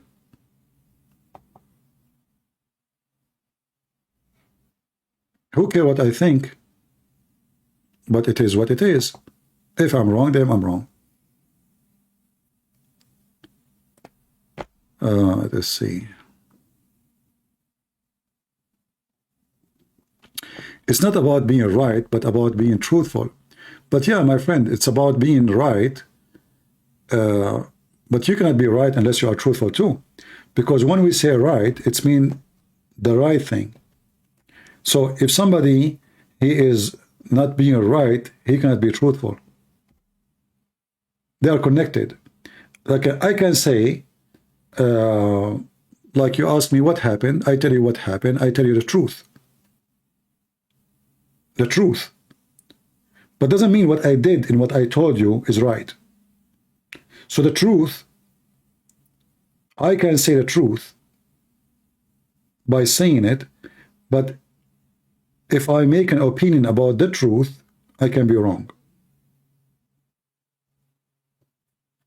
However, if you make a decision and the decision is right, then the decision must be truth or connected to the truth. Otherwise, your decision will never be right.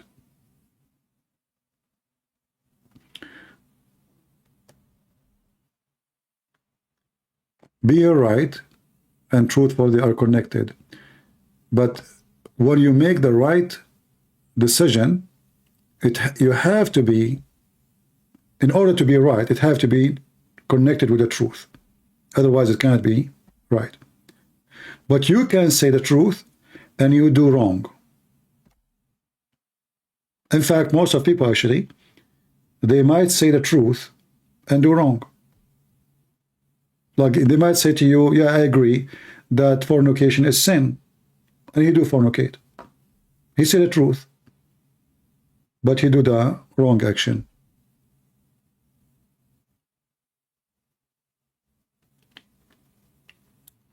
And you know, in the same time, the word right is right to who? It's right for you as a Christian to do something. It's wrong for him as a Muslim to do that. It's absurd for someone who's an atheist to do any of what you do. So right is always about how you see it, how you understand it, and what you believe. For the atheist, the right thing is to be a homosexual. It's very healthy. For us, no. For them, it's the, the perfect thing. It's the right thing to teach children about sex when they are 5 years old. For us, this is disgusting. So the word right is very flexible, depending who is talking, what he's talking about, and what he believes. Like this guy now you see in the screen, for him it's right to be Hamas. It's wrong to be Israeli.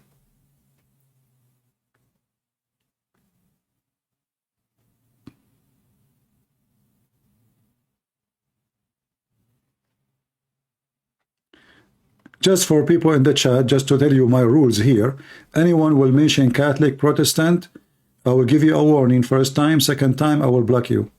In this place we don't have Catholic and Protestant. Here all of us, we are Christians.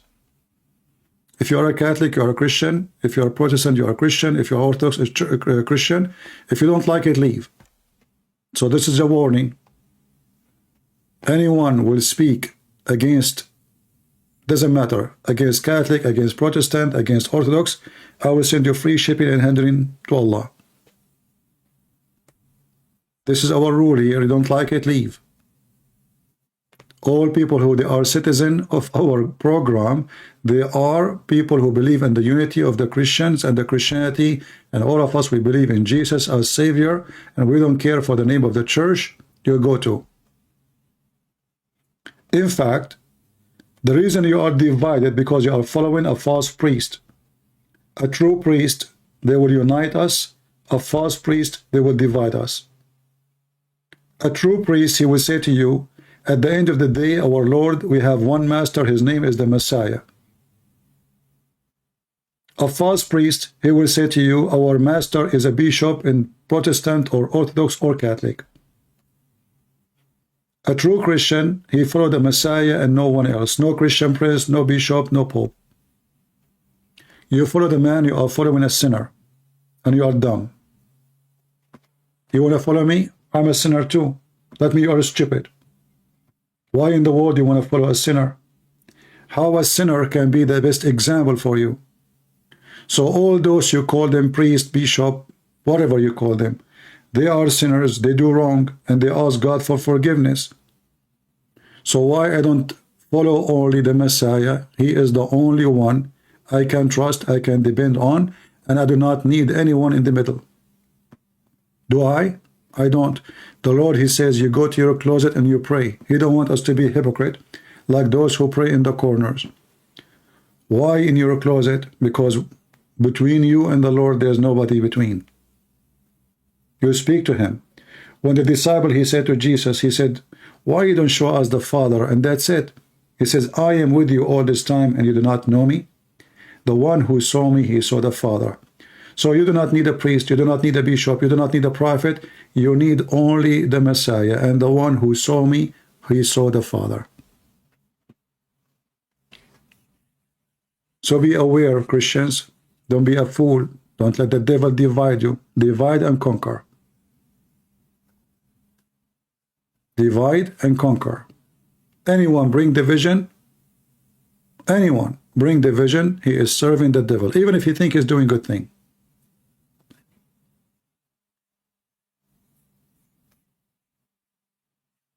If we cannot love our brothers and sisters in Christ from different church, how we can love non-Christians? Look at those, Abdul. They are praying to the demon Allah. Look at them. Because we love to save them,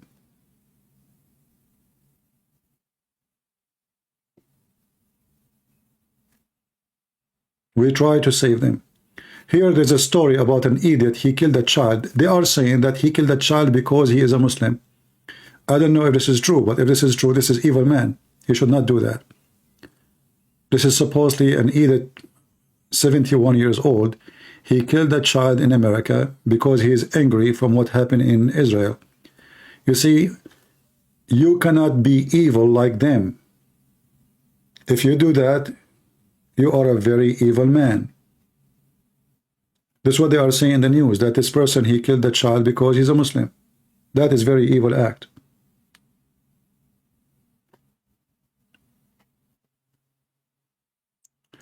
And now the Muslim, they will make, you know, and this is the funny thing is, 1,300 in Israel, tens of thousands of Christians killed in Syria. Nobody speak about them. One child he killed in America, the whole media will speak about it, and here we go, this is the guy. Obviously, he have a mental illness. Look at him. Look like he did not take a shower for 10 years.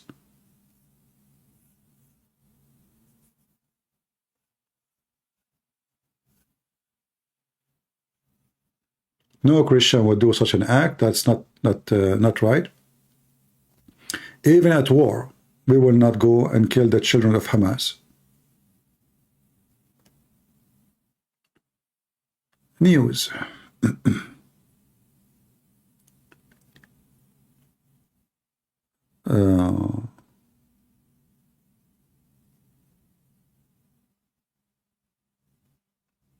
It's not about a child is innocent or not. I mean, you see, in justice, in the justice, if the one who killed you a child, well, he's the one who killed you. So if you want to go and kill you kill the killer. You don't kill the one who did nothing to you, regardless if he's a child or not. This is not about only a child. If a child shooting at you, then he is a killer. Doesn't matter. You can shoot back if you to defend yourself. But it's about who did and what he did. So if somebody, he is old or small, short or tall, he is killing people, he is a killer. He should be punished. If someone did nothing to you, he is old or small, young or adult, why you want to kill him? Is that self-defense? Well, he did not attack you. Did he try to kill you? No. So?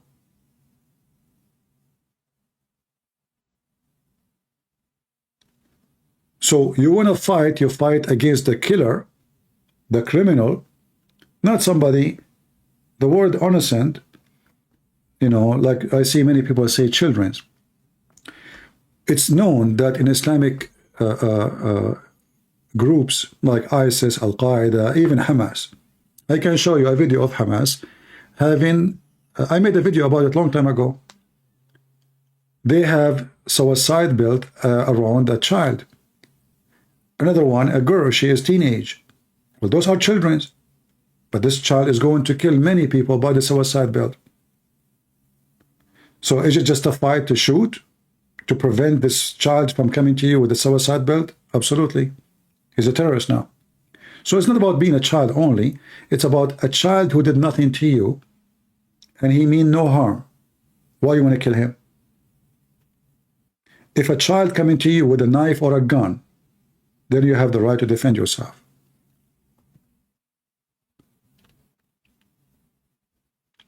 So you don't go and attack somebody just because he's a Muslim. That is a filthy act. Or because he's a Hindu, or because he's Jewish, or because he's a Christian. That's demonic.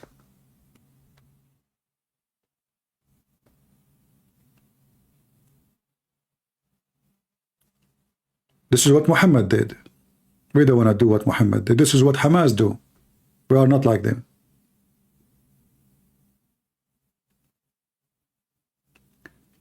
Yeah, until now I see nothing in the news about the ground invasion. And if they want to do it, they have to do it either before Biden. If Biden arrive, I don't think they will do anything until he leave. And that's why they are talking about it's going to take long time.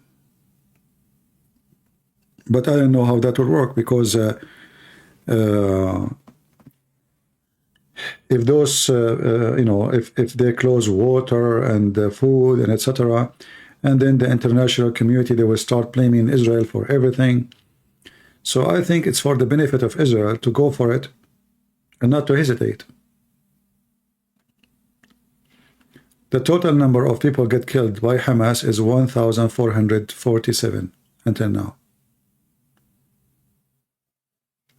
More troops surrounding Gaza.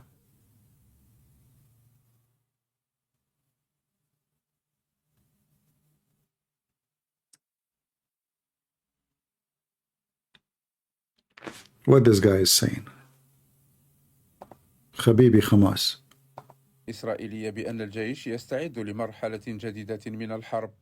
هاغاري قال أيضا إن الجيش الإسرائيلي مستمر في القتال ضد حماس ويواصل ما وصفها بالاستعدادات للمراحل التالية من الحرب وفق ما نقل. So this is the spokesman of the army, the IDF. He said we are preparing for a long war. So how long? I don't know.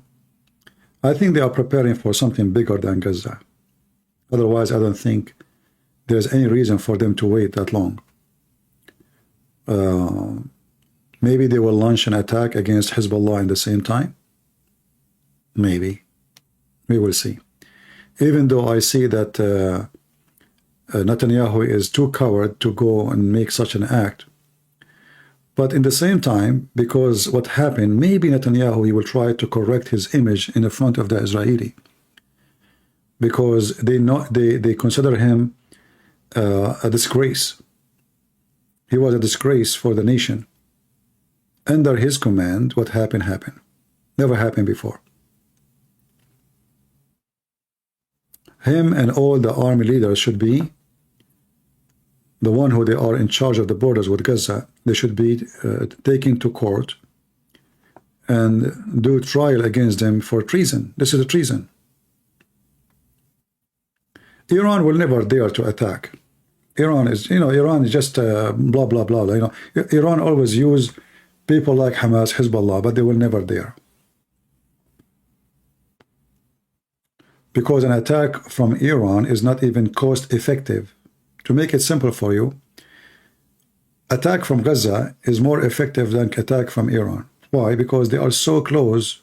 There's only like 1 kilometer between them and the Israeli. But if Iran shoot a missile from Iran, it's going to take at least, I think, maybe 40 minutes to arrive. So the Israeli have all the time to shoot it down. It's more effective to shoot from Lebanon. So Iran will never dare, because first, they will accomplish nothing. Secondly, there is a better choice, which is Hezbollah and Hamas.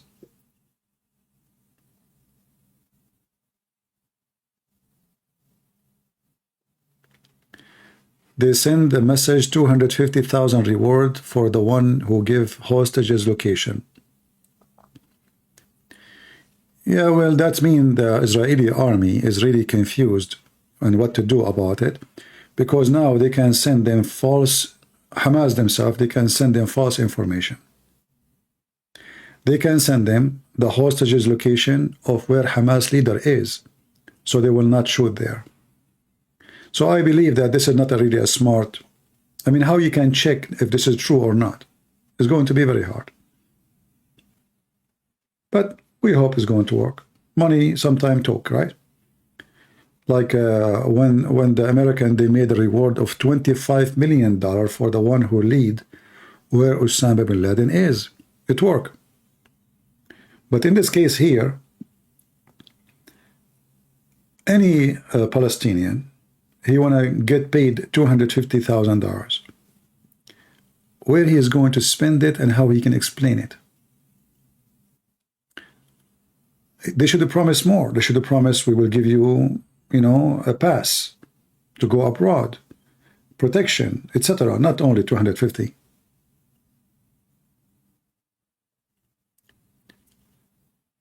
Shadow man saying stop a brown tongue.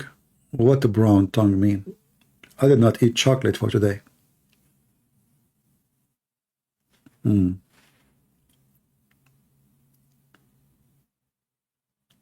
No, even in the Lebanese border, there is no war. This is just like hello, you know. Hezbollah trying to earn reputation in front of the Muslim Sunni that they are the only one, the Shia, Hezbollah is the one who stand to support Hamas, while all the Muslim Sunni around the world, they are silenced. But they will never dare really to go in read attack.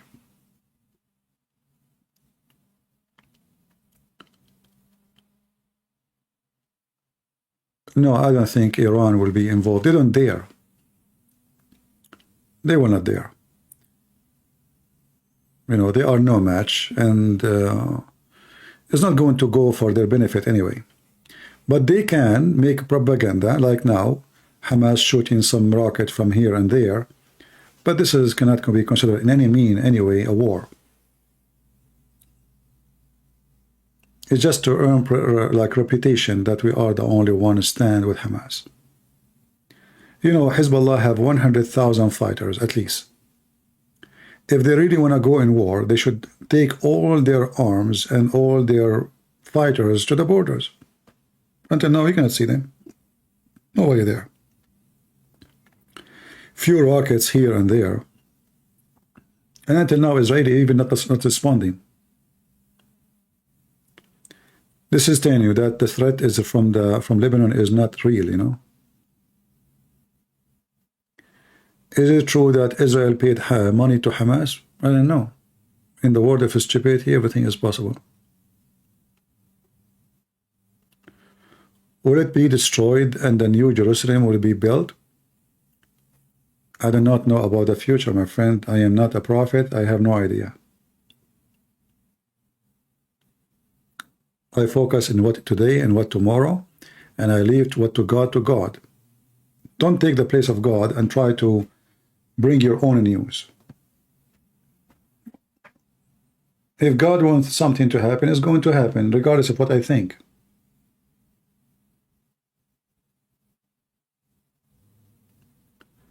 Yeah, but still they are doing nothing. They are just hitting some places where they found rockets being shot in Lebanon.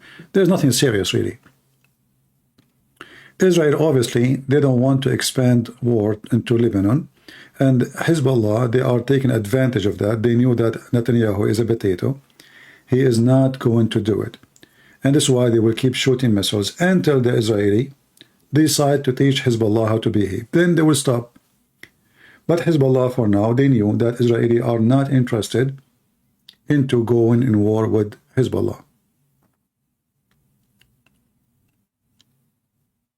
Netanyahu is not the right person to be there. Hijab, the most watched Morgan channel. Yeah, why not? Thanks to Morgan and thanks to David Wood. Can you talk about Battle of Gog and Magog? I don't know anything about it. Can you?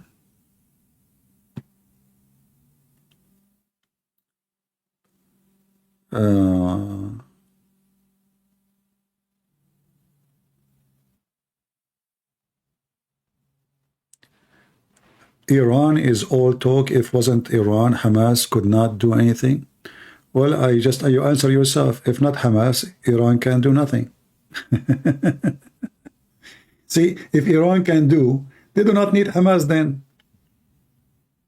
Why, you're answering yourself. If Iran can do, they will receive the glory to themselves, but they cannot. So they are using Hamas. If Iran can do, they do not need Hezbollah. They can do it themselves, but they are not. So Iran cannot do. Hamas can do what Iran cannot do. That is reality. They support them, but remember, there is many that support Hamas before. Even USA, even Netanyahu support Hamas. Hamas in Syria was sponsored by Israel. We just showed you the video of Netanyahu visiting Hamas members, Muslim Brotherhood, in the north of Israel, in the border of Syria. He opened hospital for them, he protect them. So Israel itself sponsored Hamas in Syria. Same as USA sponsored Al-Qaeda in Afghanistan. It's a fact. All those terrorists, they are sponsored by the West. All of them. Israel itself, they are the one who sponsored Hamas from the beginning. How? Arafat was the only major force in that land between those so-called Palestinians.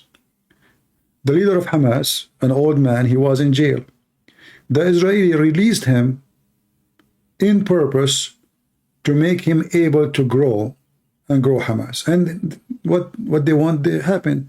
They wanted Hamas to grow, so Hamas will fight with Yasser Arafat and they will kill each other. And this is exactly what happened. Until now, they kill each other. So Hamas was sponsored and supported by Israel.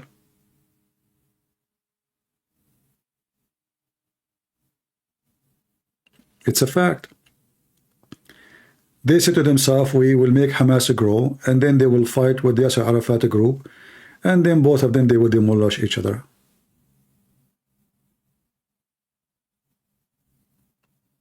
I know, you are talking about the Bible, right?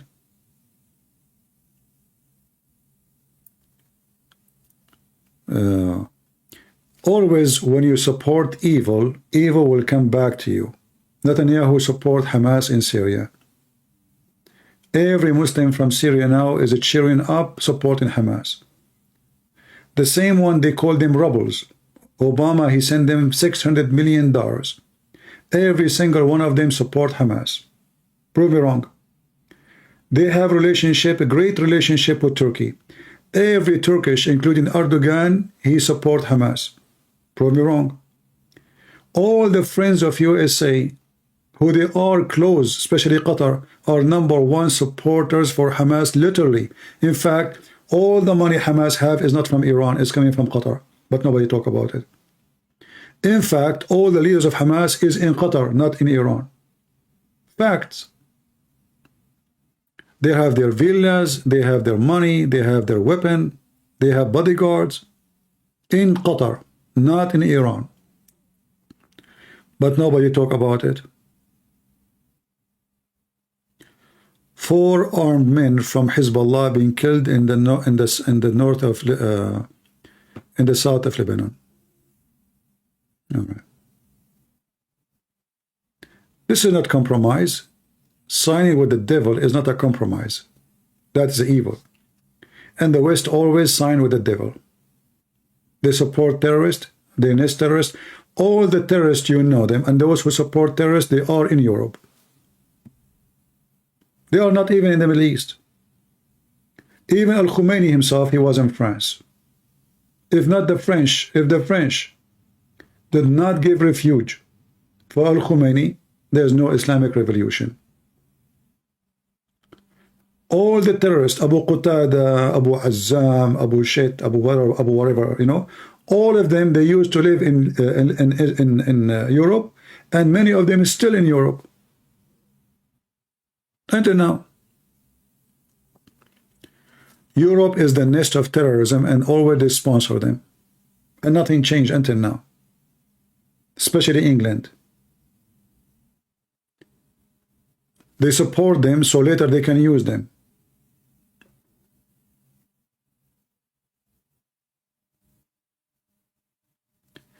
God in control, don't worry. Oh, okay, no problem. Well, God told me to be vigilant and be smart. He did not tell me don't worry. No, he's just an idiot, funny, silly.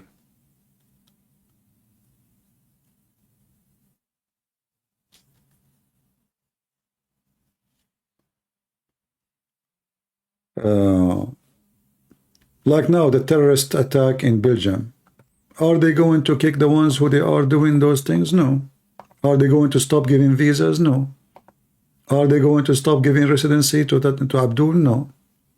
So why you cry? You brought them. You armed them. You fed them. They kill you. Good for them.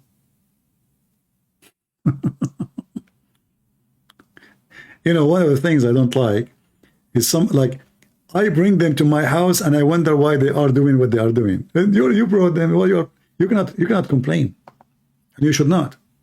This is your act. This is your action.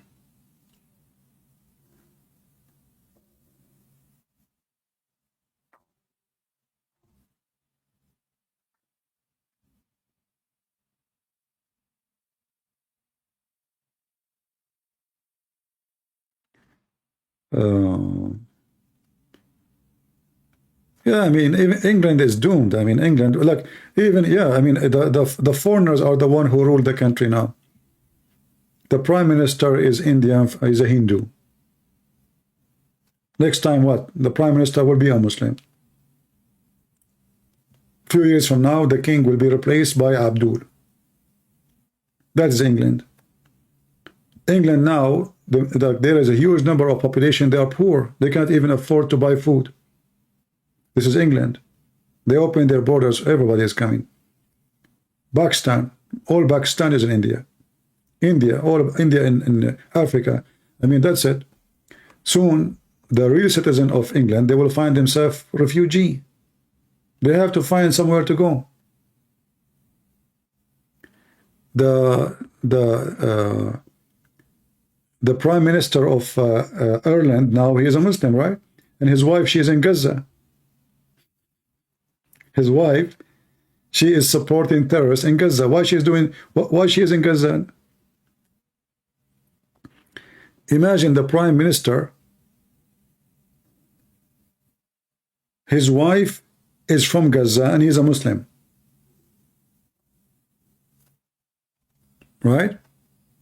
Okay.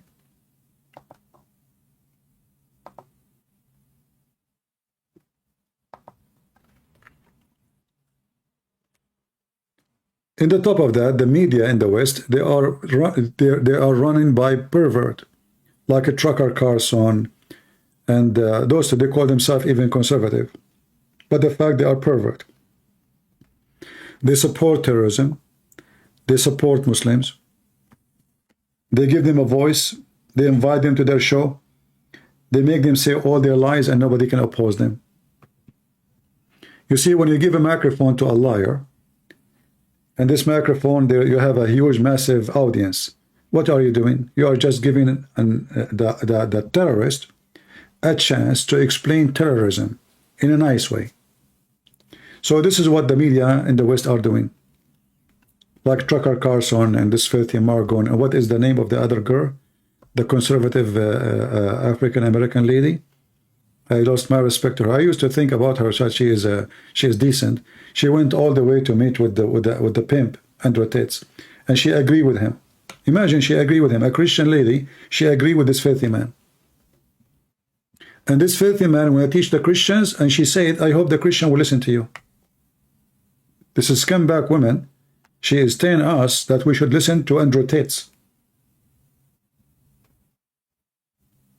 Trash. So all the Western medias, and this is why they are famous actually, if they are saying the truth to you, nobody will listen. How many people will listen to me, and how many people will listen to Trucker Carson, and how many of them consider him serious, and how many of them consider me not? If a Trucker Carson right now, he go live on air, he will have at least 100,000 people listening, even though everything he say is garbage. false. He just oppose. Just oppose. Oppose will be famous.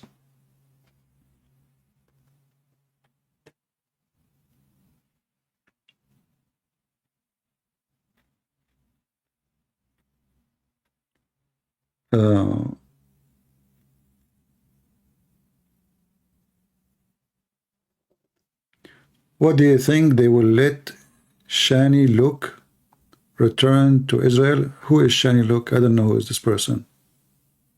I never heard this name before.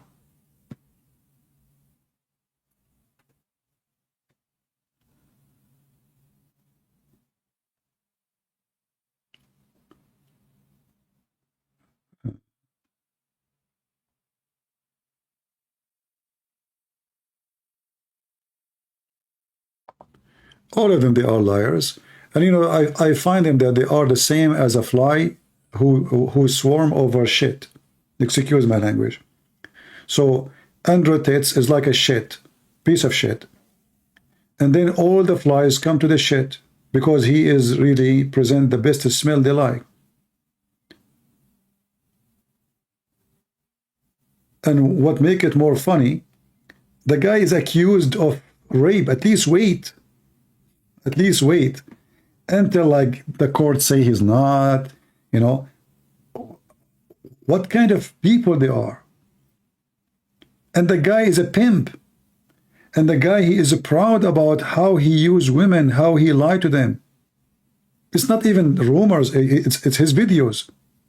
Yet they go and they interview him as he is a hero, and he is the example for all of us, and how to do things, how to oppose the liberals. This guy will oppose the liberals. He is the liberals himself. He is a porn promoter.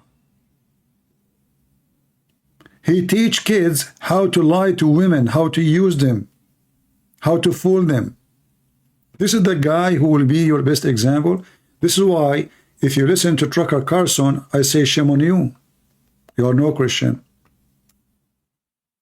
Morgan is the same. What is the name of this garbage idiot who brought those two Muslims and Robert Spencer and Rashid? What is this debate is about? Nothing. It's just to promote the Muslims. Just to make them famous. All what they care for, how big the audience is. They don't care really for doing the right thing. How I can, it's like, you know, you have a bunch of pigs and you have to put something for them as a meal to eat. So let us feed the pigs, and the pigs come. And then if you speak against this pig's feeder, the pigs get angry from you. There's many, they think that this guy, Tucker Carlson, is the only one saying the truth. When the fact this guy is an idiot.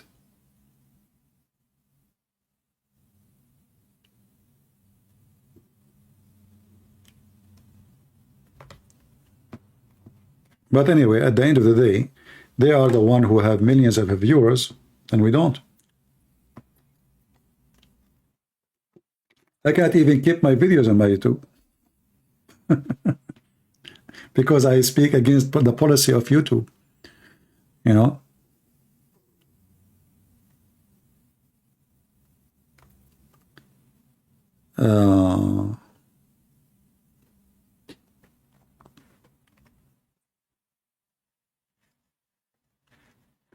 No. The same debate, like they brought Robert Spencer and Rashid and those two Muslims. And what this debate is about? They start focusing that they want to kill Rashid. The problem now, they want to kill Rashid. Look, he is an apostate. Is that a debate? Show them that Muhammad is a scumbag. He's high flying carpet. All the stupid things in the Quran. You see, talking about violence doesn't work no more. I mean, people, they worship violent people these days. People convert to Islam because they love violence. Your children, they are playing games of violence in their TV, in their computer. People, they are attracted to killers. People, they see Hamas heroes. Don't you see? Are you blind? So until now, the Christians, they don't know what's going on. They are living in their fantasy of Aflatonicity, where we should teach love, everybody love. Those people, they love killing. So if you want to show Islam to be bad, don't talk about violence for the sake of the shin of Allah. Stop the stupid argument. People, they can open their TV and they see what Muslims do. Show them why Islam cannot be from God. And it's not because of the violence.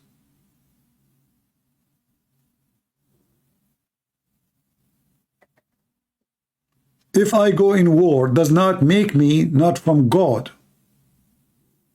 If I kill my enemy, does not make me a bad person. Speak of the reason. Muhammad, he told the people, attack the Roman and get the blonde diggers. Tell them, if I pay Muhammad money, I will not be killed. And then people will know that Muhammad, he loved money, not God. He have no problem if the Christian worship false God, as long as they pay him money. Focus in something real. Stop being silly and stupid. Show them that Quran cannot be from God with all the stupid things in there. The flying carpet, the flying horse, the flying donkey, the Suleiman, he have genie, he have Hurributer. Show the world what Islam is about. They keep focusing in violent. I mean, even to the point it became a boring topic. Most of the Christians, they have two things to talk about when they speak to Muslim. The same as the Muslim. Muslim, they have one or two things to speak about when they speak to Christians. Let us start with the Christian first. The Christian, he will say to Muhammadan, your prophet is a child molester. Number two, you're a prophet, he killed people. We are done. We go to the Muslim now. Trinity, all the Muslims, they want to debate the Christian about Trinity. All of them. Number two, the Bible is not preserved. That's it. So there's two party. Both of them, they are really dummy, stupid, and they have no argument. Why? Because the first one, he is saying something we heard it a million times. I can mention it, no problem, if there's a reason for it. But get over it and get something real, something more serious. Get something new so people, they can listen to you. Muhammad, he killed people. Okay, well, Musa's killed people. Oh, Muhammad, he killed because it's unjust. No, it's just. So now we can argue about what just, what unjust. We can get away with it. Muhammad have sex with Aisha, she is 6 years old. The Muslim, he will come with a lie that they have sex with Isaac, he have sex with Rebecca, she was 3 years old. 3 years old. And they will get you a rabbi, a filthy rabbi, he say this is true. Here we go, they got away with it. In order to demolish Islam, you have to change the way you approach and the way you defend. I don't defend the Bible by the Bible. I defend the Bible by Islam. And then the Muslim will be in trouble.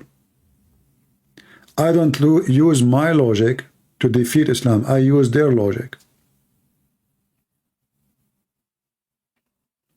You use your logic, you will not really go anywhere.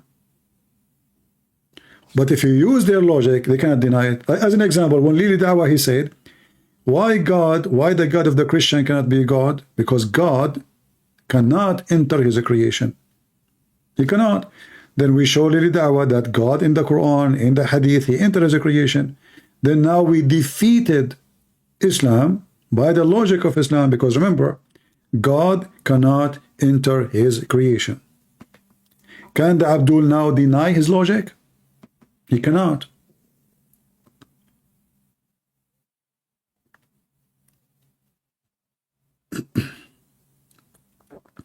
You feel sad that when the Christian get killed, same time Islam terrorists kill Christians and they keep quiet. Why are you quiet? Go make a videos, go speak. Speak out. Why you are so quiet? Don't blame others for you yourself being quiet. Let the world shout and hear you. If they are quiet about killing Christians, it's because we Christians, we are quiet. We see things going wrong, we don't complain. We don't do anything. Oh, we complain, sorry. We complain like inside our chat room or inside a room. But we don't do anything. Go strike when you see a Christian being killed. Hold a sign in the street. Make a video. Who's holding you? Stop being a potato.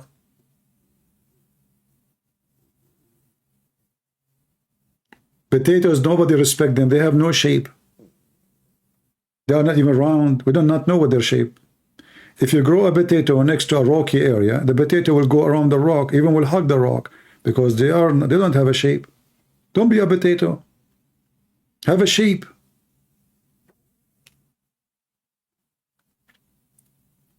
If you don't speak against wrong, you have no right to complain about wrong.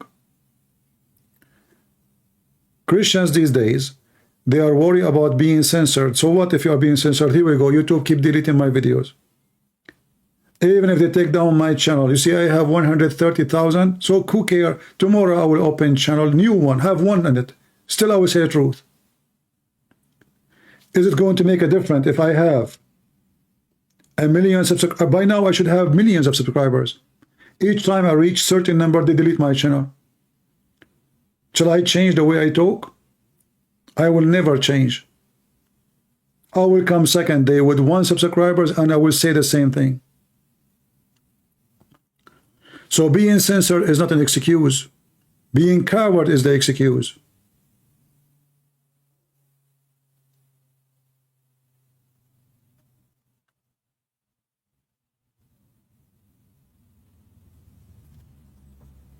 Don't be a coward, my friend. Hamas broadcast a video of a French Israeli citizen hostages. We saw that one. And here you see how the media, they help terrorists. The terrorists, they publish this video for the sake of propaganda, and then the Western, they publish it. And here we go, her family now, she is holding her picture. Why you send your daughter there to the desert, next to the borders, with your daughter, she is a fool. All those foolish young men and women, how in the world they go to festival, and I mean, the whole idea of this festival is just dummy, stupid, hippies, what you can say. So they go dancing naked, wearing short skirt and shaking their ass, and very funny, very silly. We're in front of the beast. So who is the dummy? You cannot have festival unless it's in the middle of nowhere. Like, it doesn't work if it is like close to the town. No, because, and those young people, they are looking for anything, to, you know the thing.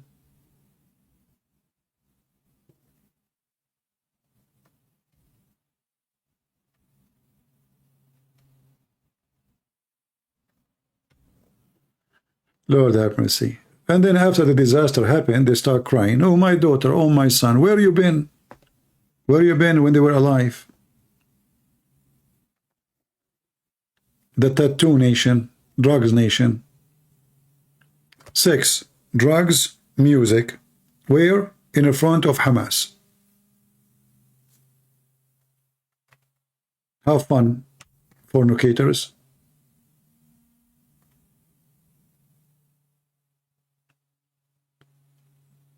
Party of fornicators.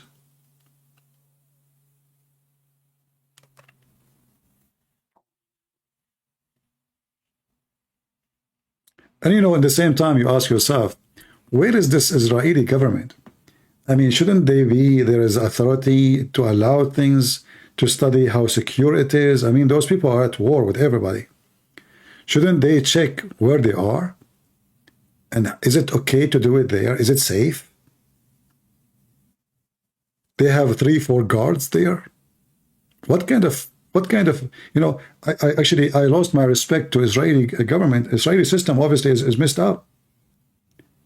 Did you see how Hamas, they enter? Nobody even in the way. Nobody. There's nobody in the way. The whole country is asleep.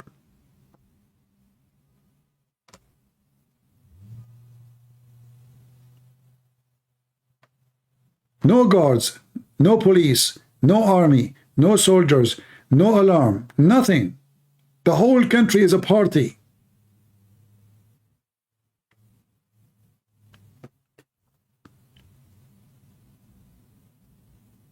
They have a security guard. This is just in case of those people, they like two young men, they fought together. They are not police.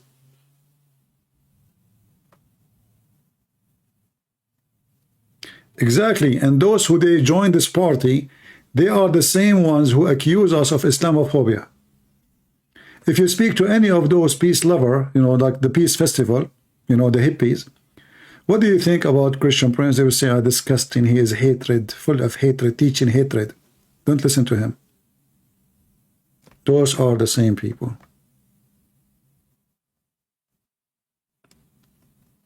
Tattoo, rings, nakedness, drugs, sex.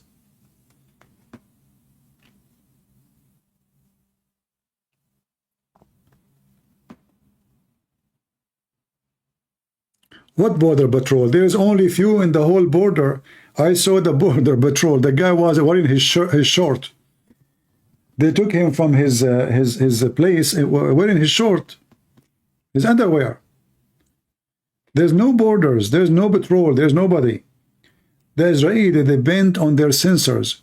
So what Hamas did, they throw a bomb with the drone in the top of the sensor alarm, like control. And that's it. The sensor is useless. But you know, still at the end of the day, I believe what happened today, it is maybe a good thing, even though the price was high.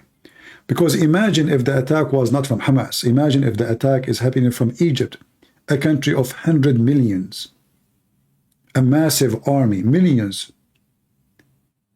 If Hamas was able to reach all the way to such a territory, would nobody stop them?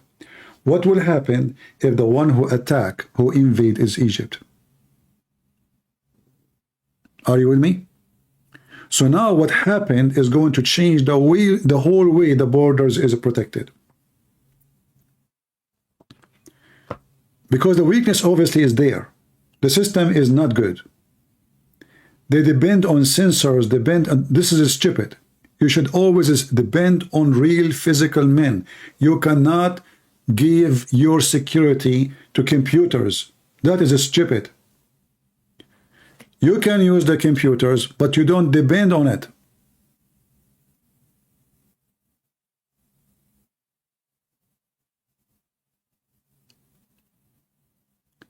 So they bent on the computer and they went to sleep. Oh, we have sensors in the ground. If they dig a tunnel, we will hear it. We have a sensor in the ground. If they walk there, we will hear it. So the first thing Hamas did, the funny is, the Abdul turned to be smarter than the Jew. The first thing they did, if you see it in the video, they went with a drone. A drone costs you like $1,000, you know. They connected a bomb in it and they throw it in the top of the control center for the alarm. And obviously, there is somebody in the army in Israel is telling them all the details. Mostly, he must be an Arab Israeli soldiers. He gave them all the details about the location, where is the control, where is the center, where is the communication. So they start with that. Otherwise, how they will know?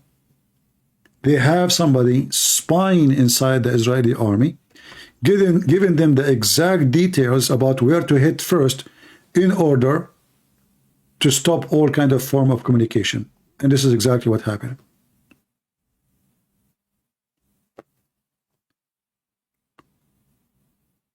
From now on, the Israeli, if they have a little intelligence, and I guess they do, I hope so, they will never ever depend again on technology alone. Technology is good. Technology can make things easier. But always you have to guard the borders by good numbers of guards. And you have to watch over them to see and to be sure they are in alarm. Like now, they are in alarm. 6 months after, they are asleep. Because now we are relaxed. There is no attack. But this is when attack happened, when you are relaxed, not when you are not.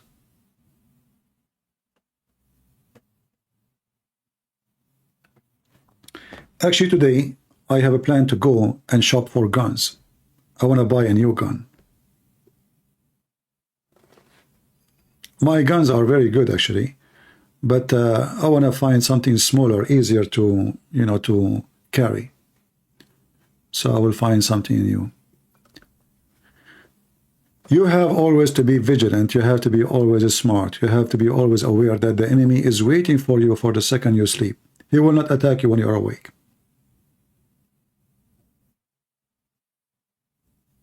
Not when you are awake. A nation who they are at war, they should not ever sleep. Never. I don't know what I'm getting. I will see. I'm not sure.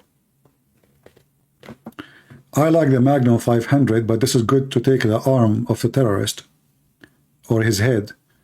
But sometimes you need something small. I have 9mm. I have, you know, but maybe a small gun. We will see. Something small, easy to put it in your, between your teeth.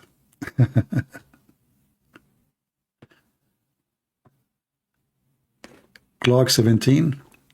I don't know. Well, I will see what they have, and you know, for me, I like to hold it by hand first. If I feel in love with it, then I get it. I don't just get. I just got like, not by advice. I have to like it first. Yeah, 22 are good because their ammunition is very cheap. But we will see. Any one of you here have a Magnum 500? Like now, actually, the 5.56 ammunition has became more expensive. Where is my? What happened to my mouse? Okay. Talking about the 5.56.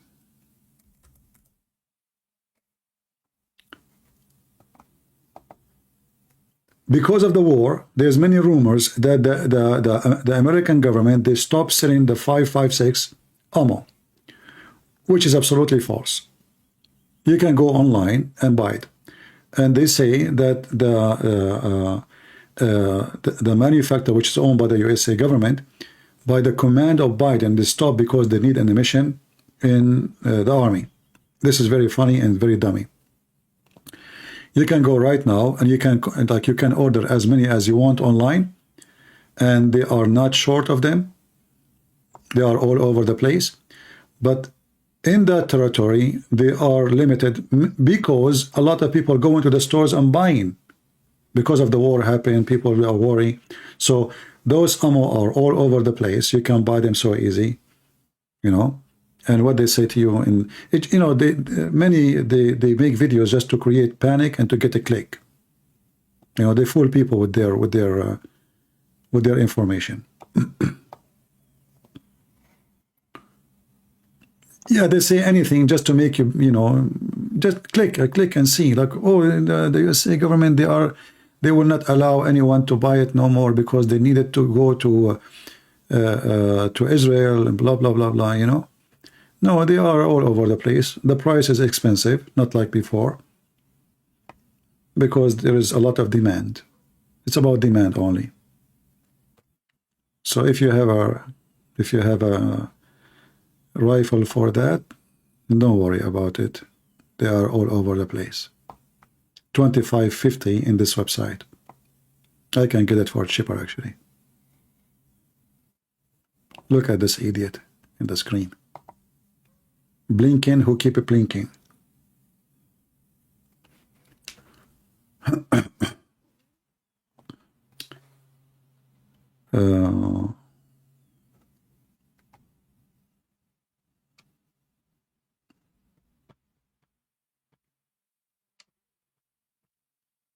Yeah, we love our enemies, but if they are Hamas, we shoot them. Loving enemy have nothing to do with loving Hamas. In case of Hamas, we have a duty to shoot them and to send them to Allah free shipping and handling. Period.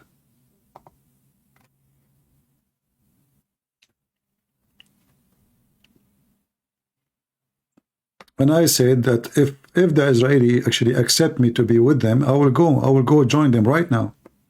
I searched actually for a ticket and I found it really expensive, but this is not really an excuse. Still I can go. But the first thing will happen when you go to the border, they will see that this guy is an Arab, and now he's trying to convince us that he is coming to help us against Hamas. So the first thing they would do, they will send you to the investigation department. They will think maybe this guy is a crazy, or maybe he's a spy, or he's double agent, or, you know.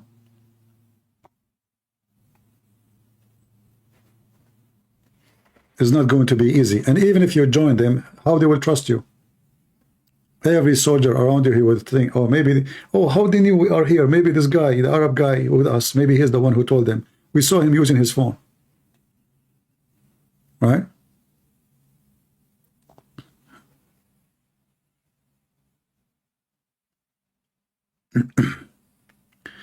There's a lot of Arab helping. I don't know about that. I don't know about that. Anyway, I think we have enough for today. It's already late morning for me. I better make a coffee and do some work. The Mossad will be happy to talk to me. I know, I know. Do you remember my debate with this guy from Detroit, the head of the Muslims in America, the Muslim Shia, Hisham al-Husseini? He accused me to be a Zionist, and he said, we will cleanse the earth from you. Nobody reported him to the FBI. FBI never contacted him. Nobody questioned what he said about cleansing the Jews and killing every single Jew. He said that to me in Arabic. And the video is still there. And this is the same guy who was hired, the guy who debated me, the same guy who was hired as a special consultant of Islam to George Bush. Can you believe it? With very extreme high salary.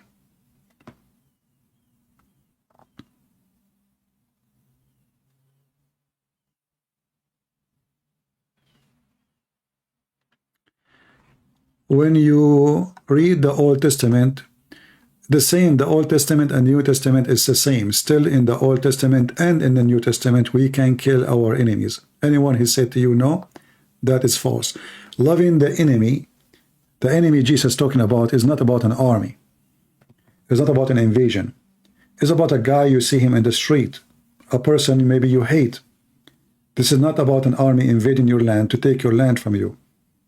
Or they want to rape your wife and kidnap you and kill you. This is not what Jesus said. So don't be silly. This is why Jesus, he mentioned, if somebody hit you in your right cheek, give him the other one. Because it's about cheek. It's not about an army invasion. Jesus himself, he commanded his disciple to carry sword and to buy swords. So the Old Testament God is the same as the New Testament God, and loving your enemy have nothing to do with loving ISIS or Hamas. If we see Hamas, we kill them. If we see ISIS, we make them shish kebab. If we see a terrorist, we will send him to Allah.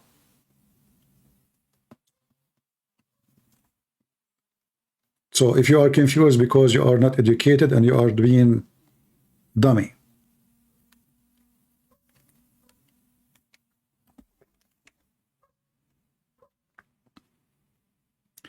Yeah, I heard of Mus'ab, the son of Hamas, yeah.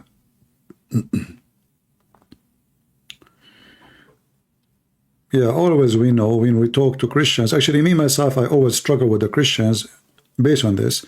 Christians don't like people, like, especially in the Middle East, they don't like people to carry guns. They look down at you if you have a gun, like you are the gang guy, you know, between them. So always I struggle with them. But I don't care what they think. I do what is right. Trust me, the day you need a gun is the day you need a life. You need a gun. Those who give you speeches about love, they are idiots. They are not realistic. If a man, he come to your house and he have a gun and you have nothing, and he force your wife to open her legs and you have nothing, how you will feel? Are you going to love your enemy? Is that what Jesus said? So don't be stupid. The man who come to invade your house, to kill you, to kill your children, to rape your wife, you shoot him dead. You send him to hell. You don't give him hugs. Can we trust the Pope? Why you are asking about the Pope? What about you ask about any man? Trust no man, trust the Lord only. Pope or a bishop, Protestant or Catholic or Orthodox, no different. Can I be tempted by women, sex, money? Yes. Are they men like me? Yes. So what do you mean, can we trust the Pope? Why you need to trust the Pope? You trust God only. Can I trust you? A human being, even the decent one, can be deceived and turn into be evil tomorrow. Even the most decent. So the word trust, when it's come to man, is a silly, stupid question, because you should not trust no man. Men and women, they are under the temptation. And as long we are under the temptation, we will be tempted. We will be falling down. We go up, we stand, we walk, go down. So when a man, he say, do we trust this person? The question itself is silly. You cannot even trust yourself. You can be a believer today and an atheist tomorrow. You yourself.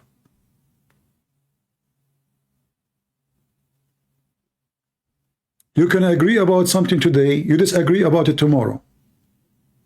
You can condemn something today and you do it tomorrow. So if you yourself, you have no control about yourself, how in the world you can trust somebody you have no control over him?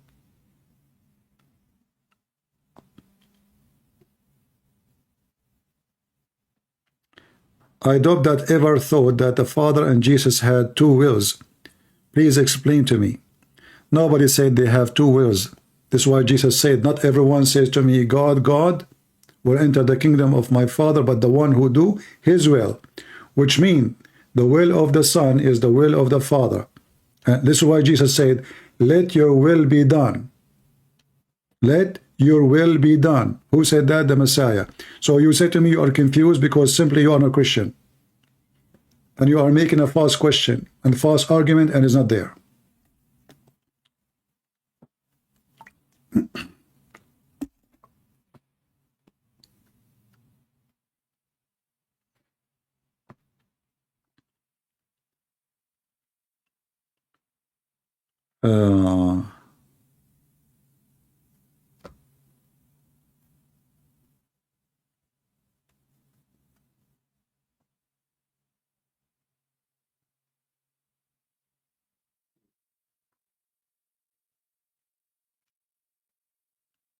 All right.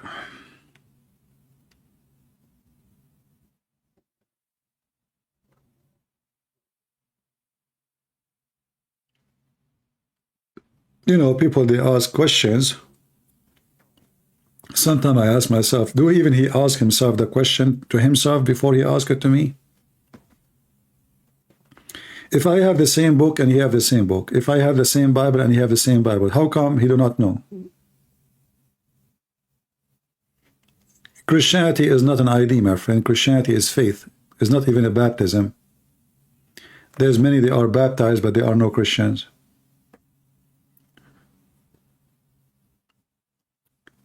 And you know, like at the end of the day, if you ask the question, the will of the Father and the will of the Son, what does that mean? Isn't it us, we as a Christian believe in one God? Don't we?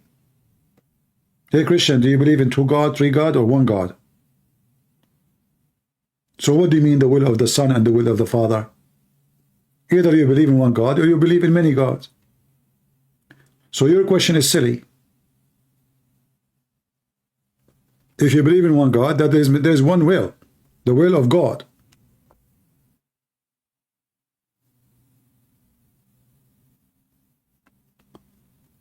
For God, he loved the world, he sent his only begotten Son. That is the will of God. We don't have two wills, we don't have three wills, we don't have four.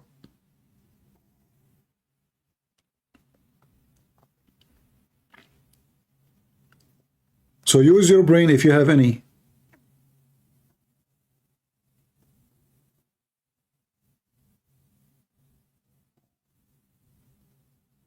If you have any.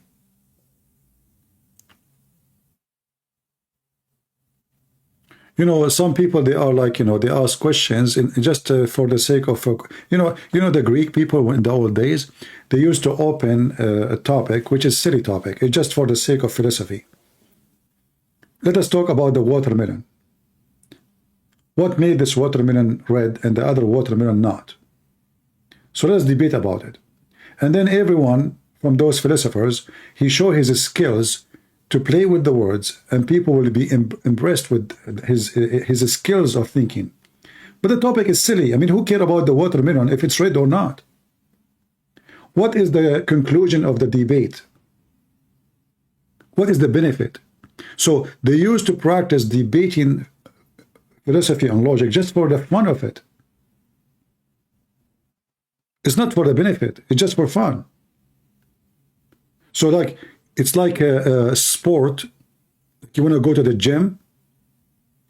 So your brain need a gym. Your brain need some thinking, a practice of thinking, and then that will make me happy.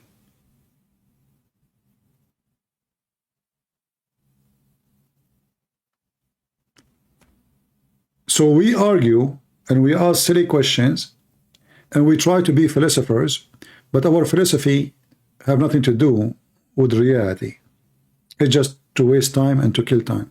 Like you will see people saying, will God punish us before he send us to heaven, or he will not punish us for our sin?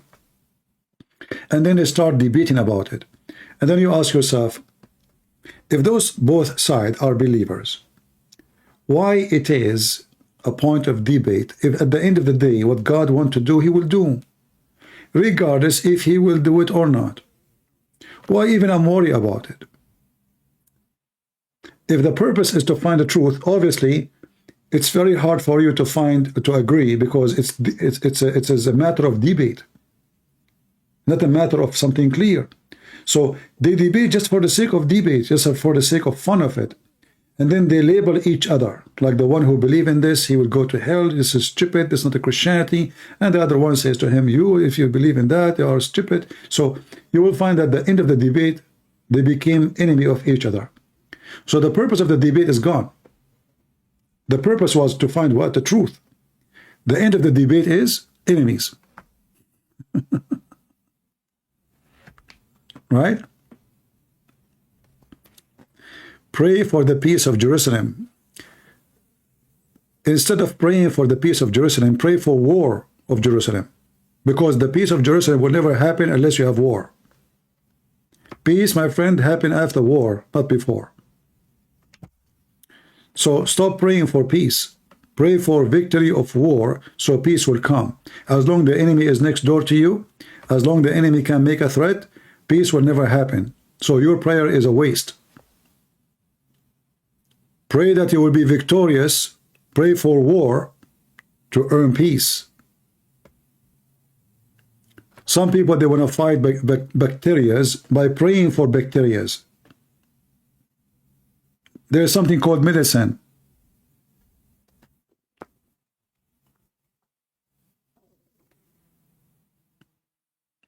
Right?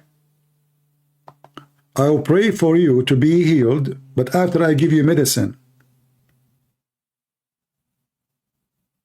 The Lord, he says, work and I will work with you. I will be with you. You don't feed us. You don't feed the homeless, by saying, I pray to God to feed you. You give him a sandwich.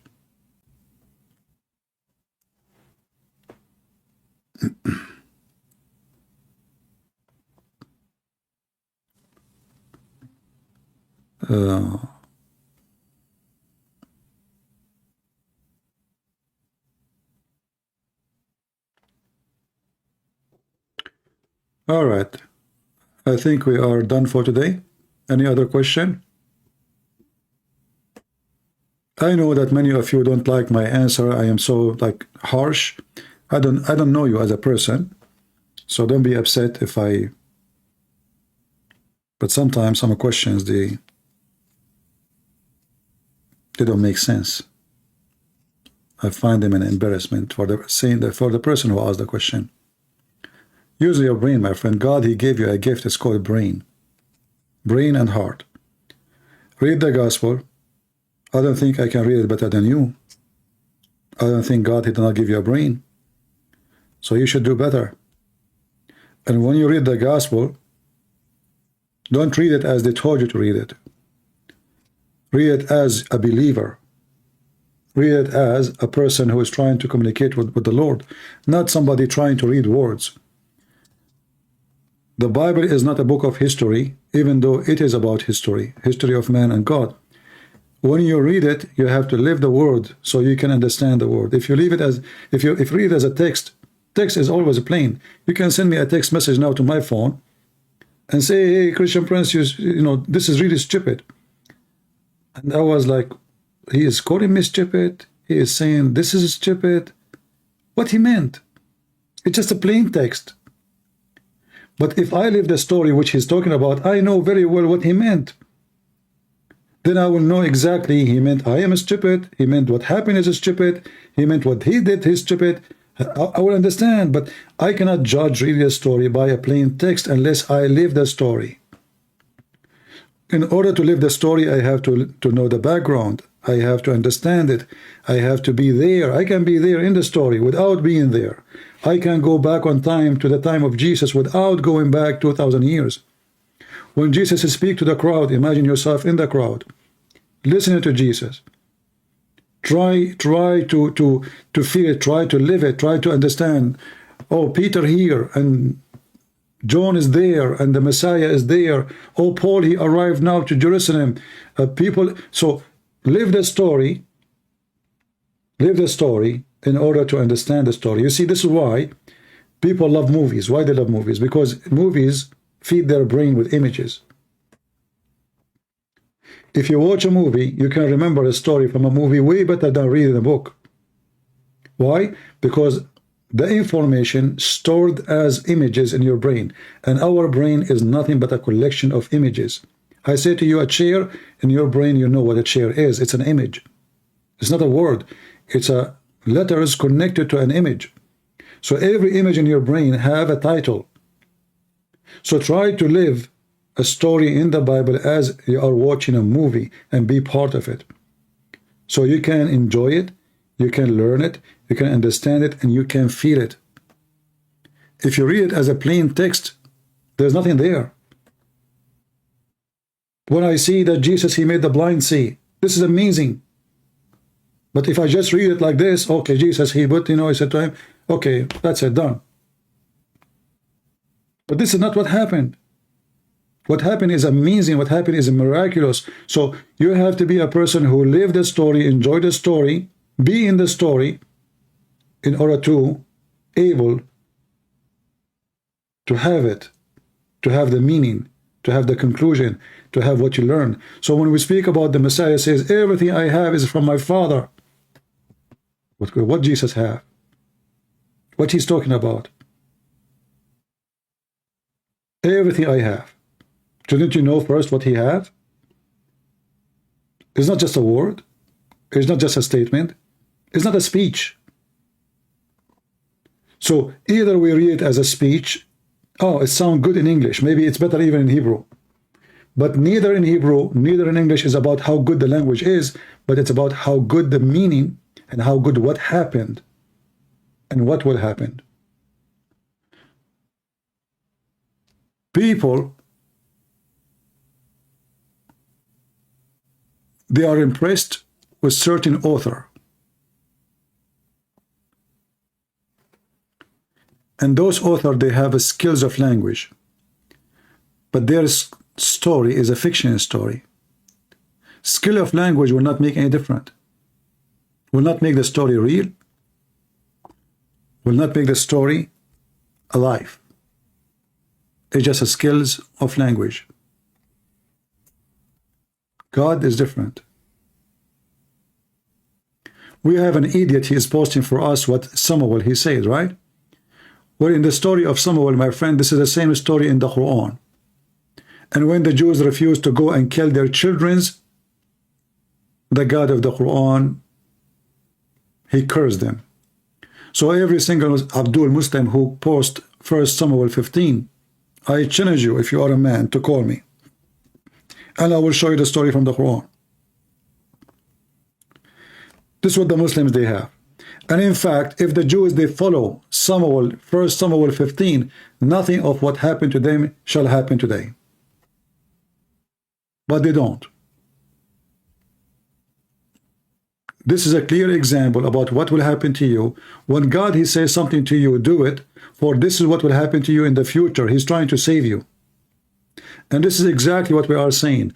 Don't read it as a story. Read it for the purpose. Read it to know what will happen when you disobey God.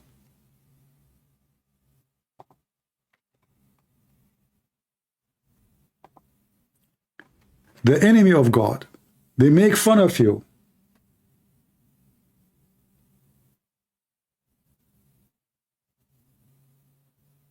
And then you make fun of yourself. And then you became a joke if you don't understand your book.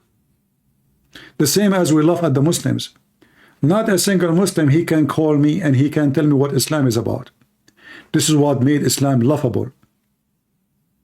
But that can happen to you too as a Christian. If you don't know your book, if you do not know what the meaning, if you do not know what the teaching, then you speak to a disbeliever, he will make fun of you, he will make you feel embarrassed, he will quote for you a verse from the Bible you do not know how to answer because simply you never read it before. You have no idea what he's saying. So arm yourself with knowledge, and then get ready for the fight with the devil and his followers. Like the ones who come here and they give us false posts claiming to be Christians. Muslims Abdul undercover.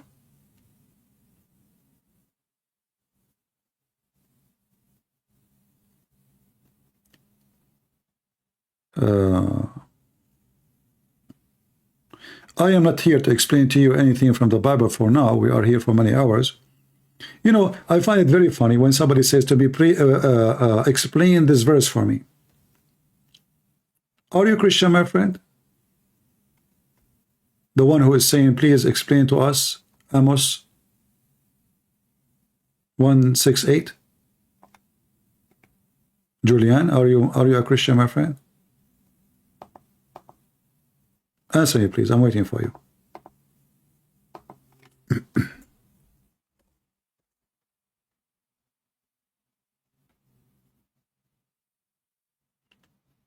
Are you really asking me to explain it to you, or you know the meaning, but you want me to talk about it?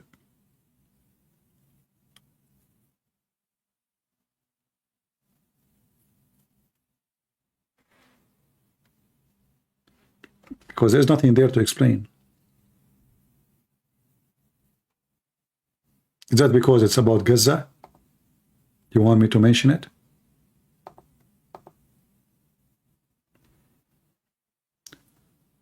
People of Gaza now have nothing to do with people of Gaza at that time. They have nothing to do with them. Those are different people. Those are not the same. If you ask any of those people, they will say to you, they are Arab. They are what? They are Arab. The first time Arabian-speaking peoples came to this territory is more than 800 years after Jesus.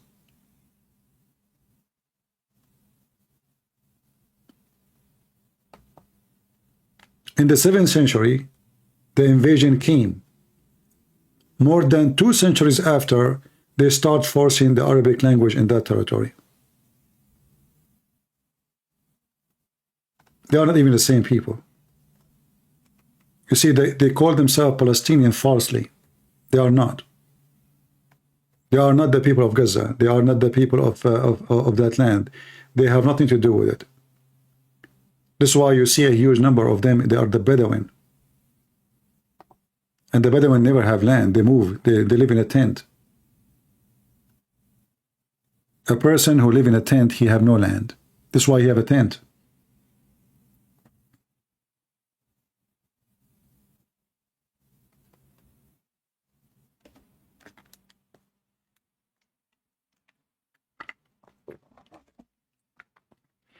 Why he have a tent? Because simply he have no house. All right. I was saying I will leave a while ago, but you guys keep giving me questions. I think it's time to go. I want to say thank you for being here. I will leave my videos for some time. Nothing important today, but if you like to watch it from the beginning or download it, feel free. And as you see in the news, there's nothing to update. The title you see in the video have nothing to do with reality. I just to show you how people laugh at you by making a clickbait, saying to you Marines came and the American came and they are attacking now, all those false, and they put false images in the YouTube, so just to make you click. Any channel, you click on it once and you find it giving you false information, block it, so you next time you will not see the same channel. This is my advice to you. Otherwise, those liars always, they will get more and more viewers. Thank you. God bless you. And until we see you soon again, may the Lord bless you all. And I'm not going to pray for peace. I prefer to pray for war. War against the devil and his followers. War against Hamas, the criminals. We don't want peace unless we bring justice first. Justice have to be accomplished, not fairy tales. We are not dreamers. We know reality. And reality is evil and ugly. To fight the devil, you have to go and war.